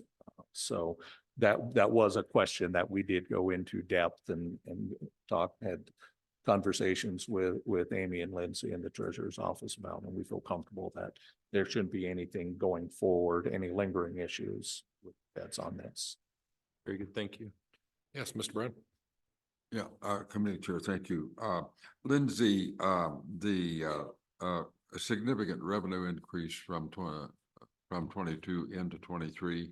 Is that worth noting? Is it a one-time thing, or is it just general revenue that was earned from 14 million in 22 to 20 million in 23? So a big chunk of that was some of that SSBCI money coming into the state. If you flip to That's all I need to know. If that's where. if you look at starting on page 4's management's discussions and analysis, and it goes through, and it does give some explanation behind some of the increases and decreases and things like that. But primarily just additional monies, which is a good thing, flowing into the business. Yeah, sure. And then secondly, our unearned revenue interest, I take it from loans that are on the books. Have we always shown that as a liability? That was a change we made a few years ago. The big chunk of it this year is SSBCI, as the money is spent. We record it as, we haven't technically earned it yet, since it came in a big chunk. So big chunk of it is SSBCI. We also record loan fees for unearned revenue for the BRC loans. And reduce that down as those payments come in. Surprising that we would have liabilities that unearned revenue. So thank you. Yeah, so primarily on that SSBCI money, basically, once that money starts getting spent and invested, then you shift it out of unearned revenue and into revenue. So that's why that is such a large balance on that. Wonderful. Any further questions from the board for either Ms. Orr or Mr. Deho? Fantastic. Thank you both for your presentation. Appreciate it. And with that in mind, I'd entertain a motion for the acceptance of the fiscal year 23 audit report. Fantastic. I have a motion for Mr. Kenyon. Do I have a second? A second from Ms. Moore. Any further discussion? Seeing none, all in favor, say aye. Aye. All opposed? Fantastic. Thank you again. Thank you.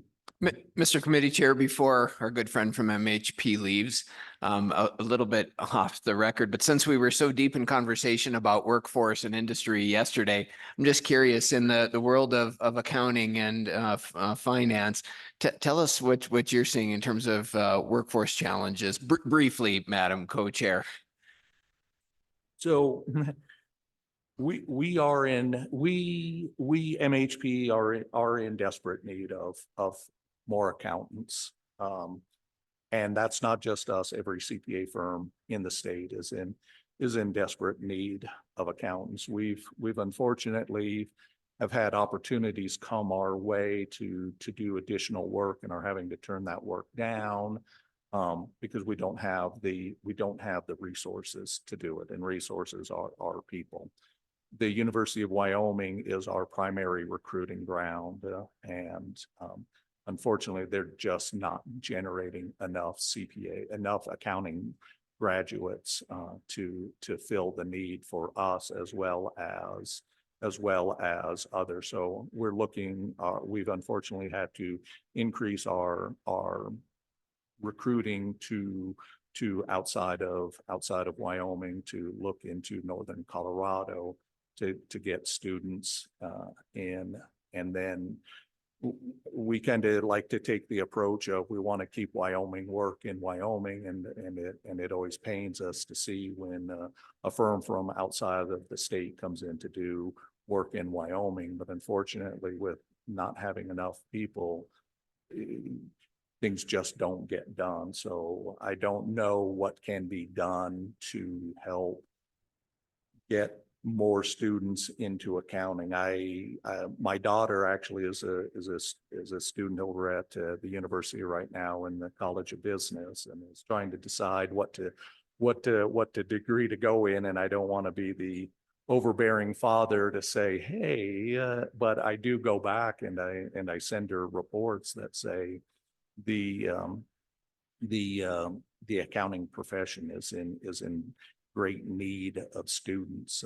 And so I don't want to say you can guarantee yourself a job, but there is such high demand out there. So unfortunately, what we do see is, I shouldn't say unfortunately, what we do see is some CPA firms are going offshore and are hiring overseas work that are done either in India or in the Philippines and things like that. We have not done that ourselves, but that is something that is looked upon, because there is more and more need for accounting work to be done, and unfortunately the students aren't there. We typically go into every recruiting season looking to hire 6 to 9 students every year, and our rate has been down to 4 just because we don't have them. So Thank you, Robert. Mr. Committee Chair, just quickly, and what's the average starting salary of an normally the students coming out is at least 50,000. So not a bad. I told my daughter when I started out in the profession back in 1990, my starting pay was $17,000, which I don't know how I got by at that time, but things were much cheaper at that time. So you went from a starting pay of $17,000 to now a starting pay of 50,000 plus, which is a good rate. And at least in our firm, every year we're providing raises and bonuses, so that's just the start, and then you get in and keep going. The work is there. We just need people to be able to help us do that work. Thank you, Robert. Thank you, Mr. Committee Chair, Madam Co-Chair. Just wanted to stress the opportunity that we have right now to fill good jobs that drive economic activity if we tackle and solve that workforce work stream problem. Dr. Schaefer, I think fantastic timing and another great example of take advantage of the subject matter experts in the room. So thank you very much for humoring us on that. Absolutely. Thank you. So with that, we're going to transition over to Ben, and I think it's up to you if you need to stay behind the computers and man the control board, or if you come up front. I'll leave that decision up to you.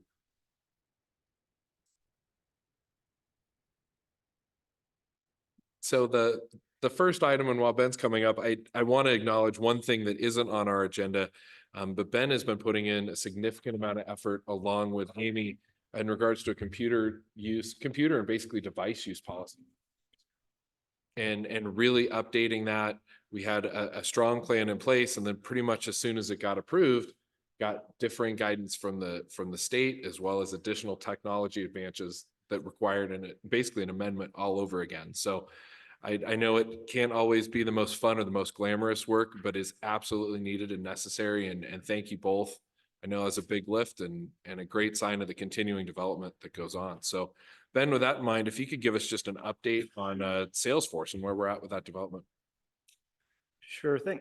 About 3 years ago, the original intent of the Salesforce contract was to basically fix what we've had from 15 years of other stuff going on.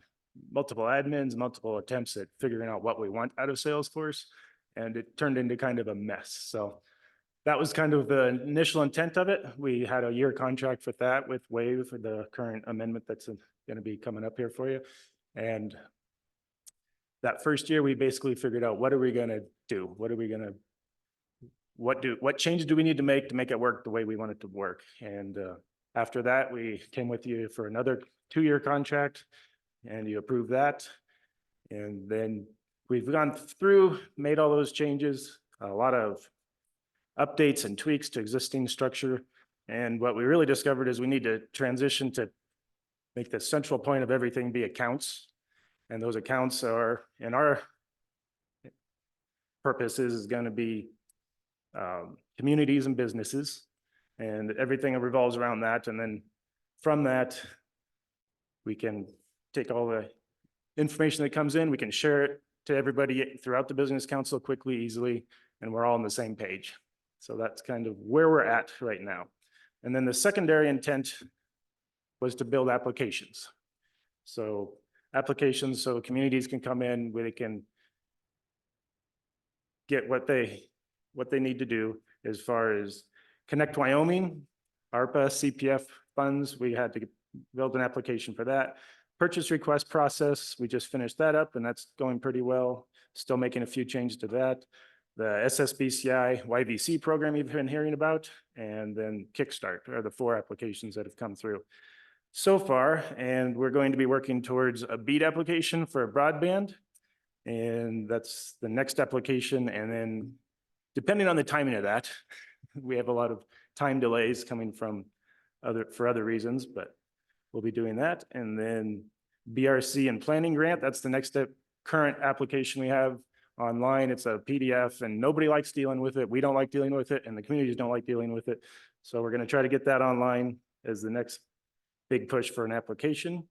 And I think that's probably a quick rundown of where we're at and how we're doing. So we will be going out. We are in the current process of going out for a new RFP, completely starting over, basically we'll be out. Wave will be perfectly welcome to sign up and see what they can give us. But we're going to be doing that again coming in the next few weeks. Hopefully that'll be going out for publications.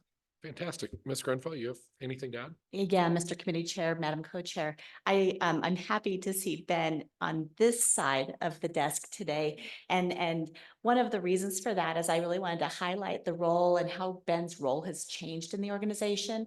Ben has been with Business Council for 17 years. Ben? Gonna be pretty soon. Yep. And so his role has changed a lot though in the last 5 years. His title has changed just recently to Technology Solutions Manager.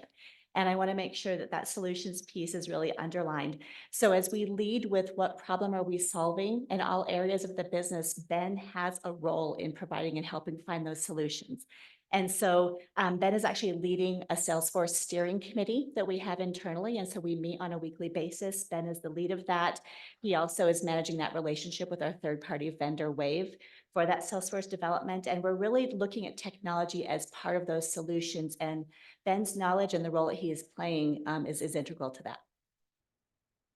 And I think it's fantastic looking at what you've described in terms of let's build these things into applications so it's easy for communities to use. It's easy for companies looking for YVC funding. The easier we can make the access, the more they want to use us, the more we can work together, and the more it provides the business council team with the information they actually need to succeed. So thank you, Ben, for your efforts with that, for working with the team to really make tools that work, not things that you're just trying to figure out how to muddle your way through. So with that in mind, let's talk about this contract amendment with Wave. I think it's a great problem to have that we've used up a contract and we're looking for more funding to keep going. So, yeah. So we'll be out of hours probably about mid-April on our current contract. We're asking for another $30,000, basically to everything I just described to you, finish that up. We want to be done with that by the end of June 30th. And then whatever happens with the new RFP going out, we'll be starting fresh and new for all the other new applications and needs that we'll need that are undiscovered as of yet, but there always seems to be new ones coming. And I'd like to clarify one thing I had to ask Ben. For the process of here to the end of the contract and then whoever, whether it's Wave or another company after the RFP going forward, everything's fully transferable due to being in the Salesforce system. So it's not that we're currently asking for an additional investment that we wouldn't be able to utilize with another company in the future. This is purely something that'll be able to continue on.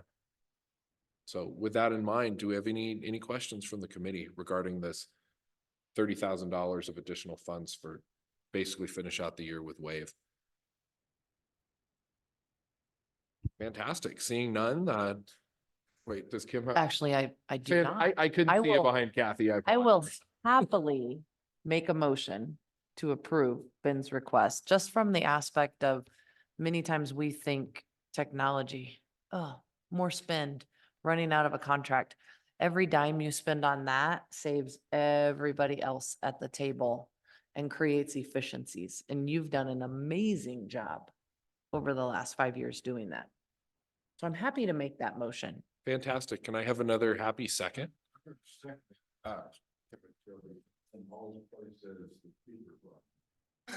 Hey, it's the little things, Mr. Brown. It's the little things. So I have a happy motion from Ms. DeVore and a thankful motion from Mr. Brown. Do we have any further discussion? Fantastic. Seeing none, call for a vote. All in favor, say aye. Aye. All opposed, Aye. same sign. Motion carries. And thank you so much for your efforts, Ben. I appreciate it. So we have one last part here to our committee, to the operations committee, and that's Hava coming up to talk through the people and performance report. Definitely last, but definitely not least. I know a lot of times we put the people report just into the consent agenda, but as we work through this in the committee, the work that's being done in terms of staff development, in terms of overall business council development was too great to just let go by in that slide consent agenda. So Hava, we just wanted you to come up and speak a little bit to all the great things going on. Yes, thank you, Mr. Committee Chair, Madam Co-Chair, members of the board. I think I'd have a really missed opportunity if I also didn't take some time to reflect on our 25th anniversary celebration last night. The words spoken this morning, and a lot of what I'm going to touch upon today really is in the spirit of progress over perfection. And for me, that started about 10 years ago, actually. So this month, about 10 years ago, our then CEO left the business council. At that same time, I was having my first child. And I remember sitting in that hospital room and the COO giving me this news. I'm like, oh my gosh, what's next? I've got this brand new baby. I've got what's going to happen. And of course, I mean, it's just like when it comes to raising children, everything flashes so quickly. And last night at the 25th celebration, I sat there and like all of these clips of my life just were running through, and all of these tremendous opportunities and all these tremendous people that I've had the joy of working with over the years, and who have helped me grow into who I am today, who continues to grow, and what it's been able to do for me to impart on others. And so, you know, thinking about that, progress over perfection. So, you know, shortly thereafter, we got a new CEO who came to me and he says, Hava, here is this article, and this is what I want you to do. And it was an article about blowing up HR. And if you know me, that sounded extremely exciting to me. It just, the systems of human resources didn't make sense to me. They weren't solving the right problems. And that is, again, this ongoing theme that we have here at the Business Council. So I continued to work at it and work at it and work at it. And, you know, at that time I was attacking probably more of the structures, you know, so like, let's get rid of the employee handbook. Then nobody reads those things. Nobody sign, you know, they sign these and it doesn't mean anything. It doesn't strike to the essence of what we need to do. And then, you know, reinventing what performance management meant in the organization. How do we lead people? How do we really get at people performing greatly? And so then fast forward, here we are today. And it has kind of been a lot of work, but it's been easy work in the sense that it's the right work. And so, you know, I have to start, we can't talk about people and performance without focusing on the people first, right? I mean, we don't perform unless we're getting the right people. And there was a point in time up until this meeting, I guess, of course, my report would have an org chart, so you've got the CEO and you've got the COO and you've got this and you've got all these people that just kind of shuffle below. That's not an accurate visualization as to how we perform and what we do. So instead, I have state of Wyoming and all of our smiley little faces in our locations all throughout the state. A team of 40 working to build a team of thousands. And to be fair, this map actually is, it's a terrible representation of the work that's actually taking place, because that's just us. That's not our board members. That's not our partners. That's not the networks and the complex system that exists around us in order to make this work happen. So you've heard a lot today, and there's no need. They've given all the great examples that they can of how we are a learning organization, and this is how we're going forward, and this is how we're creating, inspiration for growth around the state, is by learning and doing, as Josh spoke to earlier, and Sarah mentioned it yesterday. It's easier to say than it is to do, and it's this continuous momentum and systems of, sorry, I don't know where I left my brain. It's just, but did you leave with me? So, all of these pieces working together. So this learning organization, so we intentionally, we have our Enlightenment series, and that's a name that we created during COVID. And it was an opportunity for us to understand and become more aware of what I actually would call the art of leadership. There's the science and there's the art.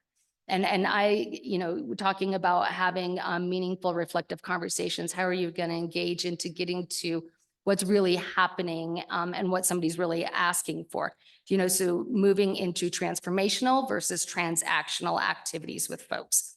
Sure, you want a hamburger, but is that really what you want? I mean, what are we really trying to accomplish here? You're hungry, but will the hamburger do it? Focusing on our purpose and our strengths. I mean, unless we know why we're here and why we do what we do and what makes us so powerful, everything else is so much harder. You got to start with where it's strong and build from there. And then the navigating complexity piece largely comes from our experiential efforts, right? So the economic growth flywheel, problem-driven iterative approaches, our mentors, our clients, our partners, it's our day-to-day. We are learning and growing each and every single moment of our work. And the last, but it seems, this is one of those structure pieces, and this seems so transactional to me, but it's actually quite a big deal. These professional development stipends we offered to all of our employees. So from the CEO to our interns, everybody has their own account to spend on opportunities that they want to focus on to become better. What do you want? What is it going to do for you? How is it going to take you further here or elsewhere? And the other thing I ask people to do, I said, travel with that. Don't sit behind a computer screen wherever possible. I mean, that's not always realistic, but, get out, because learning isn't just about the new information, the new tool, the new framework. Learning comes from sights and senses and feeling a new environment and bringing that home with you and kind of being explorers of our own right. Fantastic, Hama. I think what you walked through, it's such a great example of how we're leading by example as a business council to these other companies around the state and workforce. What a great way to recruit workforce than a basically choose your own adventure option of PD, not just here's a course you need to sit in front of your computer for 8 hours and get your CLE credits, but instead, what can you own? How do you own it? And how will it help you grow? Very cool. Thank you so much. Last piece that I'm actually pretty excited to share this because this has been a part of the continuous evolution of efforts within my area. So on your left-hand side, you've got a graph. So this is our ENPS scores. What the employee net promoter score is it goes on out and we do quarterly surveys with our employees and we ask on a scale of 0 to 10, how likely are you to recommend the Wyoming Business Council as a place to work? And so employees go on in there and they rate us anywhere from 0 to 10. Your net promoter score that you arrive at, so this 44, this 65, is the difference between your percentage of promoters and your percentage of detractors. So neutrals don't get included in that at all. So what's happened to us from December of 2022 to December of 2023 is we've gone from 44 to 65. And numbers are numbers, right? But I feel like when you take that information and pair it up with the next graph that you have there, our performance and engagement scoring. So we just completed our annual performance, just check-ins. And what this is an alignment of where employees feel the value is that they bring to the organization and how excited they are to come to work, aligned with the value that their supervisors or managers or people leaders are placing them. So that big dot is a summary of everybody. You're gonna have to trust me. I can't get in there with all 39 dots, but this is where we're standing now. So that engagement to performance is a real thing, and that's what this is showing all of us today. So. Fantastic. That's great to see. Any questions from the board? I think Kathy's ready to go. So I'll hand it over to you, Co-Chair. So Hava, thank you very much. That's such good information. I'm just wondering, do we have any vacancies right now in the business council? Because I think that we have had such a steady workforce team that it has been amazing, long time before we've had a lot of turnover or anything. So I just wondered if we were looking at other people to fill in anything. Yeah, Mr. Committee Chair and Madam Co-Chair, we actually do have a role in the operations area that was vacated April-ish. And so what we're doing is we're assessing what our needs are and determining the right way to be leveraging that opportunity, that resource within the organization. And then we've got a couple intern positions that we're not going to start working on until the spring. But to your point, we've grown too. And it's been well over a year. Mm-hmm. Yeah. Fantastic. Any other questions for Hala? Kim, you flinched, so. I did flinch. And actually, I know you're right.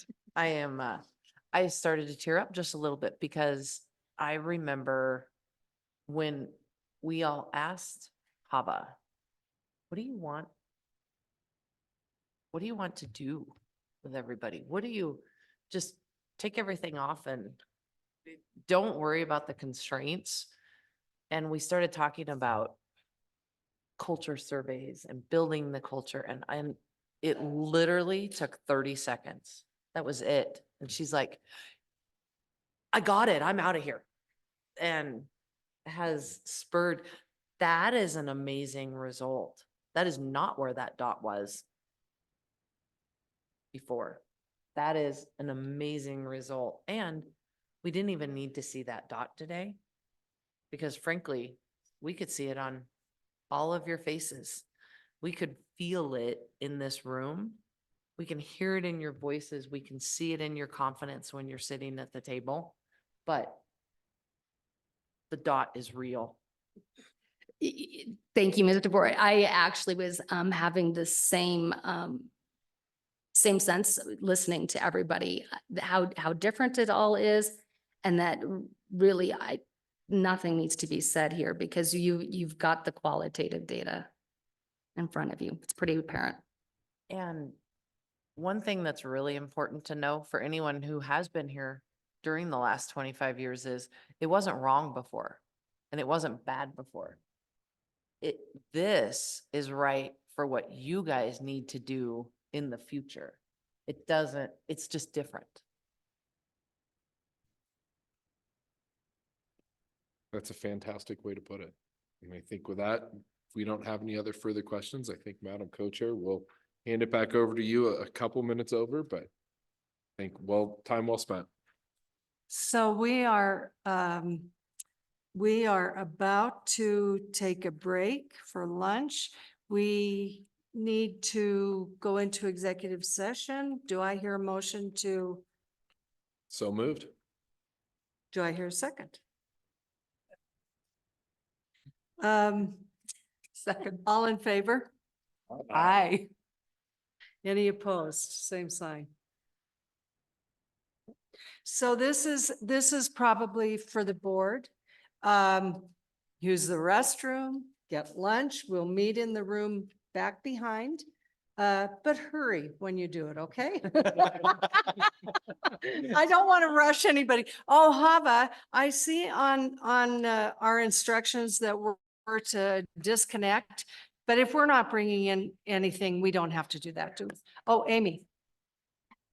Madam Co-Chair, what time would you like us to notify the public that we may be resuming the meeting? We probably, let's count on 1 o'clock. Okay. Okay. Thank you. Yes, and we'll reconvene then. So they have a 10.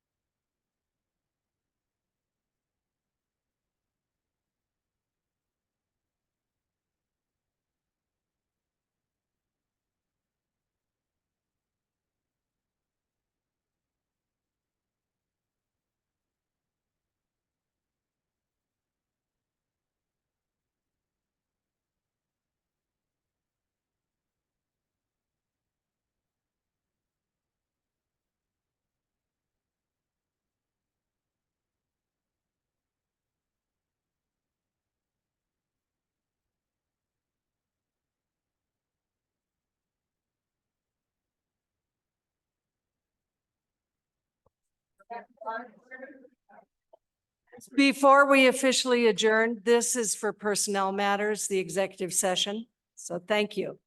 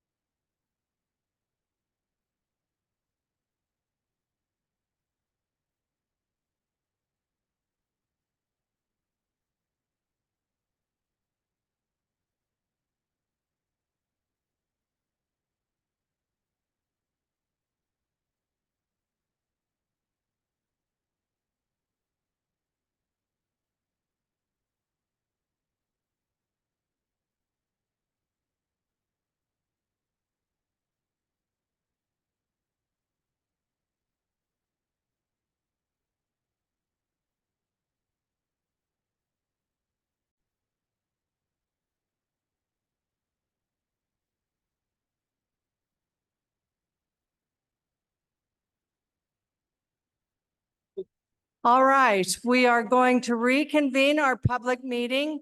We need to take roll call of the board members. So, Carrie?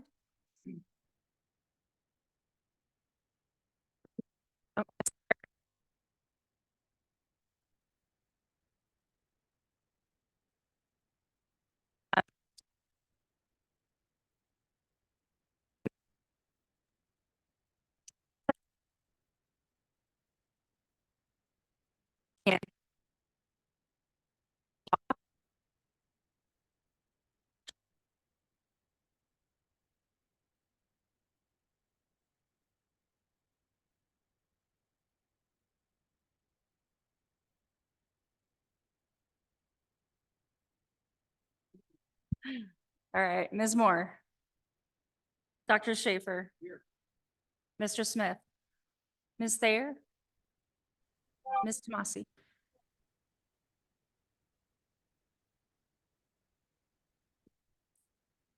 Okay, so we have returned from executive session and I need a motion to. Madam Co-Chair, I would like to make a motion to accept the board's recommendation agreed upon in executive session concerning the CEO review. I'll second that. All in favor? Aye. Aye. Any opposed? Okay, motion carries. Thank you, everybody. So our next matter of business is the Investments Standing Committee, and Kim DeVore is the committee chair.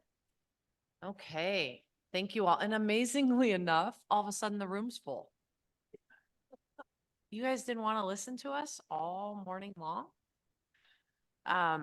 Really quickly, just because it seems to be the theme of the day, even though it's on our consent agenda, I want to recognize John Winling in the back because the loan report, the quarterly loan report that we get was put on consent agenda. Don't take it personal. That happens to everybody in the finance world, dude.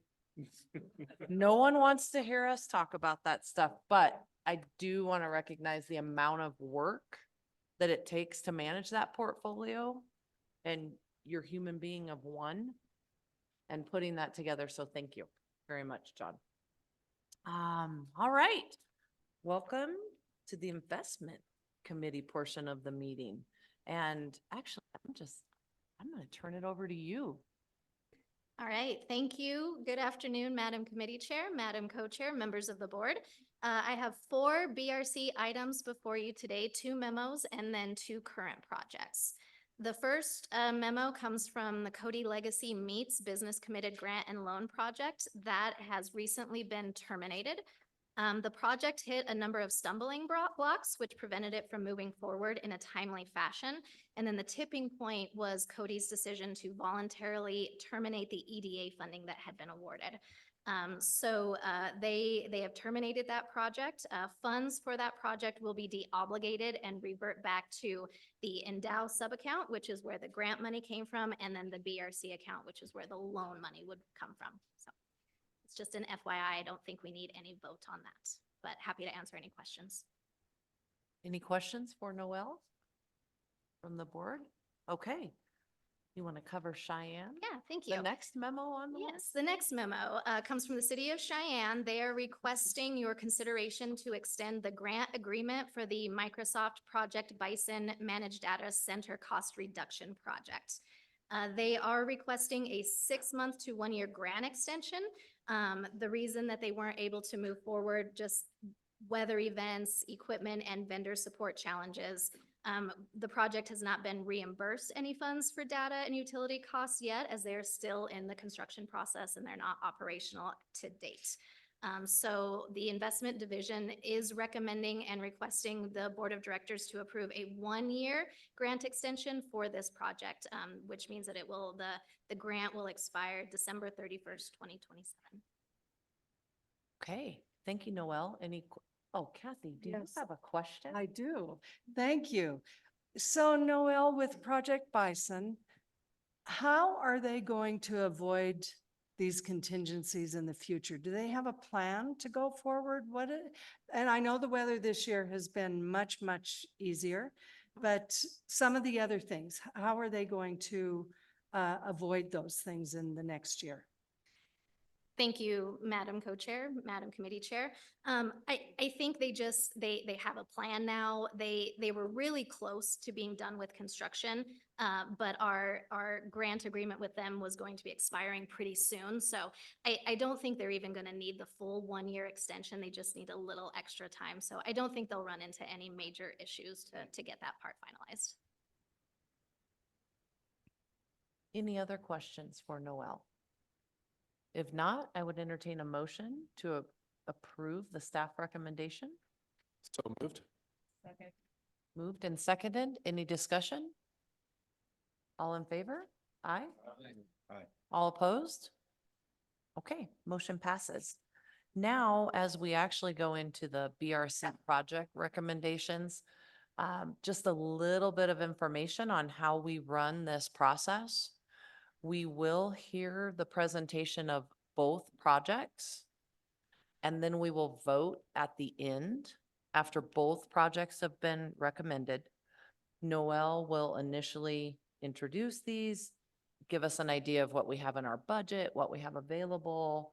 And then as we go into each individual project, we realize and appreciate the fact that you all want to tell us how wonderful those projects are, because they are. We know that. But we would ask for public comment to be limited to 3 minutes each, please.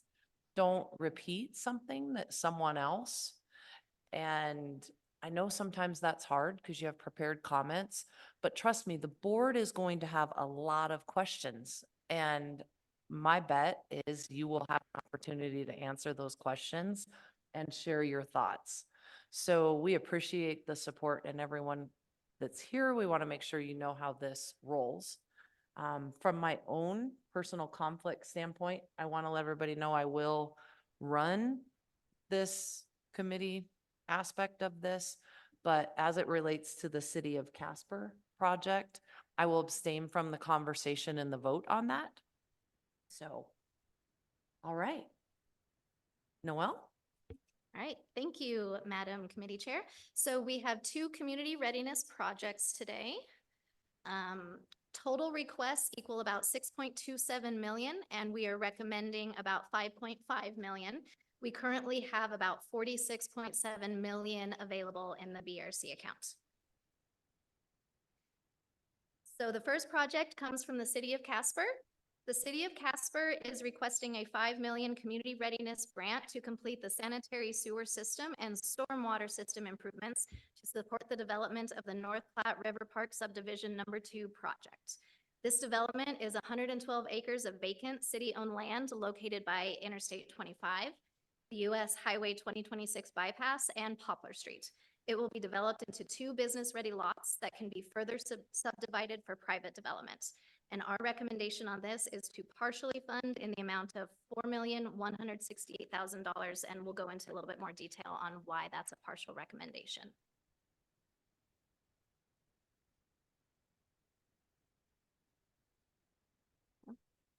The proposed project would enable the city to leverage the planned expansion of the Ford Wyoming Center and BLM's National Historic Trails Interpretive Center, as well as the new Wyoming Sports Ranch, a 130,000 square foot sports complex designed to host youth and amateur sports tournaments. The sports ranch is currently under construction and is scheduled to open in 2025.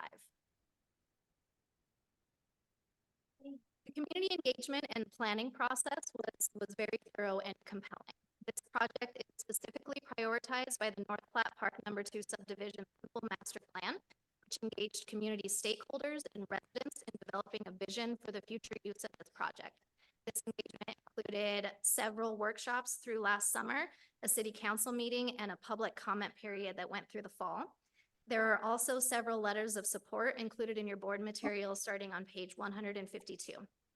In addition to the community engagement process, this project also aligns with the Generation Casper Comprehensive Plan, by redeveloping an underutilized industrial area to enhance the city's attractiveness as a tourism destination and ensuring land and infrastructure investments to accommodate future growth. This project incorporates many partners and a concrete vision for the development. And there's a picture here. So this is a little drawing or site plan that they have for the area.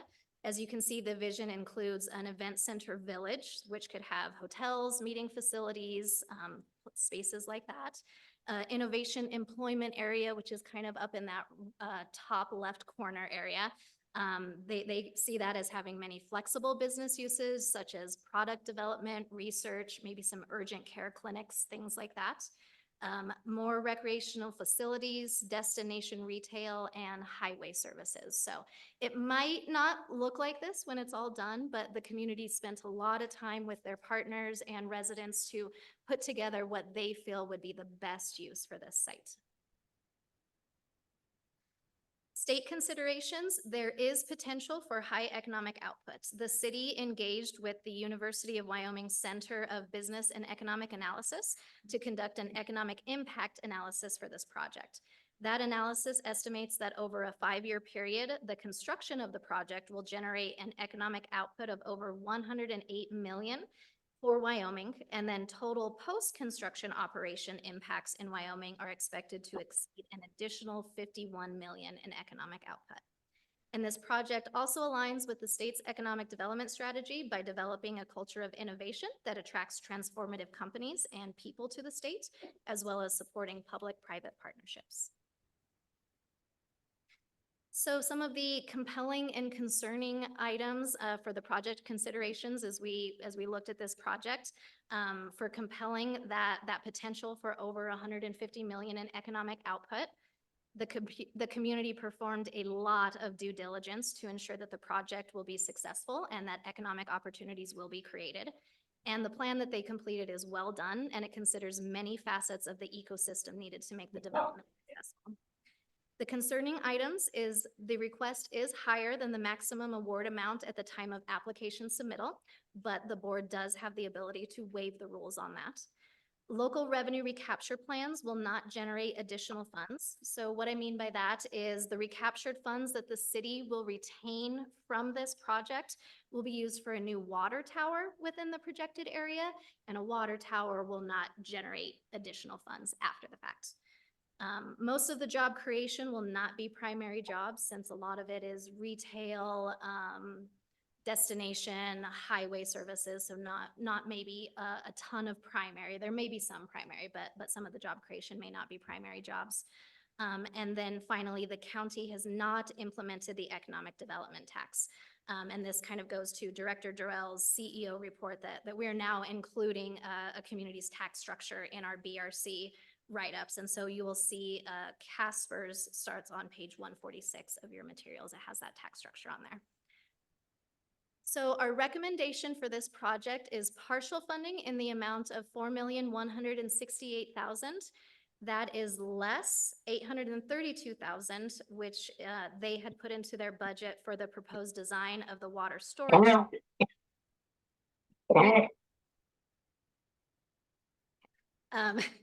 We see that as being a separate phase of the project, and also our rules state that a project has to be fully funded before money can be expended, and we don't see that the water component is fully developed yet, and so we see that as a separate component. Happy to answer any questions there, and I know that there are quite a few members of the community here as well that can answer questions. Thank you. So maybe if the board is all right with that, we will invite the community members to talk a little bit that could answer a few of our questions, and then we'll have an opportunity to ask questions. And Carter, I don't know if you're going to lead this off for the community. I see almost the entire city council, if not everyone, is here. So, all right. Thank you, Mayor. Come on up to the podium. On behalf of the city council, I would like to thank you all for inviting.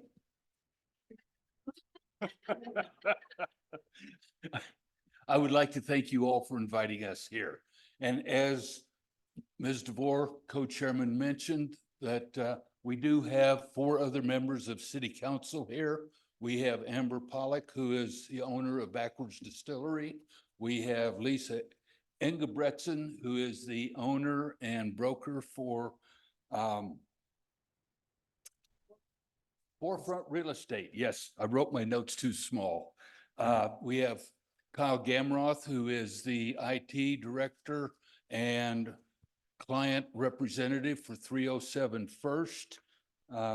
We have Jenna Jensen, who is the director of the National Historic Trails Foundation. And then myself as mayor, which I am one of the co-owners of Encompass Energy Consulting, which is an oil and gas geology drilling completion consulting company. So that is our contingent. We are very much behind this project, and we show the support that the council has by all of us giving up time from our business to come here and show that, yes, we are all in very much support of this. So I thank you. And at this time, I will turn it over to Carter to continue on. Thank you, Mayor Kathy. Thank you, Mayor. Thank you, everybody, for the opportunity to be in front of you today. With respect to your request that we keep our comments brief and key off your questions, rather, we have streamlined our presentation to do just that and hopefully provide you some real insightful answers as we go through this discussion together. As the city manager, I had the opportunity to visit with the developers of the Wyoming Ranch some 3 years ago.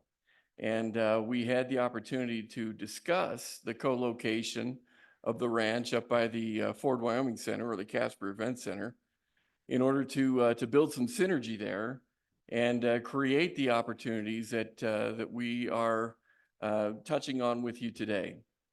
I think the thing that you'll find exciting about this proposal is that at the heart of all of this, we have a private developer who is indeed putting their money in place to do something transformational for the community. As a part of that, we are trying to respond and accommodate development in the area by the requests that we have in front of you today. We are in need of infrastructure, and that infrastructure will develop the property that's across the street from the projects that we're talking about here. Your map, as a matter of fact, identifies very clearly the subject area that we are talking about installing infrastructure into. And we're hopeful that with your support, indeed, the images that you see here that the public helped us to put together will come to life. I'd like to have some of my colleagues here talk to you about some of the more exciting parts of this and why we think this is a very compelling opportunity for your partnership. First of all, as I just mentioned, at the heart of this, the thing that's fueling this is a very significant private development that as government, we're trying to help accommodate with infrastructure. And I'd like Councilor Pollock to address that here in just a second.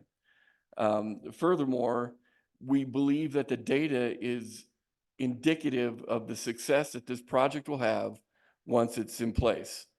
And so with respect to that, I would ask that Liz, our Community Development Director, come up and visit with you about those pieces and parts as well. Why we believe this is a very compelling opportunity.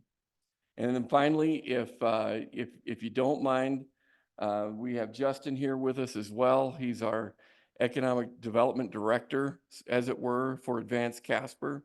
And I'd love for him to speak to the matters relating to economic development and why this is a transformational project from his perspective and what he does for our community. And then following that, we would really enjoy taking up any questions that you might have. We have Mr. Brower here today as well. He's our Chief Operations Officer. He can tell you all about the infrastructure and the dizzying detail you may want as it relates to why this is so expensive, because it is expensive and we recognize that, but it's critical that we have it. And then, of course, if you have questions for our other council people or myself, we'll be ready to help you there as well. And so without further ado, and with your permission, I'd like to invite Councilor Pollock up. Thank you, Carter. Good afternoon, everyone. I am Amber Pollock. I've had the opportunity to meet with many of you in some other contexts. Come before you on behalf of my industry. I've come before you on behalf of the youth of Wyoming, and now I'm very pleased today to have the opportunity to come to you on behalf of my hometown, Casper.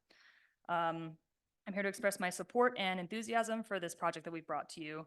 I would first like to thank staff for recommending the partial funding for this project in their review. We're really thrilled to receive that recommendation and believe that this investment, should you decide to award it to us, will be multiplied by both city funds that we're ready to be committing to this project and the significant private investment that we've seen already committed to some projects across the street and have seen interest for in the subject area that we are discussing.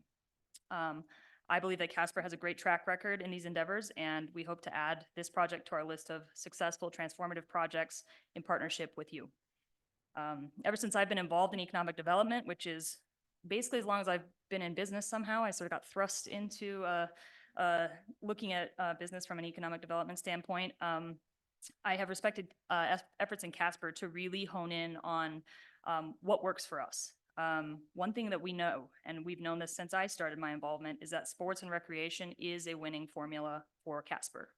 We've worked really hard to grow our capacity in this area over the years, bringing multiple projects to fruition, many of which have been successful examples of private-public partnerships. Most recently, for example, this city council before you has supported a partnership with the private sector to build a desperately needed second sheet of ice at our arena that will help build capacity for that particular sport in our community. And now we have another opportunity. Casper believes in our ability to be successful in the youth sports industry so much that we have seen private citizens invest $50 million to bring us a facility that will radically transform our ability to be competitive in this space.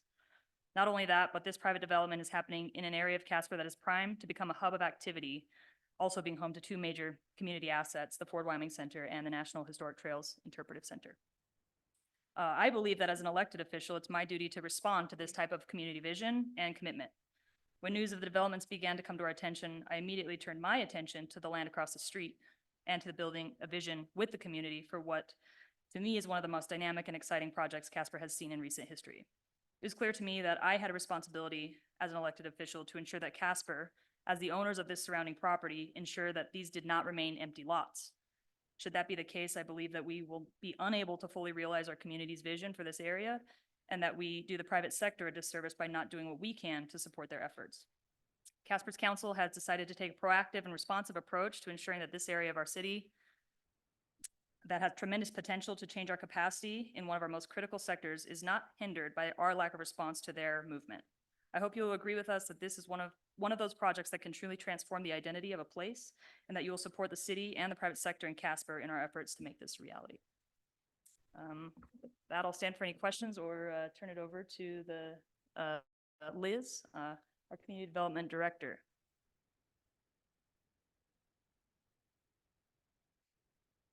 Madam Co-Chair, members of the board. As Mr. Napier shared, our story with this property started about 3 years ago. At that time, we were beginning to look at redoing the plan and revising it for the Ford Wyoming Center. We had heard from the Wyoming Sports Ranch that they were interested in this property. And our National Historic Trails Center has been looking at ways to expand because of the popularity that that brings to Central Wyoming. And we had an economic development project that was interested in part of this property. And in working with Justin at Advanced Casper, we toured the site. Ultimately, the interest went away, and we were kind of faced with looking at why. What were the binding constraints that didn't allow us to move forward with this development project? But more importantly, that question kind of was the purview to what else we wanted to see done up there. So not only did we not have utility infrastructure in place, and that is why we're here today, and not only the stormwater and the sanitary sewer, but also water, but we also did not have in place the ability to have accommodations for being able to serve the growth that we see potentially up here around the Wyoming, the event center. And with the Wyoming Sports Ranch, having enough hotel rooms was an issue, a binding constraint there. But when we talk about lodging, it's not just become hotels that we're interested in. We have been approached, and the master study shared that with us, that many, many Wyoming citizens want to have RV parks so that they have the ability, whether they're coming for the CNFR or whether they're coming to watch their young children play, support as families to have the RV capability. And so we looked at the fact that that lodging option was also a binding constraint. The last was just connectivity. That area up there is kind of an island in itself, away from Casper. Our transit system stops just short of that area. We don't currently serve it. We don't have any of our trail network that goes up there. And so from a street infrastructure and a trail and a pathway, that area was kind of cut off.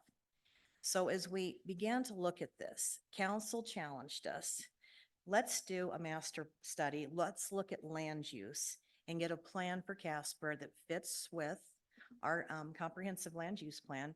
And that's what we did. So last year, we worked with our Metropolitan Planning Organization and put together this master plan for this area. And the beauty with the Metropolitan Planning Organization is it encompasses not only Casper, but bar none, Natrona County, Mills, Evansville, and ourselves. So all of our partners were with us as we worked on this, and we did the public engagement, as you heard from Noel's report. And we spent the time understanding what's going to be best for this area of central Wyoming that can help all of us.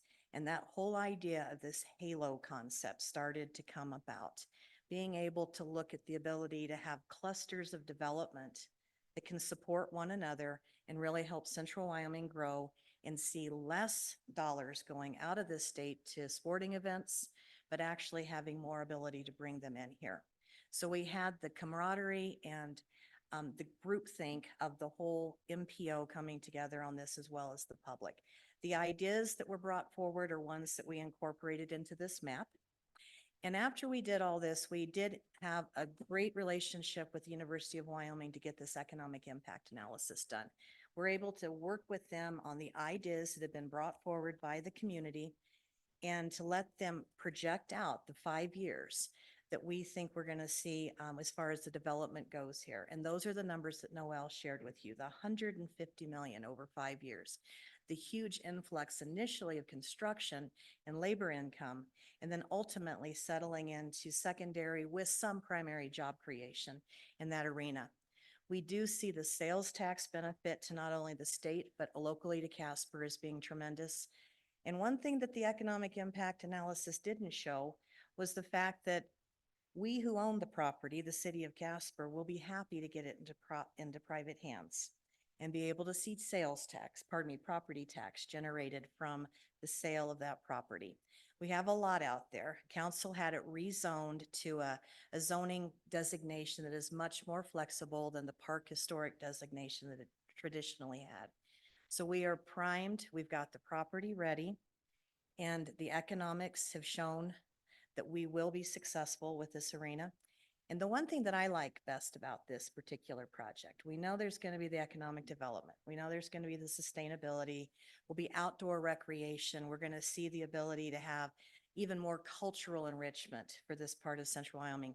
But to me, I'm a grandma now, and I've got 2.5 kiddos here in this state, and I'm thrilled. One and a half are up in Worland, another one's in Glen Rock, but they're here in Wyoming. This project is generational, and that means a lot to me as a community development director, that we want our families to have reasons to stay here and places to go and places to go with them. And so I can personally see the opportunity to spend some time with some little athletes up there and have some fun. So I do think it's a generational project. I think that means the world to Wyoming and to all of us who call this home. So thank you. Justin? Co-Chair, Board, thank you for having me. My name is Justin Farley. I head up the Advanced Casper.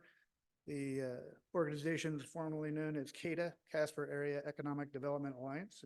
Hopefully you're all in agreement that we should have changed that name to Advanced Casper. But thank you for having us. I sit here, I'm going to be very brief. I believe all the components, including the economic development impact that it will have to our community has been demonstrated. I'm also the chair of Proud to Host the Best, which is our high school converging upon. We have wrestling in Casper currently competing. We are working on numerous other projects that will be in absolute complement to this. I'm also a father of a girl who used to travel for basketball with Mr. Durrell's daughter as well. So this kind of facility has been needed for a long time in Casper or in Wyoming as in general. So I would the 4 million that we're asking from the state will accompany the 10+ million that the city is going to commit to concluding this. That will then spur the hundreds of millions of dollars of private sector dollars that have already been committed to this project. So I'll just stand for questions if you guys have any, but thank you. Okay, thank you. That was are you good, Carter? Are we ready to ask questions? Because I'm pretty sure Justin made up for Liz's extra time. And I don't want to take any extra time. either. Balanced out. If I could invite everybody up and we'll just be ready for your questions. Absolutely. Okay, thank you. Okay, board members. What? Let me start with Kathy. Questions?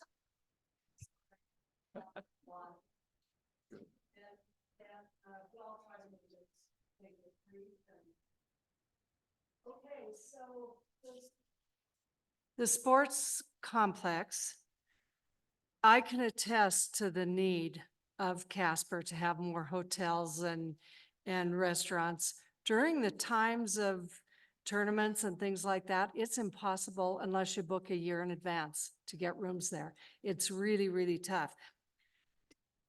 So, but I'm a little confused. Is the private investor, is it one person that is going to do the majority of this, or what is going to happen? Do you have promises or letters of intent for other people to do things? What is the situation there? Thank you for the question. We do not have letters of intent, but we routinely get communications from developers who have interest in this land. They aren't interested in developing elsewhere in order to support these projects. They want to be right in this subject area.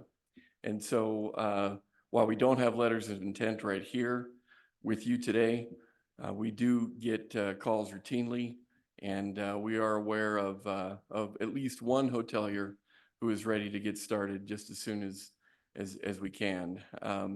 We're aware of an additional hotelier that when we have infrastructure in place, they want to come up there also. Okay. So for us, that is one of our binding constraints. We need this infrastructure in order to make that capacity occur. So this is called the sports complex. What kind of sports are going to be up there, and what are you thinking? Well, as far as the ranch is concerned, the Wyoming Sports Ranch, and as you know, that's over here to the right of the diagram in that white square there, below the subject area. They are planning primarily for basketball and volleyball, and so the square footage that they're putting together there will be dedicated primarily to those two sports. It will be capable of indoor soccer as well. It will be capable of other sorts of conference space and so on. But we are not anticipating those kinds of things to be had in the subject area that we're here to talk to you about today. So I would suggest that all that activity will remain on that side of the street, and we're hoping to accommodate the private sector needs that they will have as it relates to ancillary business that these types of construction projects typically require. Okay, thank you. You bet.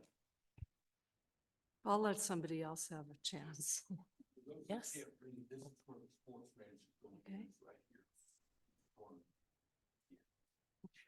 I noticed several looking, that's where it is. Yeah. Oh, no. Dr. Schaefer. Yeah, thank you, Madam Committee Chair Carter. Good to see you. Couple of broader questions, if you will. First, explain to us the sources of the cash match for the project. You bet. The cash match, Madam Chair, Dr. Schaefer, is with respect to the proceeds that we plan to generate through the sale of the property that would be benefited by the development of this infrastructure. So as Liz mentioned earlier, we are not anticipating trying to be the developer for this land. Our intent is to get all of this land in the hands of the private sector and let the private sector do that development, if you will. The proceeds that we plan to generate from those sales will be what it is that we use to offset some of the cash that will be needed here. Indeed, with respect to some of the completion of the $6 million project that ultimately we hope to take care of in the first phase, that portion of match will come from our enterprise funds and the work that we have to do, yet still from the infrastructure side. Is there anything else you'll want to add there? Please go ahead. Yeah. Tom Brower, Chief Operating Officer, and Madam Chair and members of the board. It's important to note that the project doesn't include the development of a business park per se. This property is in a prime location from a development standpoint, but the biggest impediment is there's no sanitary sewer up to the site. And so the vast majority of these costs are getting sanitary sewer just to the site, not through the whole development, not anticipating lots in this development. There's a water storage tank that's right there in the middle of the project, frankly, that needs to be done. And part of we're going to put in the match for the sanitary and the storm sewer as part of this project. But another piece that was identified in the study is we need to build a $10 million water storage tank. And again, we're committed, the city of Casper and the Central Wyoming Regional Water System, to build that water storage tank when it's needed. It's not needed for the first lot of development, but as this area develops, we'll need to add to that water storage tank. So above and beyond this $5 million is our commitment to build a new elevated water storage tank up there that the estimated cost is in round numbers $10 million. Thank you, Madam Committee Chair. And I don't know, Carter, if this will fall on your shoulders or not.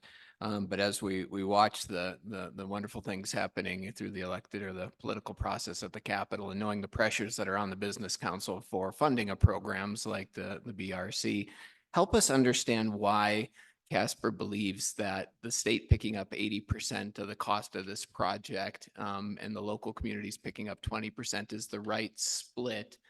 Especially given the fact that there isn't a sixth penny, or it does not appear to be a portion of your fifth penny going towards the project. I think that's a fair question, Madam Chair, Dr. Schaefer. And I hear two questions there, if you don't mind my trying to tackle both. The first question is why should the state participate at this degree? And I again appreciate the position that you're in.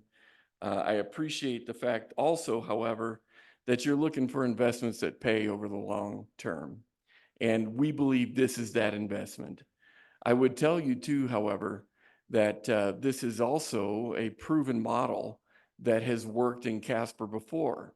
So if you're worried about whether or not this investment will provide the dividends that we are suggesting they will, I don't think you have to look too far back in the history of the community to see that this recipe is a proven model in Casper. Back in the early 2000s, the Business Council was a partner in helping us develop the west end of Casper, where the West Side Walmart now sits. Not only did we get the West Side Walmart, which for many of us on that part of town was wonderful, there's been all kinds of developments take place since then based on that one investment that we received from the state in those days. Again, back in the early 2000s. Reaching further back, we were able to use some government funding as well to develop HAT 6, which is on the east end of Casper, for those of you who might not be familiar with Casper. And that development is paying dividends yet today as well. We're still seeing projects being put out there. We're still seeing projects being put out on the west side pursuant to those initial investments. We anticipate the exact same thing happening here. Hopefully it won't be as long of a build out. We still have land on either end of town that could be filled with any level of development. This is a smaller area, of course, that we're talking about, but we're a proven partner. We're a proven model, if you will, for the exact same thing that we're asking today, which is why we feel good about the compelling nature of this investment. Second question. I appreciated the fact that you brought up the fact that we do not have a 6 cent in place.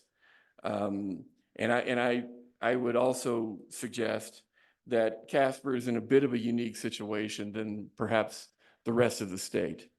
We are one of the only cities in the state of Wyoming that has suburbs, if you will.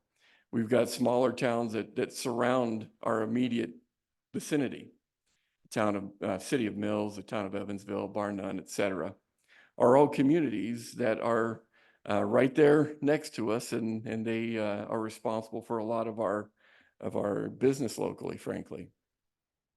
The challenge for us is that even though the Casper City Council may want a 6 cent or may want a permanent 5th cent, we really don't get the value of moving that forward, or the luxury of moving that forward, I should say, without the blessing of at least 3 of those other communities that are willing to sign on the dotted line, along with the commissioners who will allow us that benefit as well. So I would tell you that while we may not have that in place, it's not for a lack of trying, that's for sure. Your Casper City Council recently passed a resolution back before the holidays wherein they wanted the 5th cent to be made permanent in Natrona County. Unfortunately, we were one of the minority of communities in our county and therefore weren't able to make that lift happen. So while I recognize that that is a factor you need to consider and be mindful of, we do have skin in the game. We would be at that point, I think, if the Casper City Council were allowed to make those decisions independently, and statute just doesn't allow that. Thank you. Please, yes, thank you. Just to tag on just a second here, the council you see before you has been working really hard to secure some of these additional funding mechanisms because we know the need. It's very clear to us. We've been pushing hard along with community partners. A lot of folks in the community agree with us. You know, we haven't been able to make that happen yet.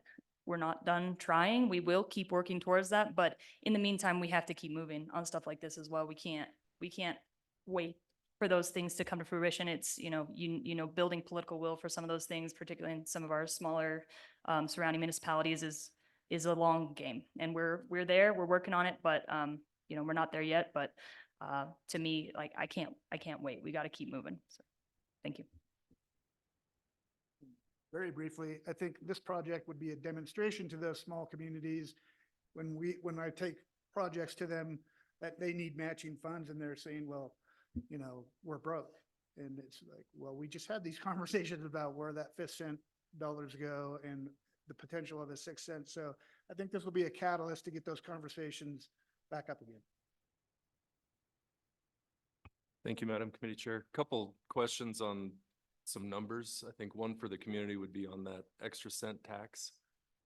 Have you calculated the impact of what that might be in the community? And then second, which is probably for you, Noel, I'm having a little trouble following the 150 million of economic impact.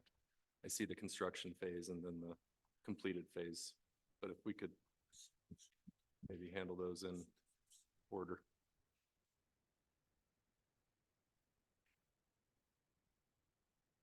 Thank you for the question, Madam Chair.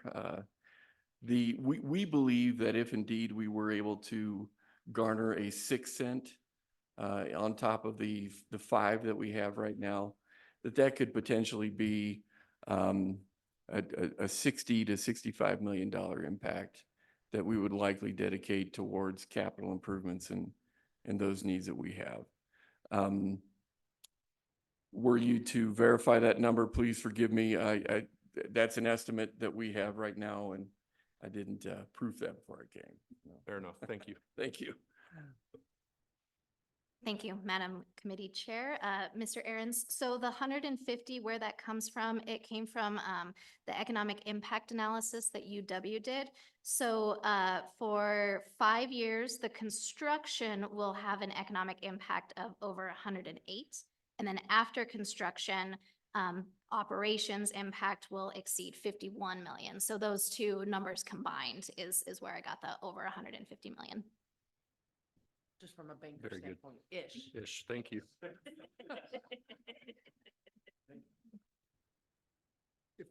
If I could just briefly add, we had the opportunity to tour a like facility in the Quad Cities in Iowa. And they built that facility out in the middle of a cornfield, not convenient to anything, but as you drive in, it's hotel after hotel, restaurant, service station. So it's a proven model in other areas as well. Go ahead. So this again is about the sixth penny. Have you gone to the other cities and talked to them about the other entities and talked to them about it? Is there a chance you could put it on the ballot? Does that even, are you committed enough to do that? Thank you for the question, Madam Chair. Yes, we are, at this point, the currently seated council is on board with pursuing a 6 cent.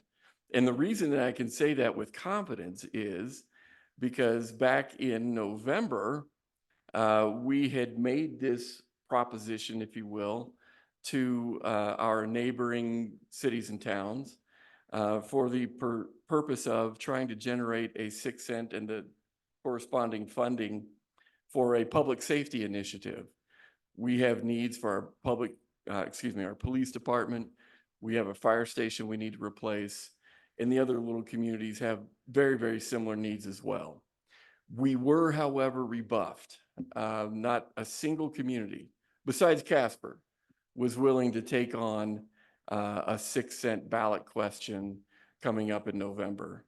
So right now we've been turned down, and while I believe that our current Casper City Council is still on board with the concept, we really don't have a path forward unless the county commission, pursuant to some very recent legislation that was passed within the last 2 or 3 years, were willing to allow us to move forward to take the question to our own constituents within the city limits of Casper.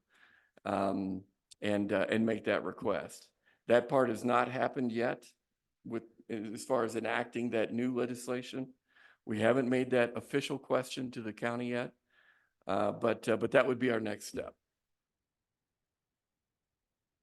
And may I ask another? Absolutely. Okay. So I understand the need for the sports complex when there are many things going on. And I've attended many things in the Casper area because of state basketball, all the state sports that get there. How can this area pay off when you already have a beautiful sports complex that is being used just incrementally, or is it used all the time? Just explain to me why this, and I know I read everything many times, but explain to me why this is such a need right now. Madam Chair, were I to come to you and make a proposition of this nature on the part of the city, building a structure like this, I would feel very nervous. However, the private sector is the one that has taken this initiative, put forward the $50 million that has been raised in order to build 50 million. I'm sorry. Already raised. Yeah. Is that right? 50 million? 42 million raised right now, but it's a $50 million project. Okay. 50. Construction's going on. It's a big number. It's a big number. It makes me sweat. Thank you. And so were it not for the private sector being willing to come forward, not at our invitation, by the way. I'm not sure that the city would ever have the wherewithal to make that kind of request. They are seeing the need, they are seeing an opportunity, and they are putting the capital forward to take advantage of that opportunity. We're trying to respond simply by, making some infrastructure and some neighboring land adjacent to the area available for ancillary development that we think will be needed once this place opens its doors. Please. Madam Chair, I think it's important to note a couple facts. As my memory recalls, the Ford Wyoming Center is busy about 200 days a year. So there's a lot of activities there. Now, some of those are much smaller. Some of them are like right now, state wrestling, that are much bigger. The fascinating part about Sports Ranch, and I'm Glenda Thomas, who works with them on that, is a friend of mine. We both served on the YMCA as volunteers when we built the new YMCA in Casper. And the fact is, when you have school-age kids in Casper, if they're active in sports, you're hopping in the car every weekend and you're taking $1,000 bill to Rapid City, to Billings. For me, it was a lot of Fort Collins trips because both my daughters played volleyball. And so when I walk down the hall in the engineering department on a Friday, I'll ask these young gentlemen that have school-age kids, where are you going this weekend? Rapid City, Billings, Denver.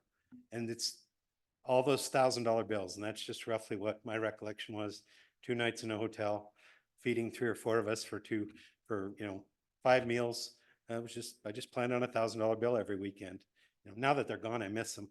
My daughters are older now and I miss that like the Dickens, but that's their model, is based upon the fact that all those money is leaving. Glenda's 2 boys, twin boys, are amazing hockey players, have had offers to go play on the East Coast, but they want to have a high school experience that's well-rounded. So they're going to live here. And that's what this whole model is based upon. And the McMurray Foundation and the Wyoming Sports Ranch is, hey, instead of those $1,000 bills leaving our state, it's not just Casper, the whole state every weekend, what would happen if they all came to Casper? And this grant is needed, absolutely needed, to build the support structures, because on top of the 200 events that happen at the event center every year, there's going to be another 200 plus events that are happening here. And again, they have plans for indoor turf, for soccer, volleyball, basketball. There'll be basketball or baseball teams practicing in there on the turf. They've programmed this thing in great detail and believe that it'll work. And I was very touched when they were talking about the Tribes Project. And I was like, wow, how awesome would it be if we could get $50 million in EDA money to go and really try and do something to make a difference. I haven't spent a lot of time there. I can tell you I've driven through there quite a bit when I was going to Du Bois or other areas. But I was like, wow, that's 50. And then it hit me. I was like, Tom, that's what's going on right now in Central Wyoming. We've got $50 million of private entrepreneurial money, that the vast majority of it is Casper, Wyoming, Natrona County money that's going into this. And this is on the heels of Glenda, God bless her, and I'm thankful she lives in Casper, of us raising $38 million to build 2 phases for a YMCA. The entrepreneurial nature of Casper and our ability to build these type of programs, and for us to be able to support them with this state money, to me, the 80-20 goes way, way further. Because the 80% that you're coming up with, if we leverage that $50 million, and then we leverage the fact of all the hotel work and everything else that's going on, to me, that's a whole lot of bang for the buck. Okay, just in the interest of time. I have one more. Okay, well then I'm gonna go on the record. You are gonna be upset that we are over time today, and it's on you, sister. Not on me, because it was my committee. This will be a quick one. Because of the planning of this, have you gotten any pushback from the existing hotels or the existing restaurants? What's the community's thoughts? Another really good question, Madam Chair. The fact is, we have gotten a lot of public support. We indeed have received, Liz talked about the public process that we went through on the MPO side of things that helped us put the master plan together. The public has been heavily engaged. Has it been without controversy, however? I wish I could say that didn't happen or never happens. We have had some pushback, and mostly it's been along the lines of developers who have land that they would like to see developed before something like this comes into play and comes into the balance of all the land available that's developable and so on. The problem is that none of those developers have anything within the proximity of where these projects are taking place and this energy is happening. And so as far as that binding constraint of proximity is concerned, we lose if we decide not to pursue this development any further.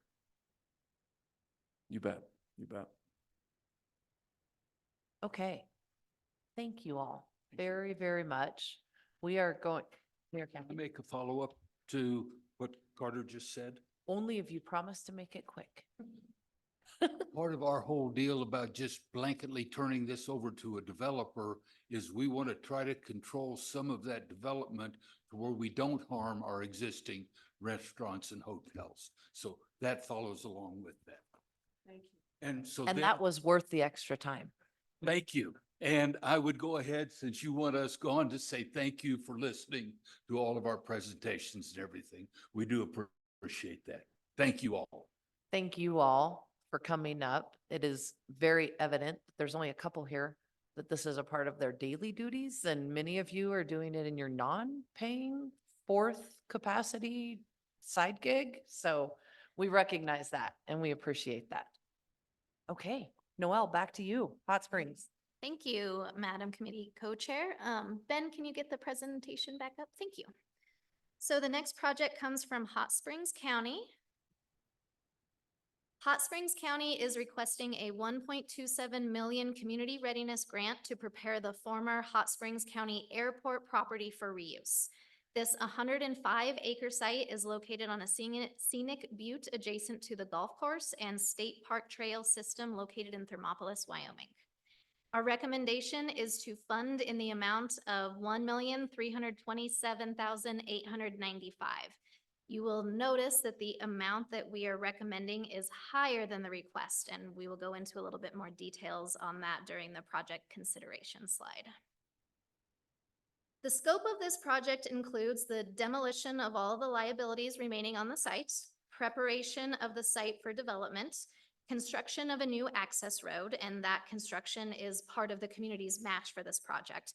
The county commissioners recently purchased the 31 acres needed for that access road, and they will also be constructing it as part of their match. And finally, electricity infrastructure. Some of you may have noticed that the board materials states water and sewer infrastructure as well. That, I apologize for that. That was an oversight on my part. Hot Springs County had actually previously submitted an application a little over a year ago that did include some of those items, but we had encouraged them to withdraw their application at that time, make some adjustments and come back. So the current application and project before you, the only infrastructure is electrical. So my apologies that was misread in the write-up. With community engagement, so there has been a lot of support for this project, and the commissioners have identified several partners that could be included in this project. Correspondence that we received begins on page 161 of your board materials. The marketing strategy for this project is sufficient, but there is potential for it to be more robust. In May 2023, the county issued a request for information, or an RFI, to gather potential ideas for the development of this property. The received proposals suggested a range of possibilities, including a residential air park, outdoor recreation facilities, establishing a small engine repair shop, spa, health facilities, creating a business park, just really a wide range of ideas came out. Furthermore, the county plans to market the entire site as one business lot as the county seeks investors. So based on these items, the community's future plans and marketing strategy, it's very broad. And so we do feel that there is potential for it to be more robust in order to attract the right type of business or development to the community. Finally, the Community Economic Development Plan is 14 years old, but the community is looking at re-engaging an economic development organization in the near future. For state considerations, this project does align with the state's economic development strategy by adding value to core industries in tourism and outdoor recreation, as well as empowering the community to develop their own unique economy. Furthermore, their local revenue recapture plan, they have a few items that they're looking at doing. Some will go towards just community projects such as the Children's Outdoor Discovery Area, but they do have some other ideas for their recaptured funds that could maybe be even more generating projects in the future, such as a potential hangar project and a building that they own in their downtown area that they could redevelop.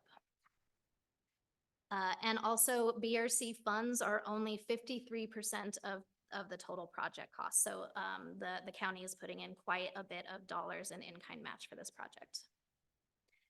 So the compelling items is that potential to add value to core industries in tourism and outdoor recreation.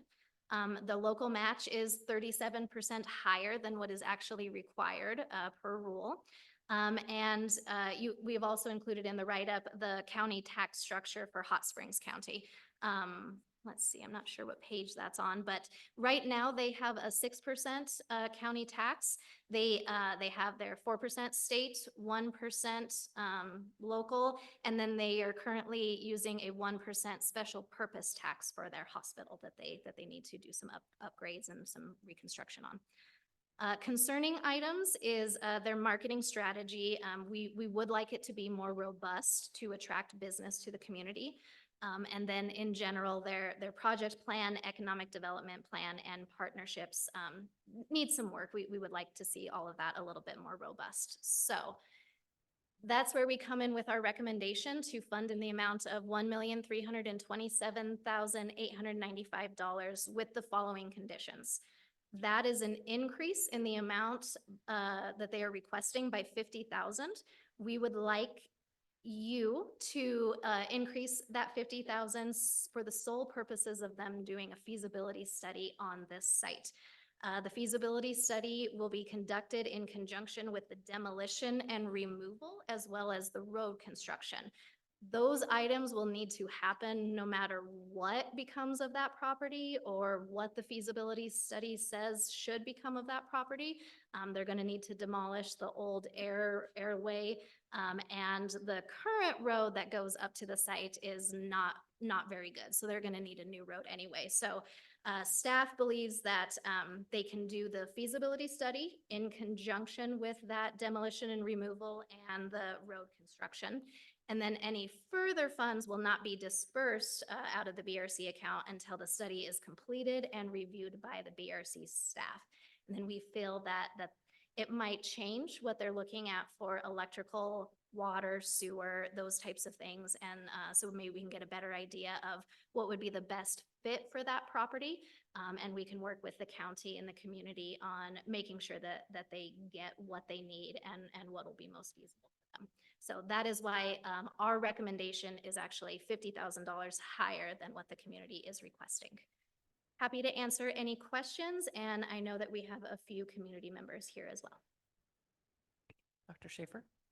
Yeah, thank you, Madam Committee Chair. No, just quick question. So why not just advance a recommendation for the amount for the feasibility study and for the demolition and the road, and then ask the community to come back when those two items have been satisfied? Madam Committee Chair, Dr. Schaefer, that is definitely another possibility. I believe we're going to have to come back to the board after the study is completed anyway, before we can expend any further funds, because I'm sure that the budget is going to change at that time. So we could definitely do it that way. I think the end result is probably going to be the same, depending on how you want to do the recommendation, but I think we're open to that as well. Okay, wait, oh, Pam? I just want a little clarification. So the demo, is that coming out of the in-kind? No, the demolition would actually be out of BRC funds. what the county is doing is their in-kind is for the road construction that goes up to the site. The demolition is for the actual, what was the runway of the old airport. Again, point of clarification. So while the feasibility study's going, we're going to be spending BRC funding for demo. Not going to be a naysayer here, but you know, maybe the feasibility study wouldn't come back how, I mean, we're already spending funds. So, okay, just clarification. That's a great question. Came up in committee and Noel can answer it. Thank you. Okay.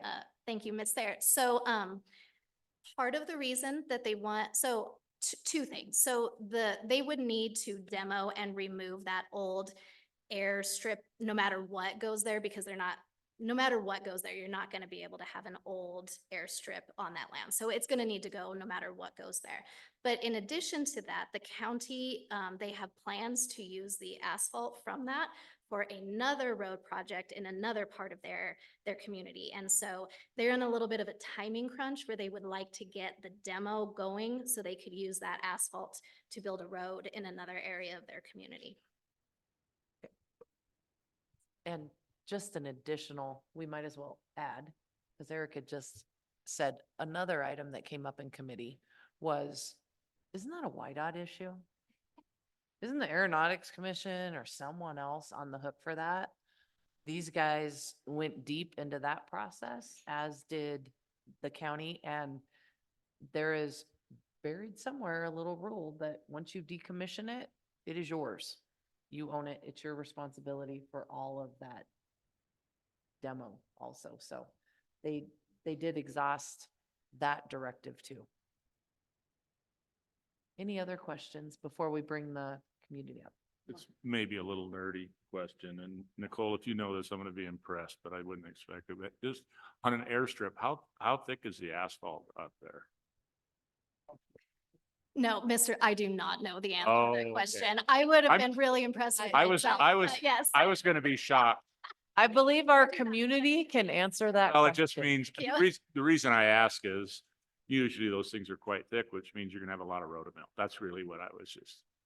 Actually, hello, I'm Philip Shale. I'm Commissioner. I'm going to take kind of lead on the presentation here.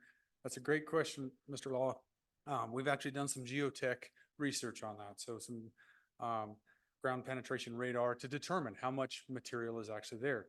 And the runway was built by Empire Oil in about the mid 40s to early 50s when there was 2 refineries in Thermopolis. The asphalt in the runway ranges from 3 inches to 27 inches, depending on if you're in the swell of the bad soil or not.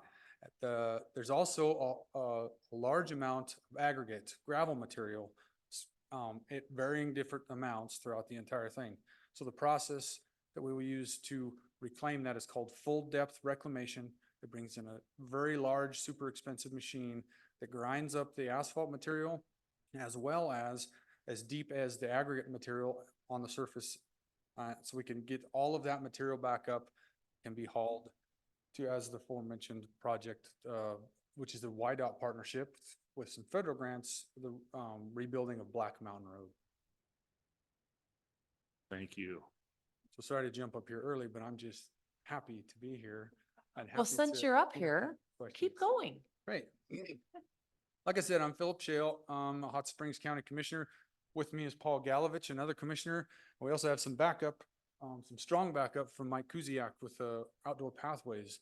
They've been working on some projects with us in this area. So Mike's always got great. He's a pretty enthusiastic guy. If you don't know him, he's going to come up here and cheerlead for us a little bit. I have been a county commissioner. I'm in my 2nd term. I'm actually also involved very much with the Business Council, as I'm part of the first class of the Leadership Academy, which Josh is quite the dynamic individual and helps supplement Mandy and the Leadership Wyoming program. I'm trying to kiss butt, but it's not working right. I was gonna say, just to clarify, he doesn't vote. Yeah, I know. But can I step in, Madam Committee Chair, and say, all of those comments make us question almost everything you're going to say now. Should have thought of that. Should have seen that one coming. I would like to thank the team, the business council team. Noel and Kristen have really helped us out a lot. As Noel mentioned, that we had applied for this grant and we're going to turn it in, and through their recommendations, we withdrew that application to scrub it and clean it up and kind of develop a lot better grant application. So even though sometimes we're just want to just get the shovels out and go to work, these girls have really helped us do a good job. Let's see, with that, thank you for giving us the opportunity. Thank you for helping us come to the process. So I'll just talk real quick about the project overall, and then these guys can help me answer your questions. So this county airport was decommissioned about 10 years ago. Whiteout Aeronautics and the FAA was very generous. In about 2015, they helped Hot Springs County build a new airport. That was opened in 2015 because the FAA was no longer going to support this airport. If you are familiar with the area of Thermopolis, it's on the north side, right beside Round Top Mountain. From one end of the airport, you look over the edge to Thermopolis. From the other end of the airport, you look over the edge to Red Lane. The airport property was constrained. There was no place to lengthen the runway. So that's why this airport went away. And through a bunch of work of previous commissions, we have a great new airport. That means that this one needed to be closed. And you're right, there are no Whiteout Aeronautics FAA funds to help decommission. They didn't even help us paint the big yellow X's on the end to close it. We got Whiteout to help with that. So before I was even elected county commissioner, we had a local study with a local steering committee, and I was chosen as a stakeholder community member to see what was the redeveloped use of the airport. So at that time, I can speak to that because I was part of that group. We were looking for the highest and best use of this completely paid for county property. So we kind of broke that up into a 3-phase plan. So the first 5 years, we're going to work on taking care of remediation of contaminants if there were any. So we've engaged with DEQ with a Brownsfield grant and have completed a lot of that work. We decommissioned the old fuel system that was up there and moved all of the T hangars, which are small portable airplane hangars, from that airport to the new airport. There are still on the site 4 very large hangars. They are currently repurposed. Sheriff's office uses one of them for secure impound. The golf course is right next door. The golf course is using one of them for its cart storage and maintenance of the golf course area. One of them is leased out to a private individual that's just using it as some shop space. That's 3. And the fourth one is actually being used by the sheriff's department as well. Anyway, so the first 5-year plan was to just take care of remediating any contaminants and getting some things taken care of. The 10-year plan was to come up with exactly what's next. And then the 15-20-year plan was to have that redeveloped or sold. The county could market the entire thing, and that is part of our proposal. But not just sold so that it can sit there and grow weeds, but with that highest and best use thing in mind. So here we are about 10 years later, and we've done a lot of that remediation work. And now we're into the get it ready to market it hard. Our ask, as Noel detailed, was primarily to rotomill and use that very valuable resource that is the gravel and the asphalt. We did have a great opportunity to purchase a 23-acre parcel that's next to that. The current driveway to get to the airport is up through the city street that switchbacks 3 times. In some spots, it's only about 20 feet wide. It's paved. But our new access parcel and road will be off to would be northeast, and that directly connects onto Highway 20 right there on top of what we call Hospital Hill or T Hill, that is state park property.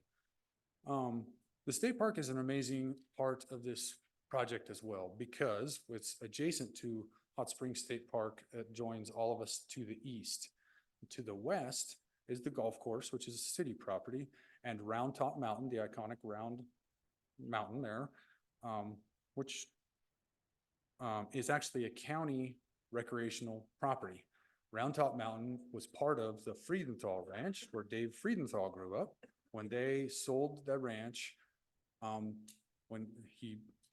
his parents actually, when they sold the ranch, they gifted Round Top Mountain, about 17 acres of that, to the county for residential recreational activities.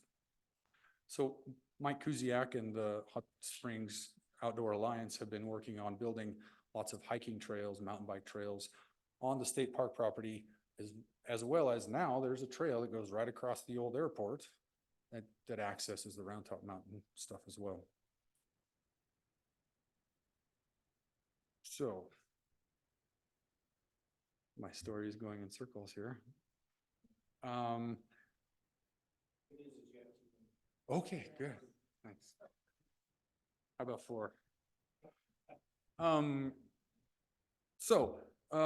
We're gonna use the asphalt. We're going to clean up some of the electrical conduit that's still there from the runway lighting. Some of them are there still, and some of them have been run over. And then markets the property for the highest and best use. There's been all kinds of, the RFI was kind of helpful in presenting ideas for what that could be. You know, because of the proximity of the state park and the outdoor activity that's already happening there, potentially this could be multiple different businesses. Part of this property does abut BLM that goes 27 miles out to the northwest. You know, so the great multiple use opportunities there for mountain bike trails, Jeep rentals, horseback adventure, that sort of thing. This maybe would turn into an outdoor mecca opportunity to access the outdoors. I was talking about the connection to the state park. Not only are we adjacent to state park, but I am super happy that State Parks Department is finally working hard to help us make the best of Hot Springs State Park, the most visited state park in the state. They have just written an RFP to redo 2 of the concession opportunities there, and part of that RFP requires the winner of the proposal building a new aquatic center, freshwater and mineral water, and a 90-room motel. That will absolutely just slam dunk the tourist opportunities that Thermopolis has always enjoyed, but really double down on the fact that we are here. We're one of those gateways to Yellowstone. And so what happens in the state park could very much help drive the synergy, the flywheel of the things that can happen up on the airport. So with that, I'll entertain some questions. I hope you have some good ones and that I can answer. And I'll call on the backup team here to help me along. Unless you've got something to say, Paul. Oh, okay. Well, before we get started with questions, I just wanted to make one comment. Sometimes things just happen for a reason. These 2 projects kind of paired together at the same meeting shows exactly what the flywheel is trying to do. And I commend you guys for putting that extra little part in the flywheel. So we're here to help our smaller communities build capacity. And that plan, it's rare, just so you know, it's really rare for the council staff to come back and say, I think you should give them more than they asked for. Doesn't happen all that often, but what a great thought, and what a commitment to your partnership with them. I mean, that's our entire intent, is to help you figure out what that highest and best use is, so that you can be in the same position. I know Carter made the comment that you did all the planning so you could control who you sold it to. Exact same thing. So, okay, now questions. Anyone? Oh, Chuck beat you. Really quickly, you mentioned that you're partnering with YDOT for a road project. You intend to use the millings from the runway.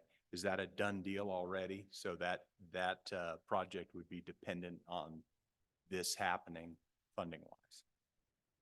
So yeah, it's kind of chicken and eggy. The project that we're involved with in WYDOT is called CRIP, County Road Improvement Project. That's a federally funded project, $5 million that's administered through WYDOT. It's yes, part of our in-kind match for that project, Hot Springs County's match to the road project, are these mill tailings. So yes, they're very much dependent on each other, you know, and in a small community, we try to do the best with the money we can get. We're gonna, yeah. Thank you. Yes, they're tied together. Good answer. Okay, Kathy. Hi, I just have a couple questions. Special purpose tax is for the hospital. How long is that going to go? When does that end? And the second part of that question is, would you run it through the ballot again for improvements up at the property in Thermopolis? Sure, I can speak really well to that. I was very instrumental in helping be part of the team work on that special purpose tax that ran on the ballot 8 years ago to take the County Memorial Hospital and give it a hospital district. There was also a question then to support the 6 penny tax to rebuild the hospital. They totally reconstructed 7/8 of the hospital, which is completely built out now. And also on that same ballot, elected the board of directors. The total ask of that special purpose tax was in the ballpark of about $18 million. And the last report that we saw at the commission meeting 2 days ago was we are just close to 50% there. It's going to take us a little while to continue to pay off that special purpose. And then it was a pretty hard lift, I will say, to add the 6 penny tax in rural Wyoming. We worked hard and the community stepped up hard and said, yes, healthcare is a super important part of what we need here. I can't say that it would be an absolute flop slap down, no way. We recently have been talking about other 6 penny options after the hospital to help support the senior center. We're very trying to look at every avenue. You know, local governments, very contrasting from the Casper opportunities that are there. Hot Springs County is not in that same funding pool, perhaps. I've spent the last 2 weeks at the state legislature, and depends on how those guys want to chop up the opportunities for us to continue to receive property tax.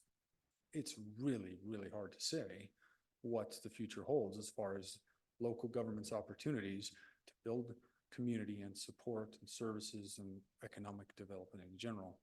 So I will tell you, it's not off the table, but there is no county in the states that has ever passed 7 pennies. So I don't think that's an option.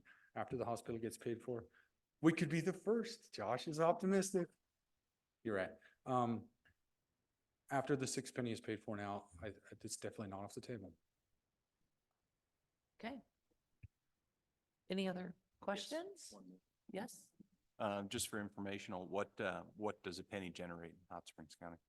The penny sales tax, I can't tell you. I know a mill in Hot Springs County is about $200,000. Compare that to Campbell County, 1 mill is $5.2 million. So that's property tax. That's what we've been studying hard here. I was curious about the specific, the 1 cent sales tax. Because it seems like the smaller counties are more about using that extra cent to accomplish projects.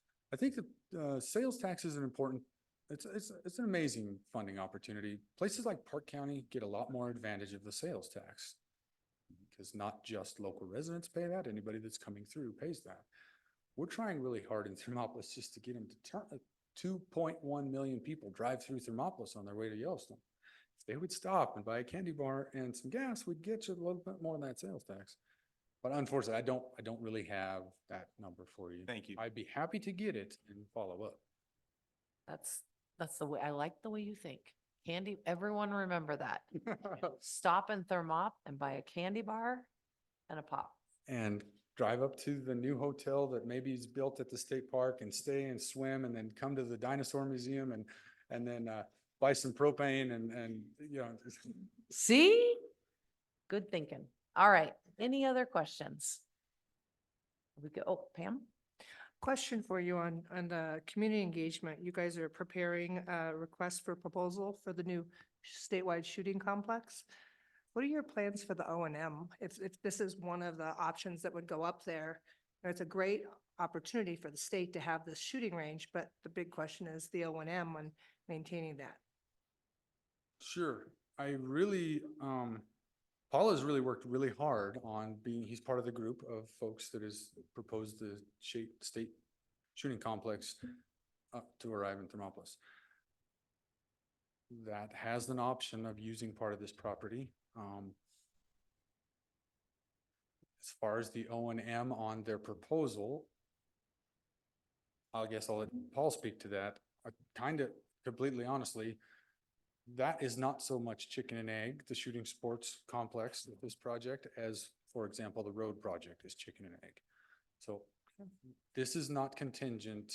Our doing this work is not contingent on our opportunity to receive the state shooting complex, but it is a potential option if we're selected. Wow, we'd be off the moon. But as far as O&M, if you want some specifics, I'll talk a little bit about it.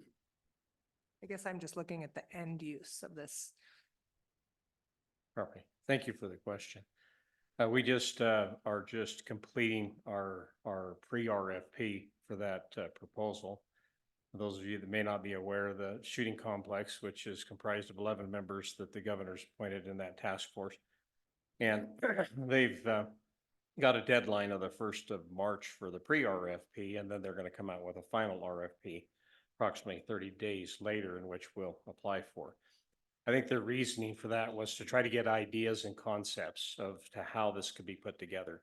So the final RFP may be more directed to your question. The pre-RFP is what do you have to offer as a county?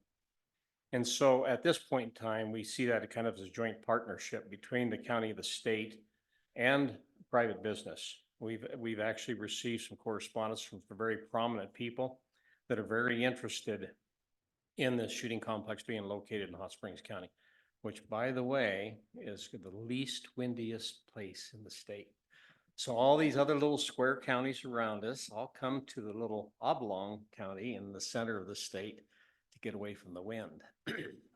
And so it is a very positive aspect when you talk about shooting and a shooting complex. But so there's nothing that's definitive as to how that's actually going to operate at the end of the day. We do have a whole list of volunteers that we have, and that list keeps including of those that are willing to donate their time for various activities and functions that would take place as a shooting complex on that location. And while I'm here, I just would like to add a few other things. I happen to live on the river. I own a manufacturing business in Thermopolis and also in Powell, and some agricultural investment as well. But I live on the river, and it's interesting that on our blue ribbon trout river that we have that goes right through the town of Thermopolis, that some years back we were lucky to see one boat of fly fishermen that would come down the river, and now there's anywhere from a dozen to 20 of them a day that come down the river. And it's interesting to note that our highest, one of our highest private jet traffic in our airport come from fishermen. So I really, Madam Co-Chair, I appreciate your analogy of this flywheel that's moving. And I see that really happening in Hot Springs County. We have recently approved 2 subdivisions. One had 84 lots, another had 7. The one with 7 is completely sold. The one that had 84 lots, 80 of the 84 lots have sold. And Sage Creek, with that compiled with us, we would see approximately close to 100 homes that will be constructed in Hot Springs County this year and next year. And so that's substantial for our small community. And I know that we're recognized as a financially underprivileged county in the state. I think was there 4, Phil? 6. Okay, we're one of 6. But that flywheel's moving. And I see that happening. You see it by the increased tax base that our county is generating. The reality, I guess you look at economic development several ways. One would be, through a business like mine, which is manufacturing, or just tourism. And you see the importance of that. And there's definitely no question about the fact of the influx of folks that wish to come to our county to recreate.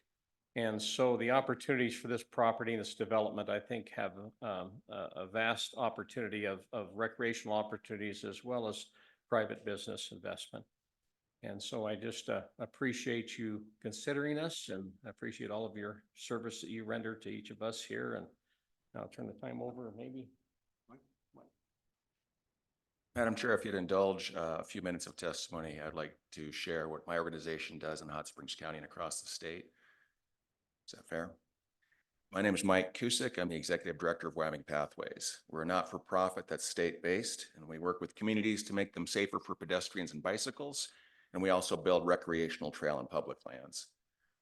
About 4 years ago, we started working with state parks in Hot Springs County to repair and improve some trails on T Hill. And that trail leaves from town. And in my world, we call that Main Street to the mountains, because cars are going to stay parked downtown. They're going to do their exercise. They'll come back to where their car's parked and have lunch or a beer.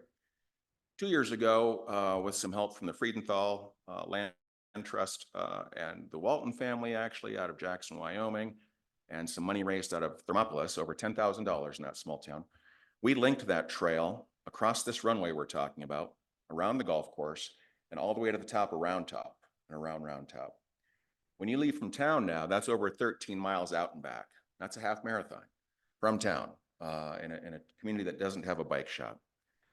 What Mary Ann Dorman, the Chamber of Commerce Director, says, and she knows I use this quote all the time, Mike, it's just amazing. I look out my window at that parking lot and we have something new in town. It's cars with bike racks.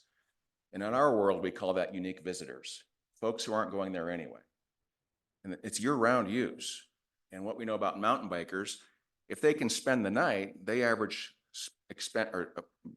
money spent is $130 to $160 per biker in a community. Things mountain bikers like, if you're not one, they like brew pubs. Check for Thermopolis. They like good breakfast burritos. Check for Thermopolis. Thermopolis flywheel is moving forward.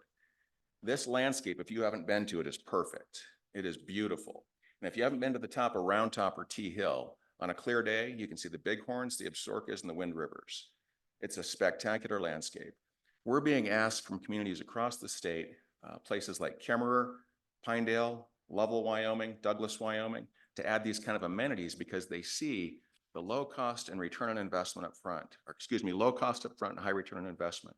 I believe these dollars spent to get that place plan ready, I think folks will jump at that. For my work, I travel across the state and stay at hotels for conferences. I'm sure we all do. I can just picture, as one example, a beautiful conference center there with trails leading from both sides of that potential conference center, where you can get your morning run done, you can get into town. The new road coming in from the north from Kirby sets it up perfectly. From our point of view, we see it as an opportunity to really push Thermopolis and Hot Springs County to that next step with the improvements we see coming to Hot Springs State Park, which also has trails, and the desire of groups like Hot City Alliance, Thermopolis Chamber, Hot Springs County Commissioners. To me, this is one of the most exciting projects in the state. I'll stand for any questions, and thanks for the extra time.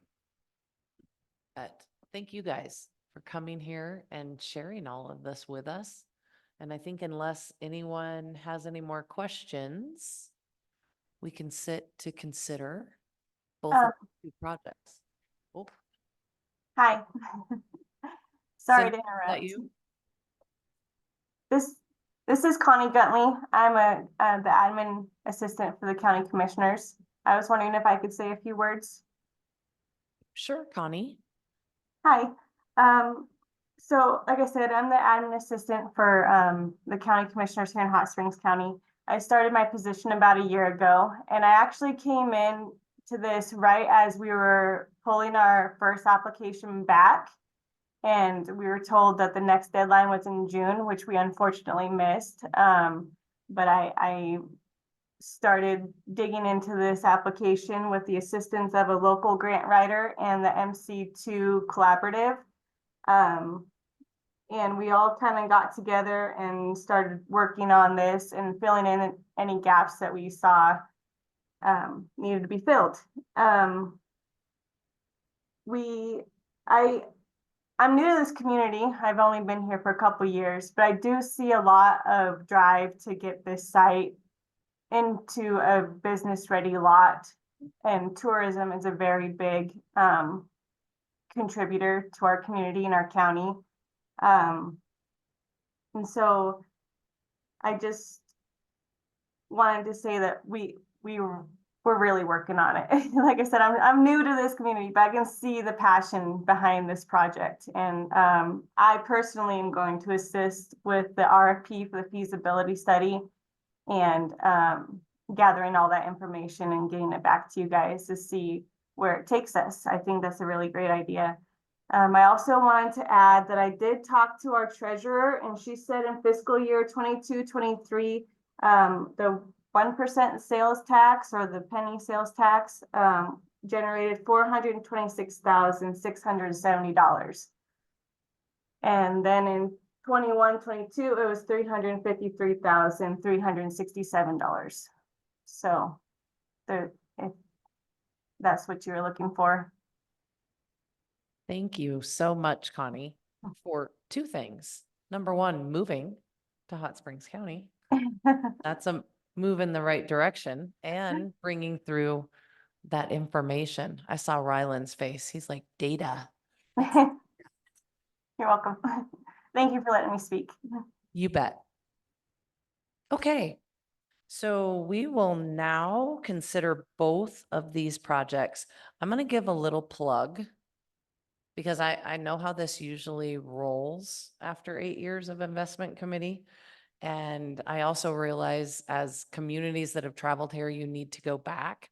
I would encourage you, if you have 15 more minutes after this, to stay and listen to the YVC update, because all of you talk about private investment in your communities. This is something that this staff and this team has stood up to incent private investment in companies and entrepreneurs across the state. So if you can stay 15 more minutes afterwards, even if you have to go outside and celebrate or do whatever and then run back in, it will be well worth your time. Okay. So on the table first, we are going to consider the City of Casper request for the North Platte River Park #2 development. And just for everyone's reminder, we vote on the staff recommendation. Oh, go ahead, Joe. Well, Madam Committee Chair, I'm happy to make a recommendation if I could just make a couple of comments about the project, and then I'll move it. One of the things I appreciate, and I think we have to appreciate in Wyoming more, is when communities start to look at ways to increase the opportunity for quality of life for the people that are there now and the people that will come. Without a doubt, people are moving and staying in places where they have that quality of life. And contrary to where we were 40 years ago, companies are now following them. And so having made the trek to Casper for many sporting events, having a sore butt to show for it, and unfortunately not as many wins as losses, these are the types of things that Wyoming needs to invest in. To be able to show that this is the quality of life that people want to be, and we build that talent, we keep that talent, and folks come here. So very much in supportive of it. I'm going to move that we accept the staff recommendation.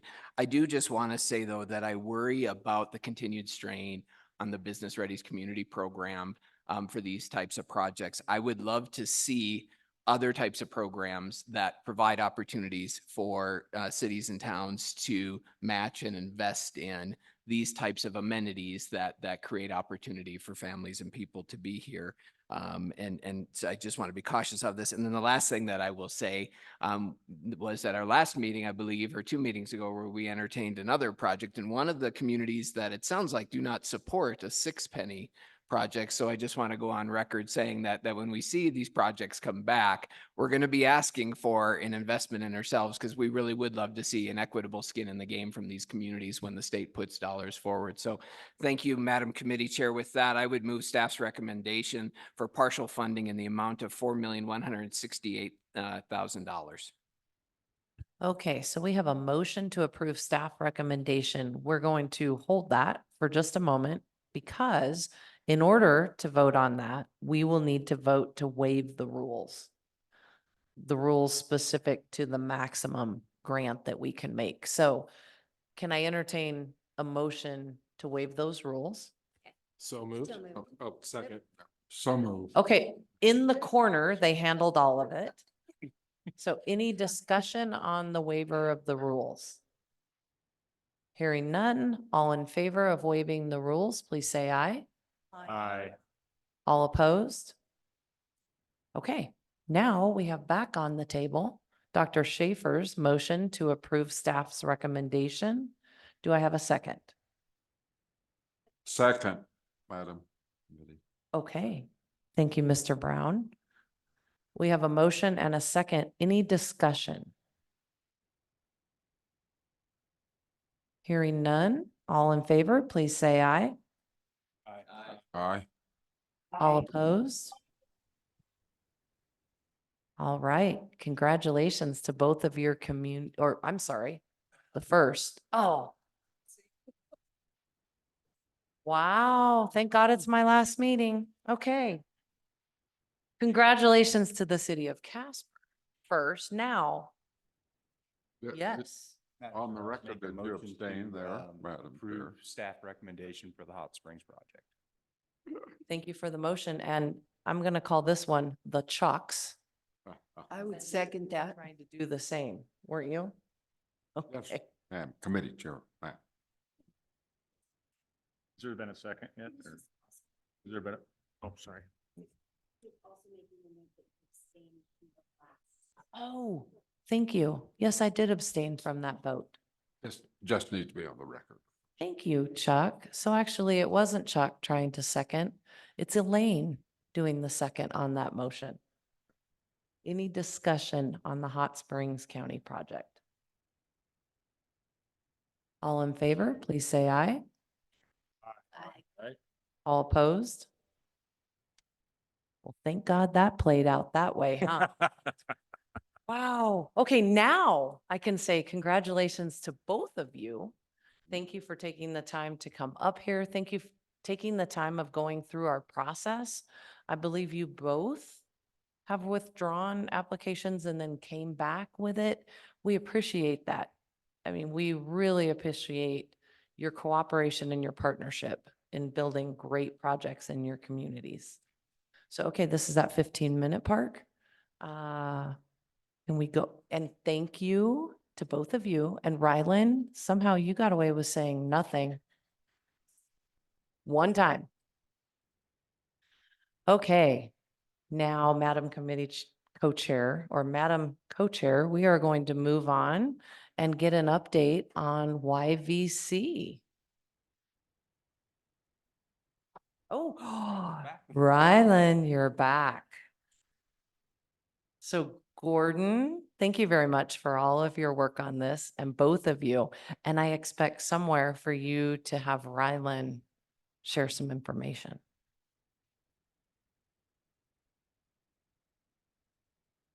Thank you, Madam Committee Chair, Madam Co-Chair. Really built everyone up here.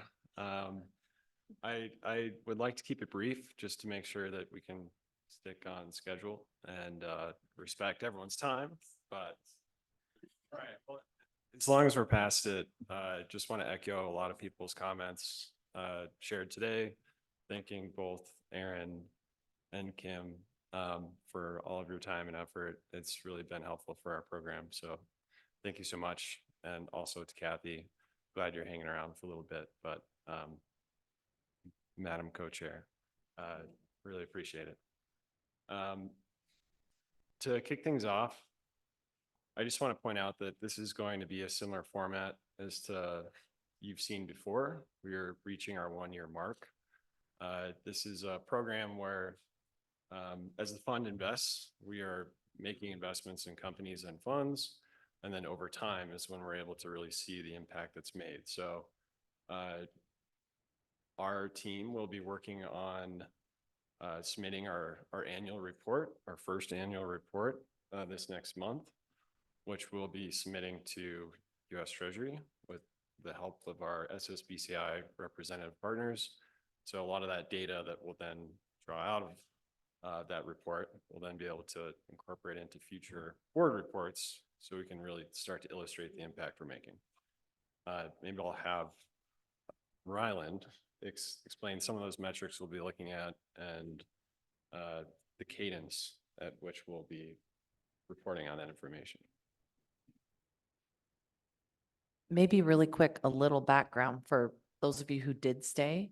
SSBCI money came out from the Treasury. As a state, for the very first time, we decided to administer those funds through the state at the state level.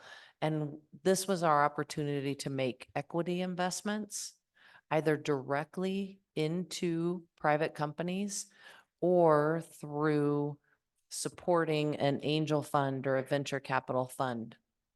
And that's incredibly important because we need that ecosystem in this state. We don't have a free flowing capital flow from private industry flowing through into our entrepreneurs in this state. And these gentlemen, along with Bert Adam, took on the project of managing that, is it $56 million? $56 million and building it from the ground up. So it came out with 2 different programs. Well, there you go.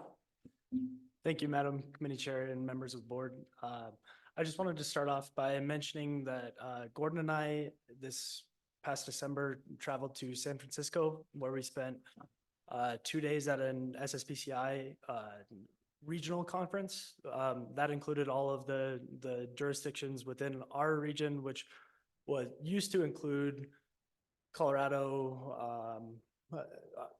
I guess the regions switched and we are now included with California, and that is why we ended up in San Francisco. But it was very, very cool to go see what the other jurisdictions are doing with their programs and how they're managing that. And through our reporting process, we have attended many different Treasury reporting compliance trainings, outlining specifics as to what we will be reporting on and how to report on those items.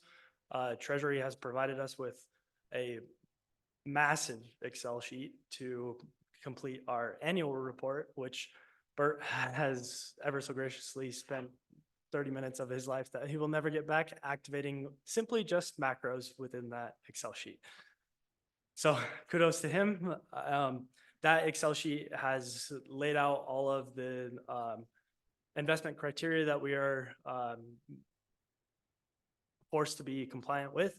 And the Treasury has built that to be collecting specifically the information that they are looking for in the format that they are looking for. So everything is laid out for us. So we just have to go through and fill out the information in accordance to our program.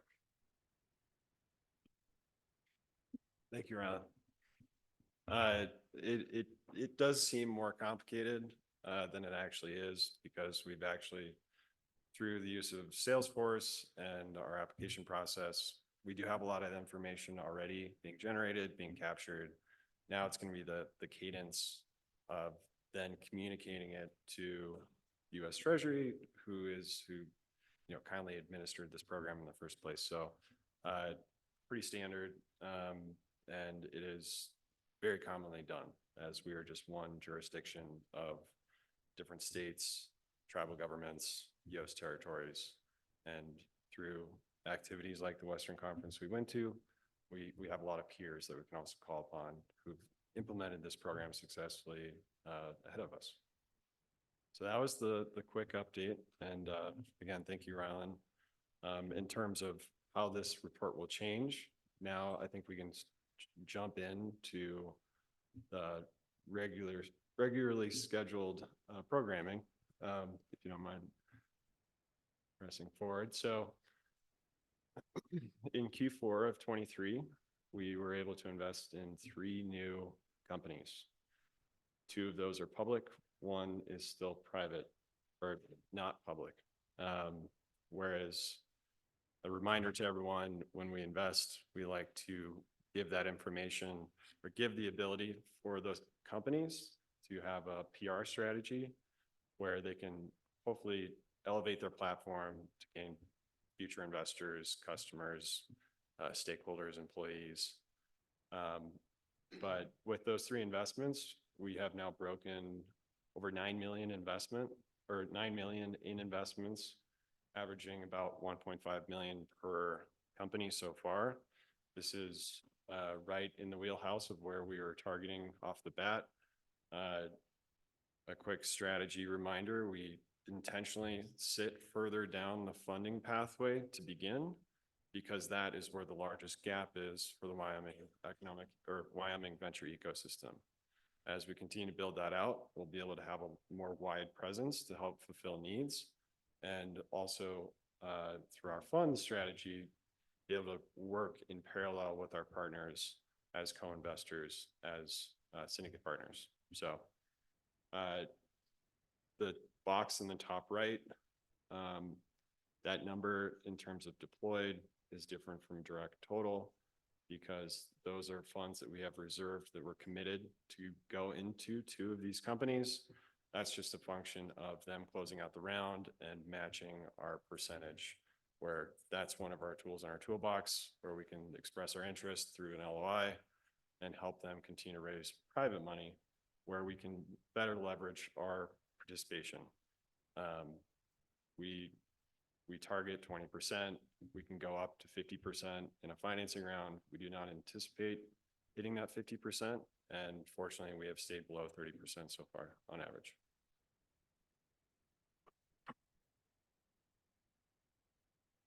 So this is the current dashboard for our letters of intent.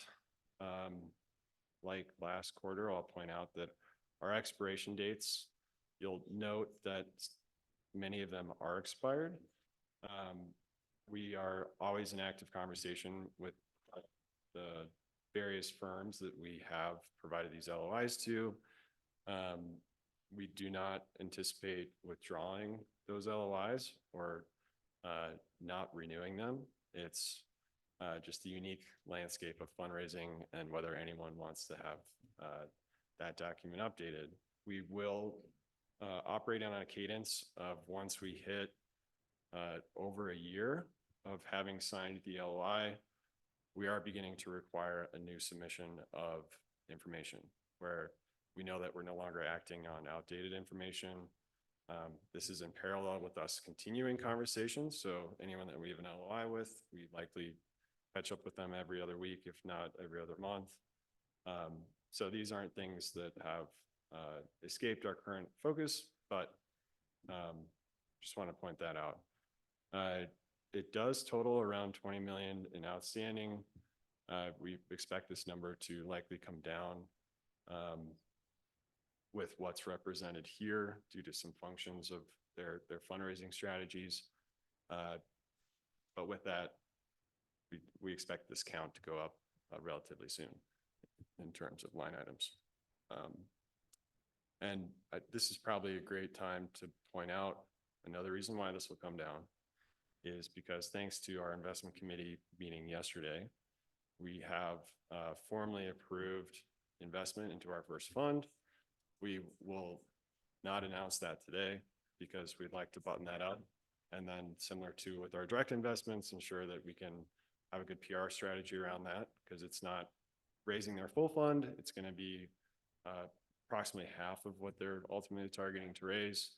But we're very excited to finally switch from a pure direct strategy investment list to starting to add to our fund strategy, because that's what it's going to take to build out our ecosystem, where they're going to be investing earlier, and frankly, more checkbooks at the table will help cultivate a more diversified ecosystem as well. Next slide, if you don't mind, Ben. So referencing our key metrics, which we like to revisit once a quarter as well. I will note that at the end of Q4 and when this report was generated, you might notice a slight change in the number.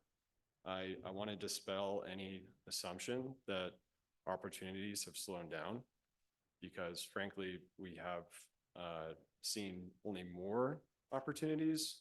It's just the field is coming at us much slower, where we are having the conversations ahead of their application, and we're more appropriately timing their fundraising with their application. So instead of them just applying and dreaming of someday raising and not really knowing if they're a fit for a program, we now have really strong fit with companies and funds looking to raise.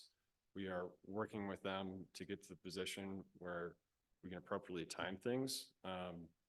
And that's not from an eligibility standpoint, it's from a strategic fundraising cycle standpoint, which I'm happy to report since February 5th, when those numbers were generated, we have seen over 10 million in additional requests. So the cadence has slowed down, quality has gone up, because there's a lot more alignment and frankly, awareness of what we're doing in the ecosystem. So we're really happy to see that.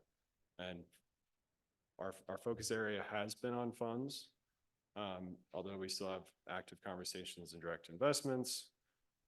We hope through yesterday's investment committee decision that we will fulfill that goal of having more funds at the table to invest in the startups, and then also continue to invest invest directly into companies. I think that's all I have for today. Are there any questions? Any questions? I just have a comment. I didn't know anything about this, and I got such an education, painful education from Bert, Gordon, and Rylan. We have the best people doing this that know what they're doing. So that's just my comment. Thank you. Thank you, Madam Co-Chair. That's a no of a raise, Gordon.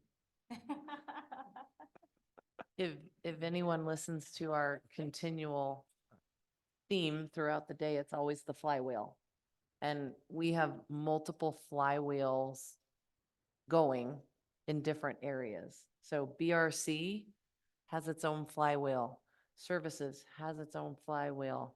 And actually everybody's on the same one, but YVC, this was the beginning of the flywheel for our state to really get it spinning. And we know that entrepreneurs sometimes just need a little lift and then let them go. And I really believe you guys have started the ability to build that capacity within that whole sector and make a difference in the overall state. So incredibly proud of everything that you have built and the time you've put into it and your heart. So thank you very much. Thank you, Madam So Committee Chair. I just have to say, because since this is my last meeting, this is my last opportunity. Yeah. This is huge, and more than anything, right, it's getting Wyoming in the venture capital game, which we've talked about for 20 years of needing to figure out how we play more into this. And I will say, Wyoming has attempted this before, and with not as positive outcomes in investing in the state and accomplishing what it needs to be. And I just want to say to Bert and to Gordon, thank you for taking that piece so seriously. Because it's easy to not keep that focus. And I see that in you guys, and I see your strong willingness to make sure these investments have the impact that Wyoming's looking for with this program, and it doesn't fall or fail like previous attempts. And so I just think it's awesome, and just congratulations for the work you're doing. And I look forward to seeing it more, and I will be checking up. Thank you, Ms. Moore.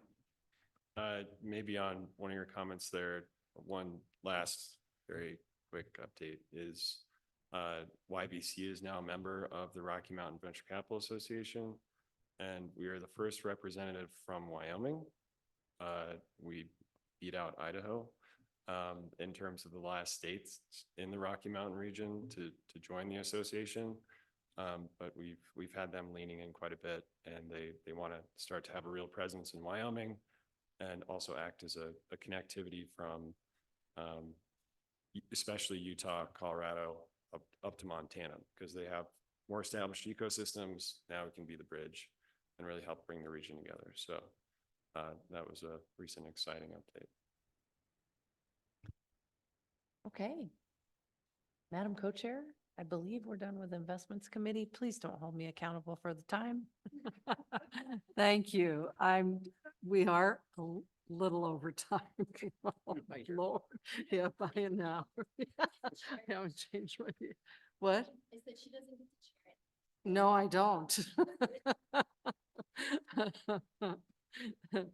So now we will start with the Services Committee. Thank you all for coming. We'll start with the Services Standing Committee, which is chaired by Committee Chair Mark Lott. Thank you, Madam Co-Chair. Yeah, we're just a minute or two behind, so we'll be fine. This is the Standing Services Committee, and I'm going to turn it over to get it started with the Services Director, Brandon Marshall. Thank you, Mr. Committee Chairman. I appreciate it a lot. I observed Bert's group occupied about 2 hours per vote, and we only need 3 from you today, so. Can you take your conversations outside? Thank you. Thank you. Anyway, it is astonishingly loud hearing yourself right here. This is an interesting experience. Let's do Zoom next time. Anyway, now that I'm all off kilter. No, so I want to just give you guys a quick update on what services team is doing, and maybe gear you up for a further meeting where we're going to do some more in-depth looks at the different things going on. I always say this team is doing amazing work. They really, really are. And we want to be able to report some of the details on what's going on there to them, not shortening it because of time, shortening it this meeting because we just have other things we need to talk with you about. So, but no, we used to have a joke with the investments team, maybe we still do, where it was our job to go around the country, find companies to say yes to and bring them here so that the investments team could say no. And but there's a lot of change going on. We still like that joke, so we'll continue to do it. But I think one of the biggest things that's really changing is the way that we're approaching our work in this services team is looking at how do we build foundational systems in our communities and in our economic developers, whether that's Main Street programs, whether that's the actual EDOs, whether that's chambers helping in BRE. How do we help them build these foundational systems so that when there's a project at the end of these systems, it's so obvious because it followed everything we care about, everything we know works to build communities. And so that's the work we've been doing. We've been, you can go to my sweet slides. So how we're doing it right now, we're really looking at ourselves somewhat as an R&D operation in the services committee or services team, and we're just going everywhere. We're getting information from people in industries, from the CEA industry, from any of the R&D. Taylor's been doing tons of work getting expertise in entrepreneurship, developing the systems that we need there. Recruiting, same thing. We're out talking to companies. The next slide talks about And I guess I could go down the list, but you guys can see pins. We've been here all day. I'm not gonna read more to you, but, you know, in that same vein of making sure we're doing the right things, talking to the actual experts in any of these industries or these fields we're trying to do. We're going literally around the world to make sure that we're doing the right thing and going to the connections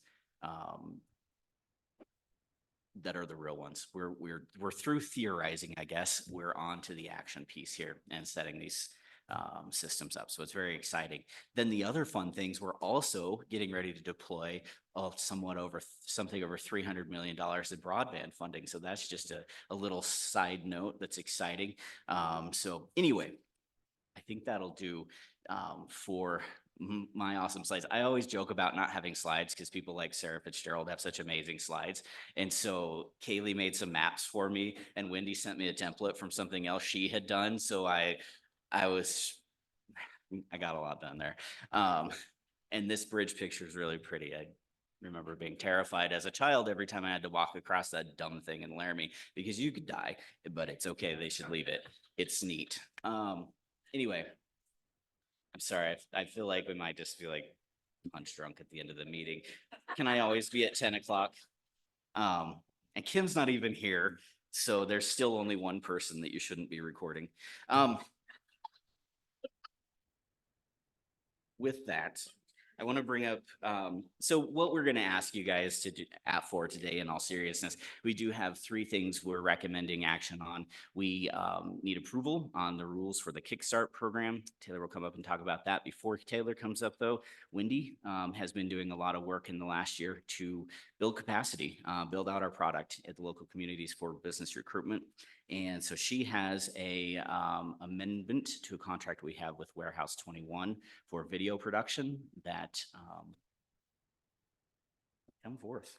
She would like you to approve because it's the actual action itself isn't an amount that we would typically bring, but it's an amendment to the contract, which brings us over the limit. Mr. Committee Chair, Madam Co-Chair, clearly we are in the end of the day and things are deteriorating quickly. So we have something to wake you up. yes.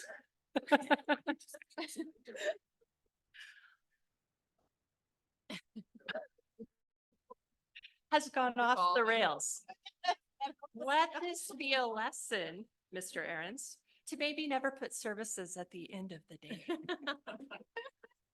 With that, let's do something fun really quick. If Ben could cue up that video that Amy sent you. No, they say a picture is worth 1,000 words, but a video is worth 1,000 likes. So we just really want to share. And you might recognize someone on here too, Amber.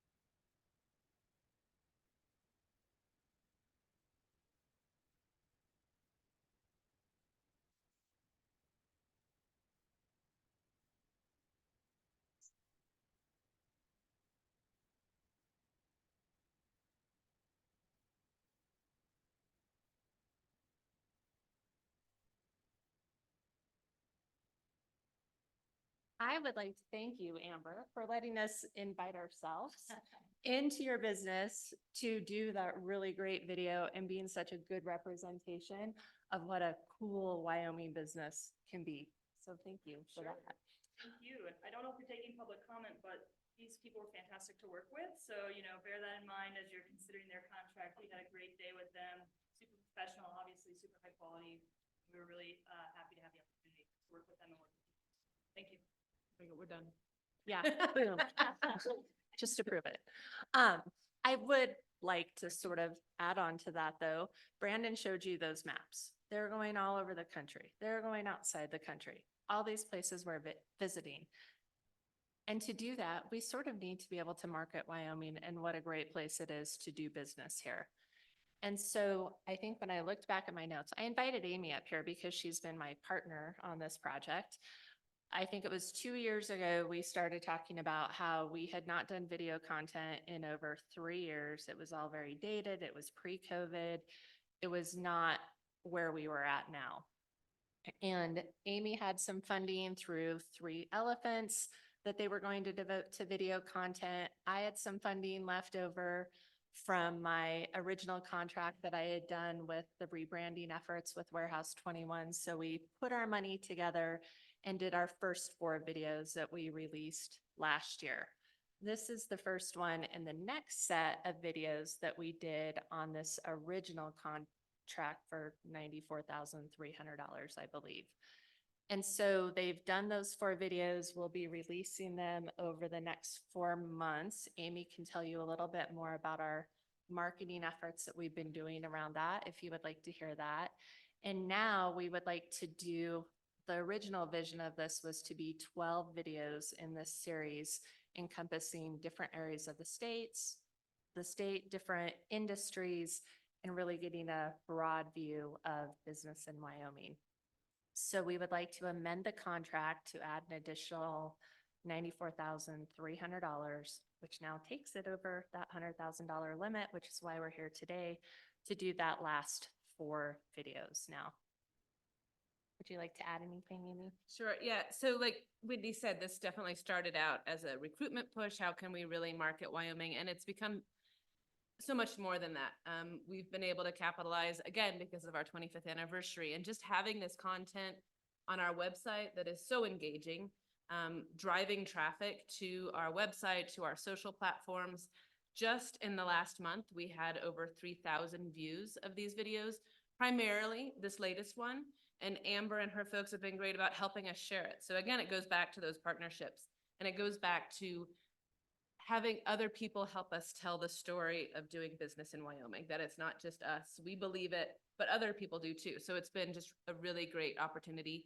The 6th video, this one was 5th, will be released next Thursday. So stay tuned for that. We like to keep them under wraps until they come out.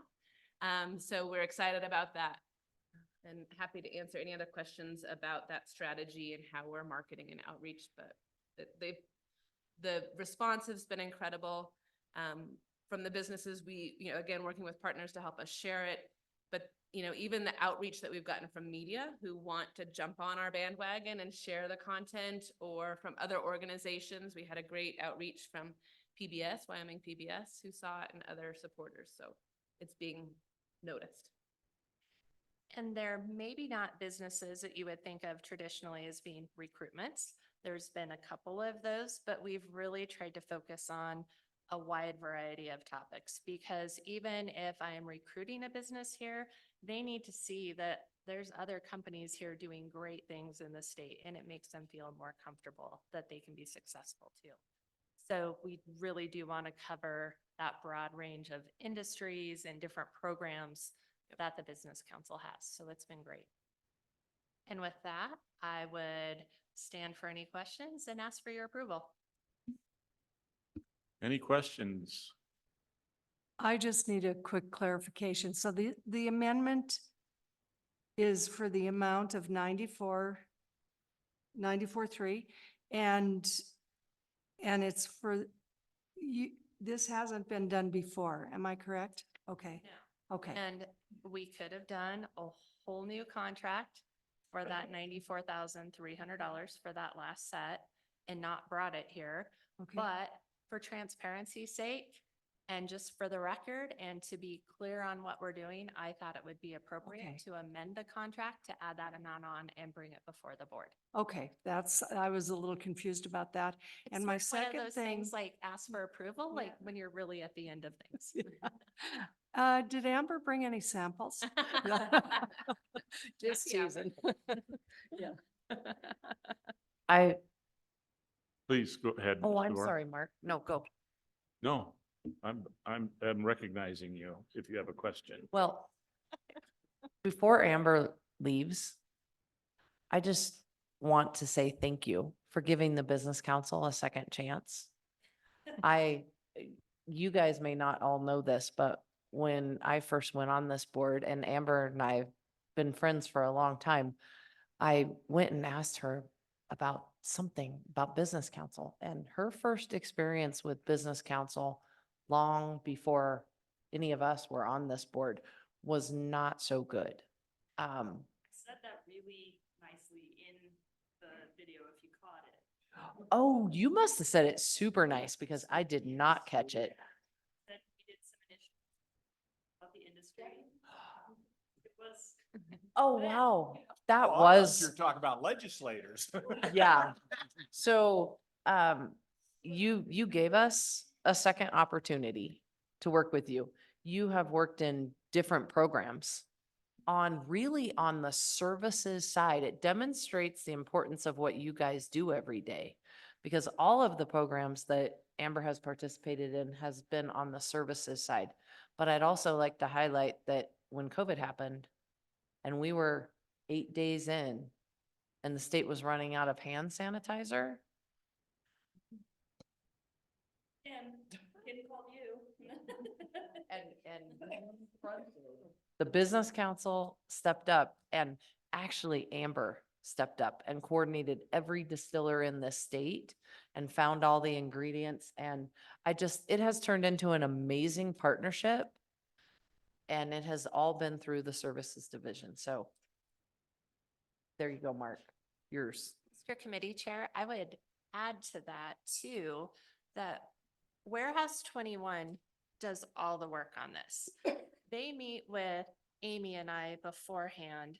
We give them our businesses we think we would like to feature. We give them some very brief highlights of why we think they would be a good feature, and they do all the rest. They come up with like the storyboard, the idea, all the questions. We're not there when they're being interviewed, so they can absolutely be honest and tell the good, the bad, the ugly, and this is the product that we get from that.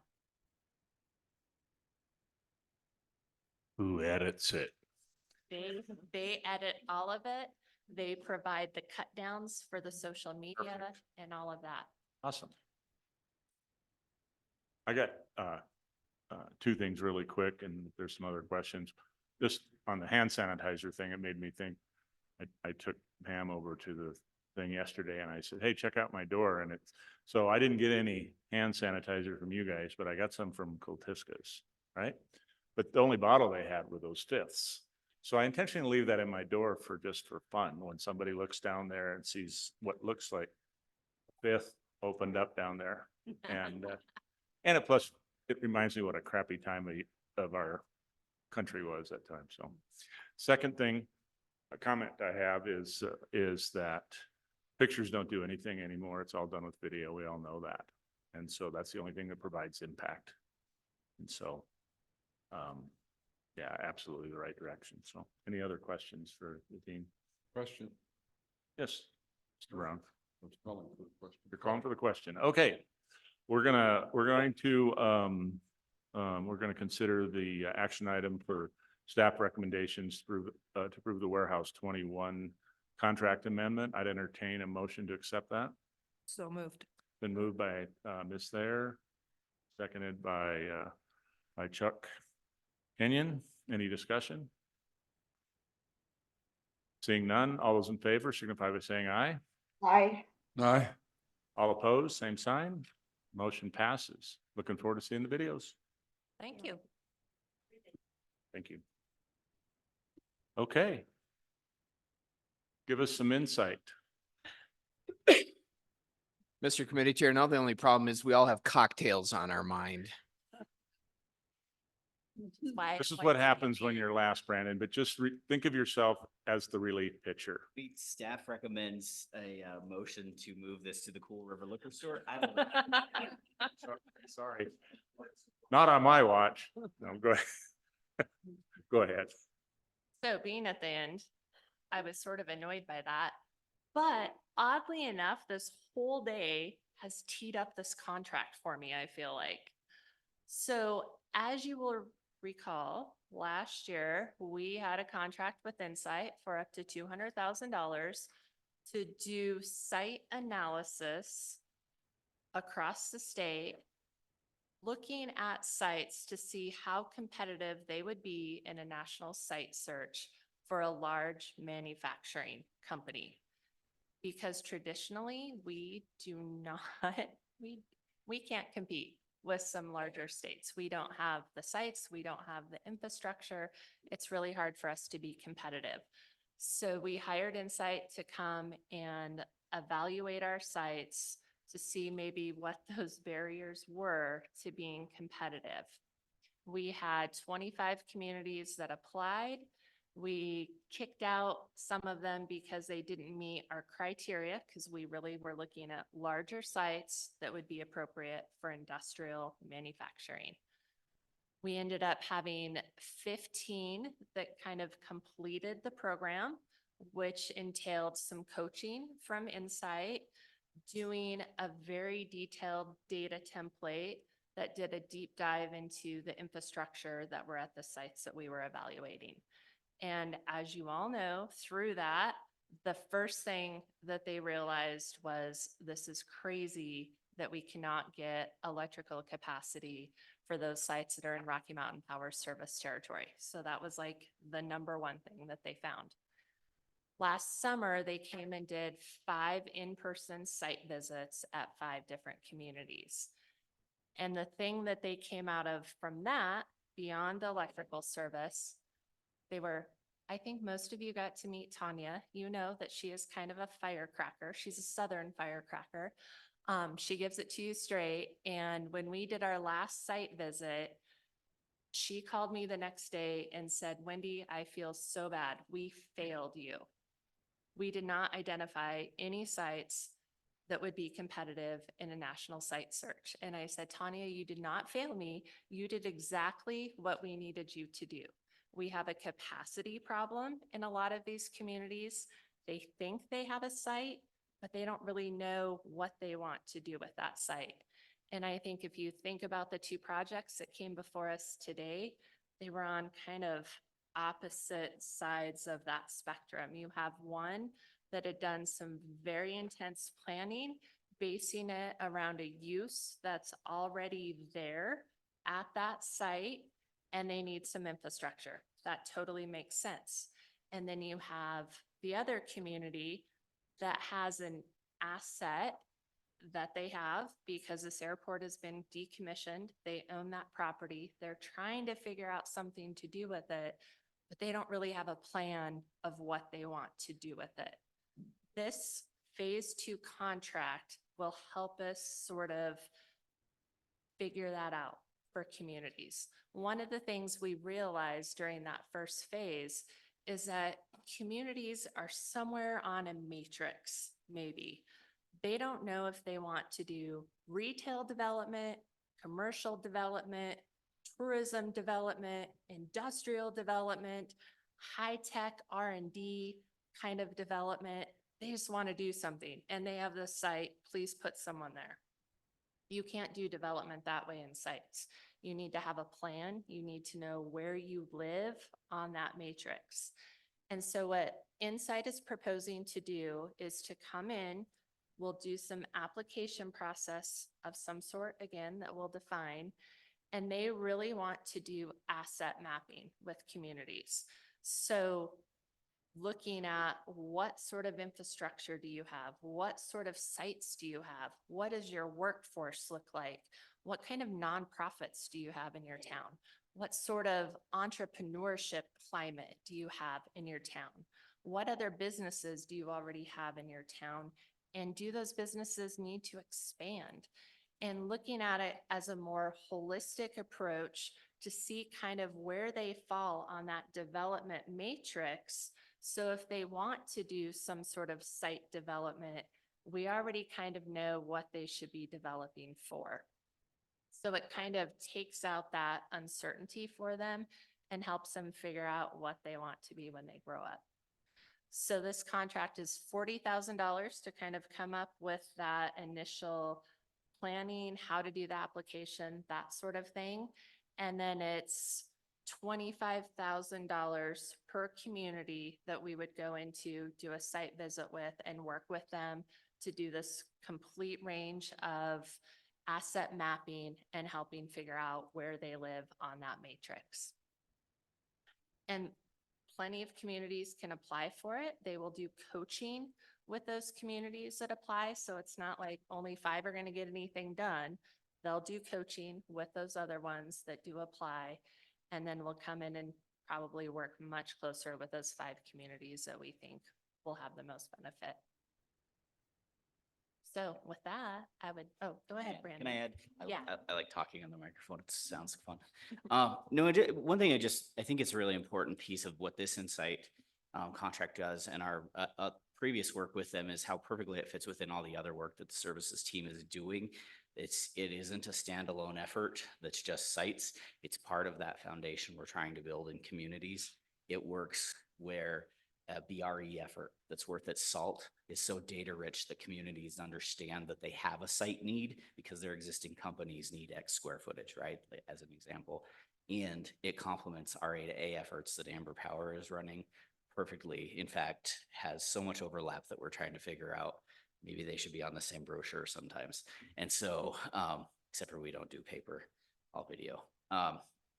But anyway, I just think that that's a really important thing to understand, how all of these pieces are coming together with the sort of same mission, again, of building that stronger foundation. So with that first phase that we did, we may not have identified any really good industrial sites in the communities that we looked at, but we identified another need and another barrier that we need to overcome.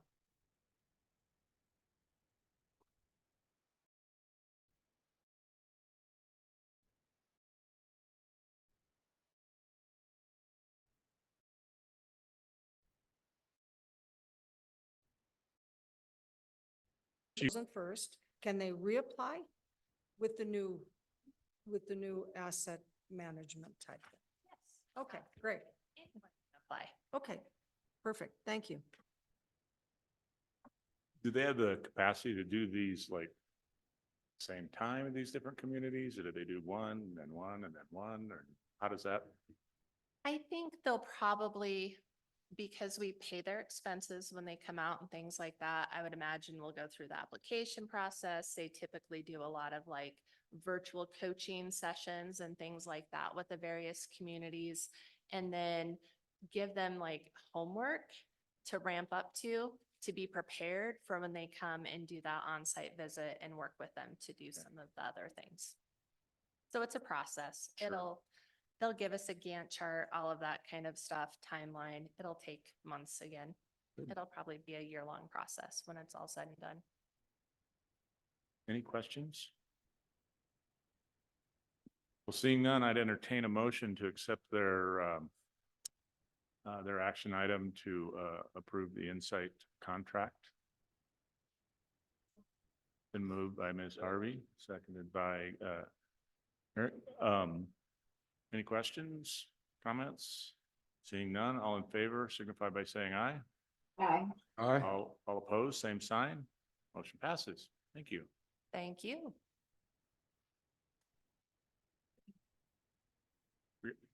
What's next? The Kickstart one. Yeah, Mr. Committee Chair Taylor Vignaroli will request approval of the Kickstart program rules.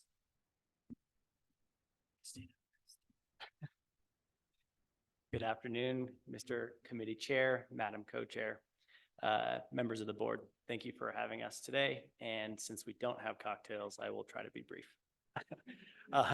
I also don't have a fancy or exciting video to play, so it will probably be pretty quick. So at any rate, today we would like to discuss the Kickstart grant and rules associated with them, with this program. To do that, I sort of wanted to frame this conversation at a very high level and walk through very briefly again what the Kickstart program is. So this program was spun up out of legislation, a piece of legislation that said that the Business Council would run this program that would offer small businesses, new innovative businesses, the ability to apply for grants between $5,000 and $50,000. The program was run back in, effectively it was run from 2019 to about 2020, early 2021. Of course, that was around the era of COVID. And we also recognized in that first iteration of the program that there was an opportunity for improvement on how that program was run. So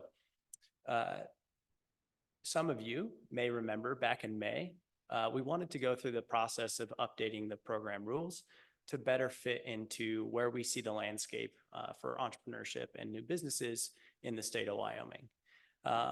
So back in May, we brought a rule revision to you guys, and we were effective in implementing those rules. So if you want to hit the next slide, I will talk to you about the rule update process and some of the mechanics. So initially, we start this process by working with the Attorney General's office to ensure that our program rules are in alignment with the state.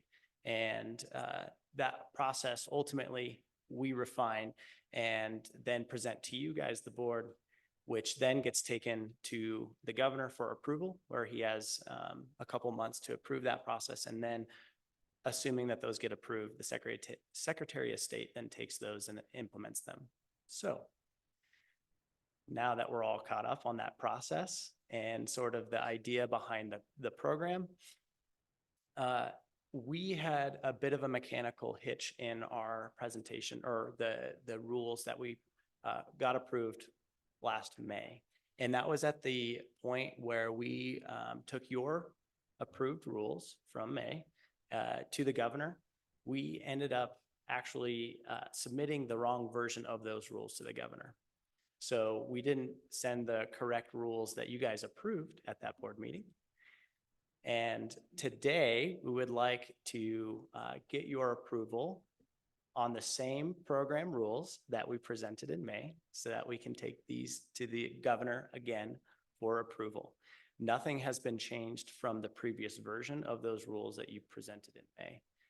And I'm happy to walk through what those new rules look like from the previous iteration in version 1 of Kickstart. I do have those slides from May that I can walk through, but ultimately it's more of a mechanical thing that we need to go through after we consulted with the Attorney General's office. This was their recommendation for us to follow proper procedure. So with that, I can answer any questions. I've just got a quick point of clarification, Taylor. So the rules that was previously submitted to the governor, was that just like a draft version that was approved? We just missed a couple things and Sure. need to run it again. Thanks for the question. I do think that a little context there is helpful. So as we have continued to learn and understand the evolution of the ecosystem and understand where the needs are today, I work closely with Bert's team and other folks that were around for that version of the program and how it was run, and to really incorporate what it was that we learned in that first iteration. And so we built out several different versions of that program or several different new rules for that program, sort of like thought experiments, a concept, if you will. And so that was also my way of leaving myself a bit of a paper trail to understand like our thought process as we ultimately went through and determined the best way forward. So the version of the rules that was submitted to the governor was one of those previous drafts. So it was technically a version 2 of ultimately 3. But nothing went any further than the governor's office. or did it? Correct. Yeah, no, it did not. It has not been through governor approval. Is that correct, Taylor and Carrie? That's incorrect. So the rules, thank you for the question, Ms. Moore. The rules were actually approved by the governor and are now in effect right now. So we can operate it the way that they're written now, but it's not quite the right program that we want. And not what you approved in May. And not what you approved in May. And so in essence, we're just reapproving the corrected one so we can get resubmission. We're not doing anything we haven't already done. It's just a formality. Unfortunately, it is just a formality, but it gives us the opportunity to talk about it again. So there's that. Okay. Any other questions? I say let's get this thing done then. I would move. And I will second. There you go. It's been moved. Mr. Dorr, seconded by Mr. Smith. Any discussion? Seeing none, all in favor signify by saying aye. Aye. All opposed, same sign. Thanks. Thank you. Stuff happens. Stuff happens. Thank you. What do we got? This little thing called broadband next or something like that? It's this little thing called broadband. Yeah.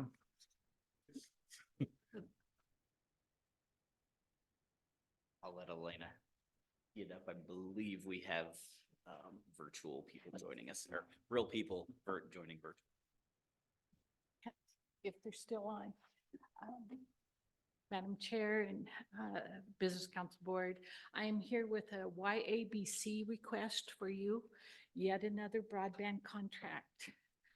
This particular one is because NTIA put out their NOFO, Notice of Funding Opportunity. And we read that. They put out their guidelines, their official guidelines. We read that. And then they came back several months later and said, we forgot something that we really want you to do. And it's called the Challenge Portal. I don't know where we got wisdom from, but we actually had written in our initial planning dollars for a challenge process. So we were able to use funding from that original planning dollars for that. We've decided, because we are still contracting with CTC for this, but they're using a different sub-grantee with it. So we thought that a new contract would be in order. And in this contract, they established the challenge portal. I can read the scope of work to you, but I believe it is in your board books. And that's all probably I can do is read the scope of work to you. If you want further explanation of that on the phone, I do have David Johnson, who is our technical expert. I also have Amy Meekum, who is with CTC Technologies, to answer those more in-depth questions. What I'll say is we're going to set up the challenge portal as dictated by NTIA. We will accept the map challenges in that. We will accept the applications for the BEAD portion of what we're running through the Wyoming Broadband Office. Excuse me. Sue gave me a pop shortly before this, and I'm trying desperately not to burp in the middle of this. Thanks, Sue. Anyway, the cost proposal for this is 198. Again, as I said, it is covered with the first tranche of planning funds that we have. There's a second part of this that we will fund out of the new planning dollars that we will get when we pass our IPv2, our initial proposal volume 2, where we will use CTC to, okay, that's off. What'd you do, touch? Okay, they'll do some staffing to support the challenge process. We also have the option of adding further additions that Ready.net can do for us. We opted not to do any of those at this time. When we receive those additional funds for planning, we will approach that at that time. So if you want, I will entertain questions, or I will pass them off to somebody else who can answer them better than I. Any questions? I have just a quick one. So if I could kind of repeat as I understand it, of course, I had the luxury of sitting in the committee meeting, but this in essence is a portal that streamlines challenges to the grant system. And if somebody has any issues where they think that they're being marginalized because there's a grant or proposal to be built out in a particular place, and that's where they're at. So they submit that, and it's a more formalized process. Is that correct? The primary part of the challenge is the challenge to the maps. When we were CPF, we were using our own state maps that we had hired done by Lightbox. We are not allowed to do that in the BEAD funding. We're doing the FCC maps. So those challenges to the FCC maps, although they were done in a secondhand way during CPF, they will be done directly. And those are typically challenges to serviceability where where areas can say, I am not receiving the what you say I am on this.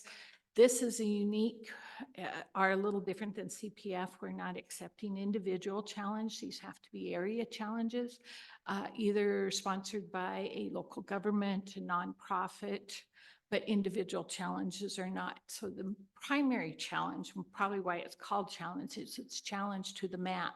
Okay. We then accept applications based on, once we got that all straightened out from providers, to provide service to unserved, which is 25 download, 25.3 is unserved, 120 and under 100 download, 20 upload is underserved.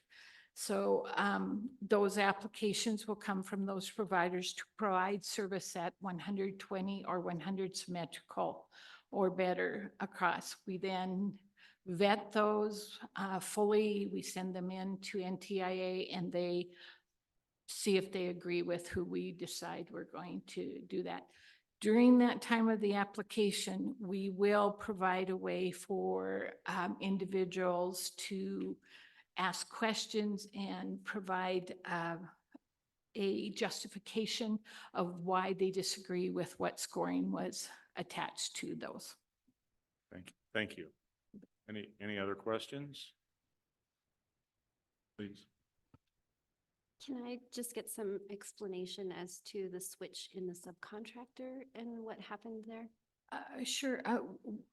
CTC is still subcontracting with McKinsey under the larger contract that we're doing. This is a very specific and technical job that they're doing with the challenge process with.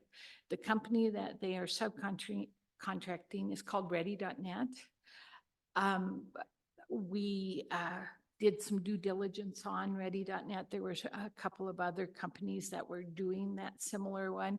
Ready was the only one that was ready, that was prepared for this. They are probably in, I had read somewhere 27 of the states are using this particular company. It's about a 3-month window to do it. For another company, some of the other companies that we looked at were included Lightbox and Esri. They had to develop. We are looking to move faster than that. And so that's why CTC did some negotiation with us and brought Ready on in that capacity. Anyone else? Okay, I would at this point entertain a motion to consider the staff recommendation to approve the CTC Technology Challenge Portal contract. Second. Dr. Schaefer moved.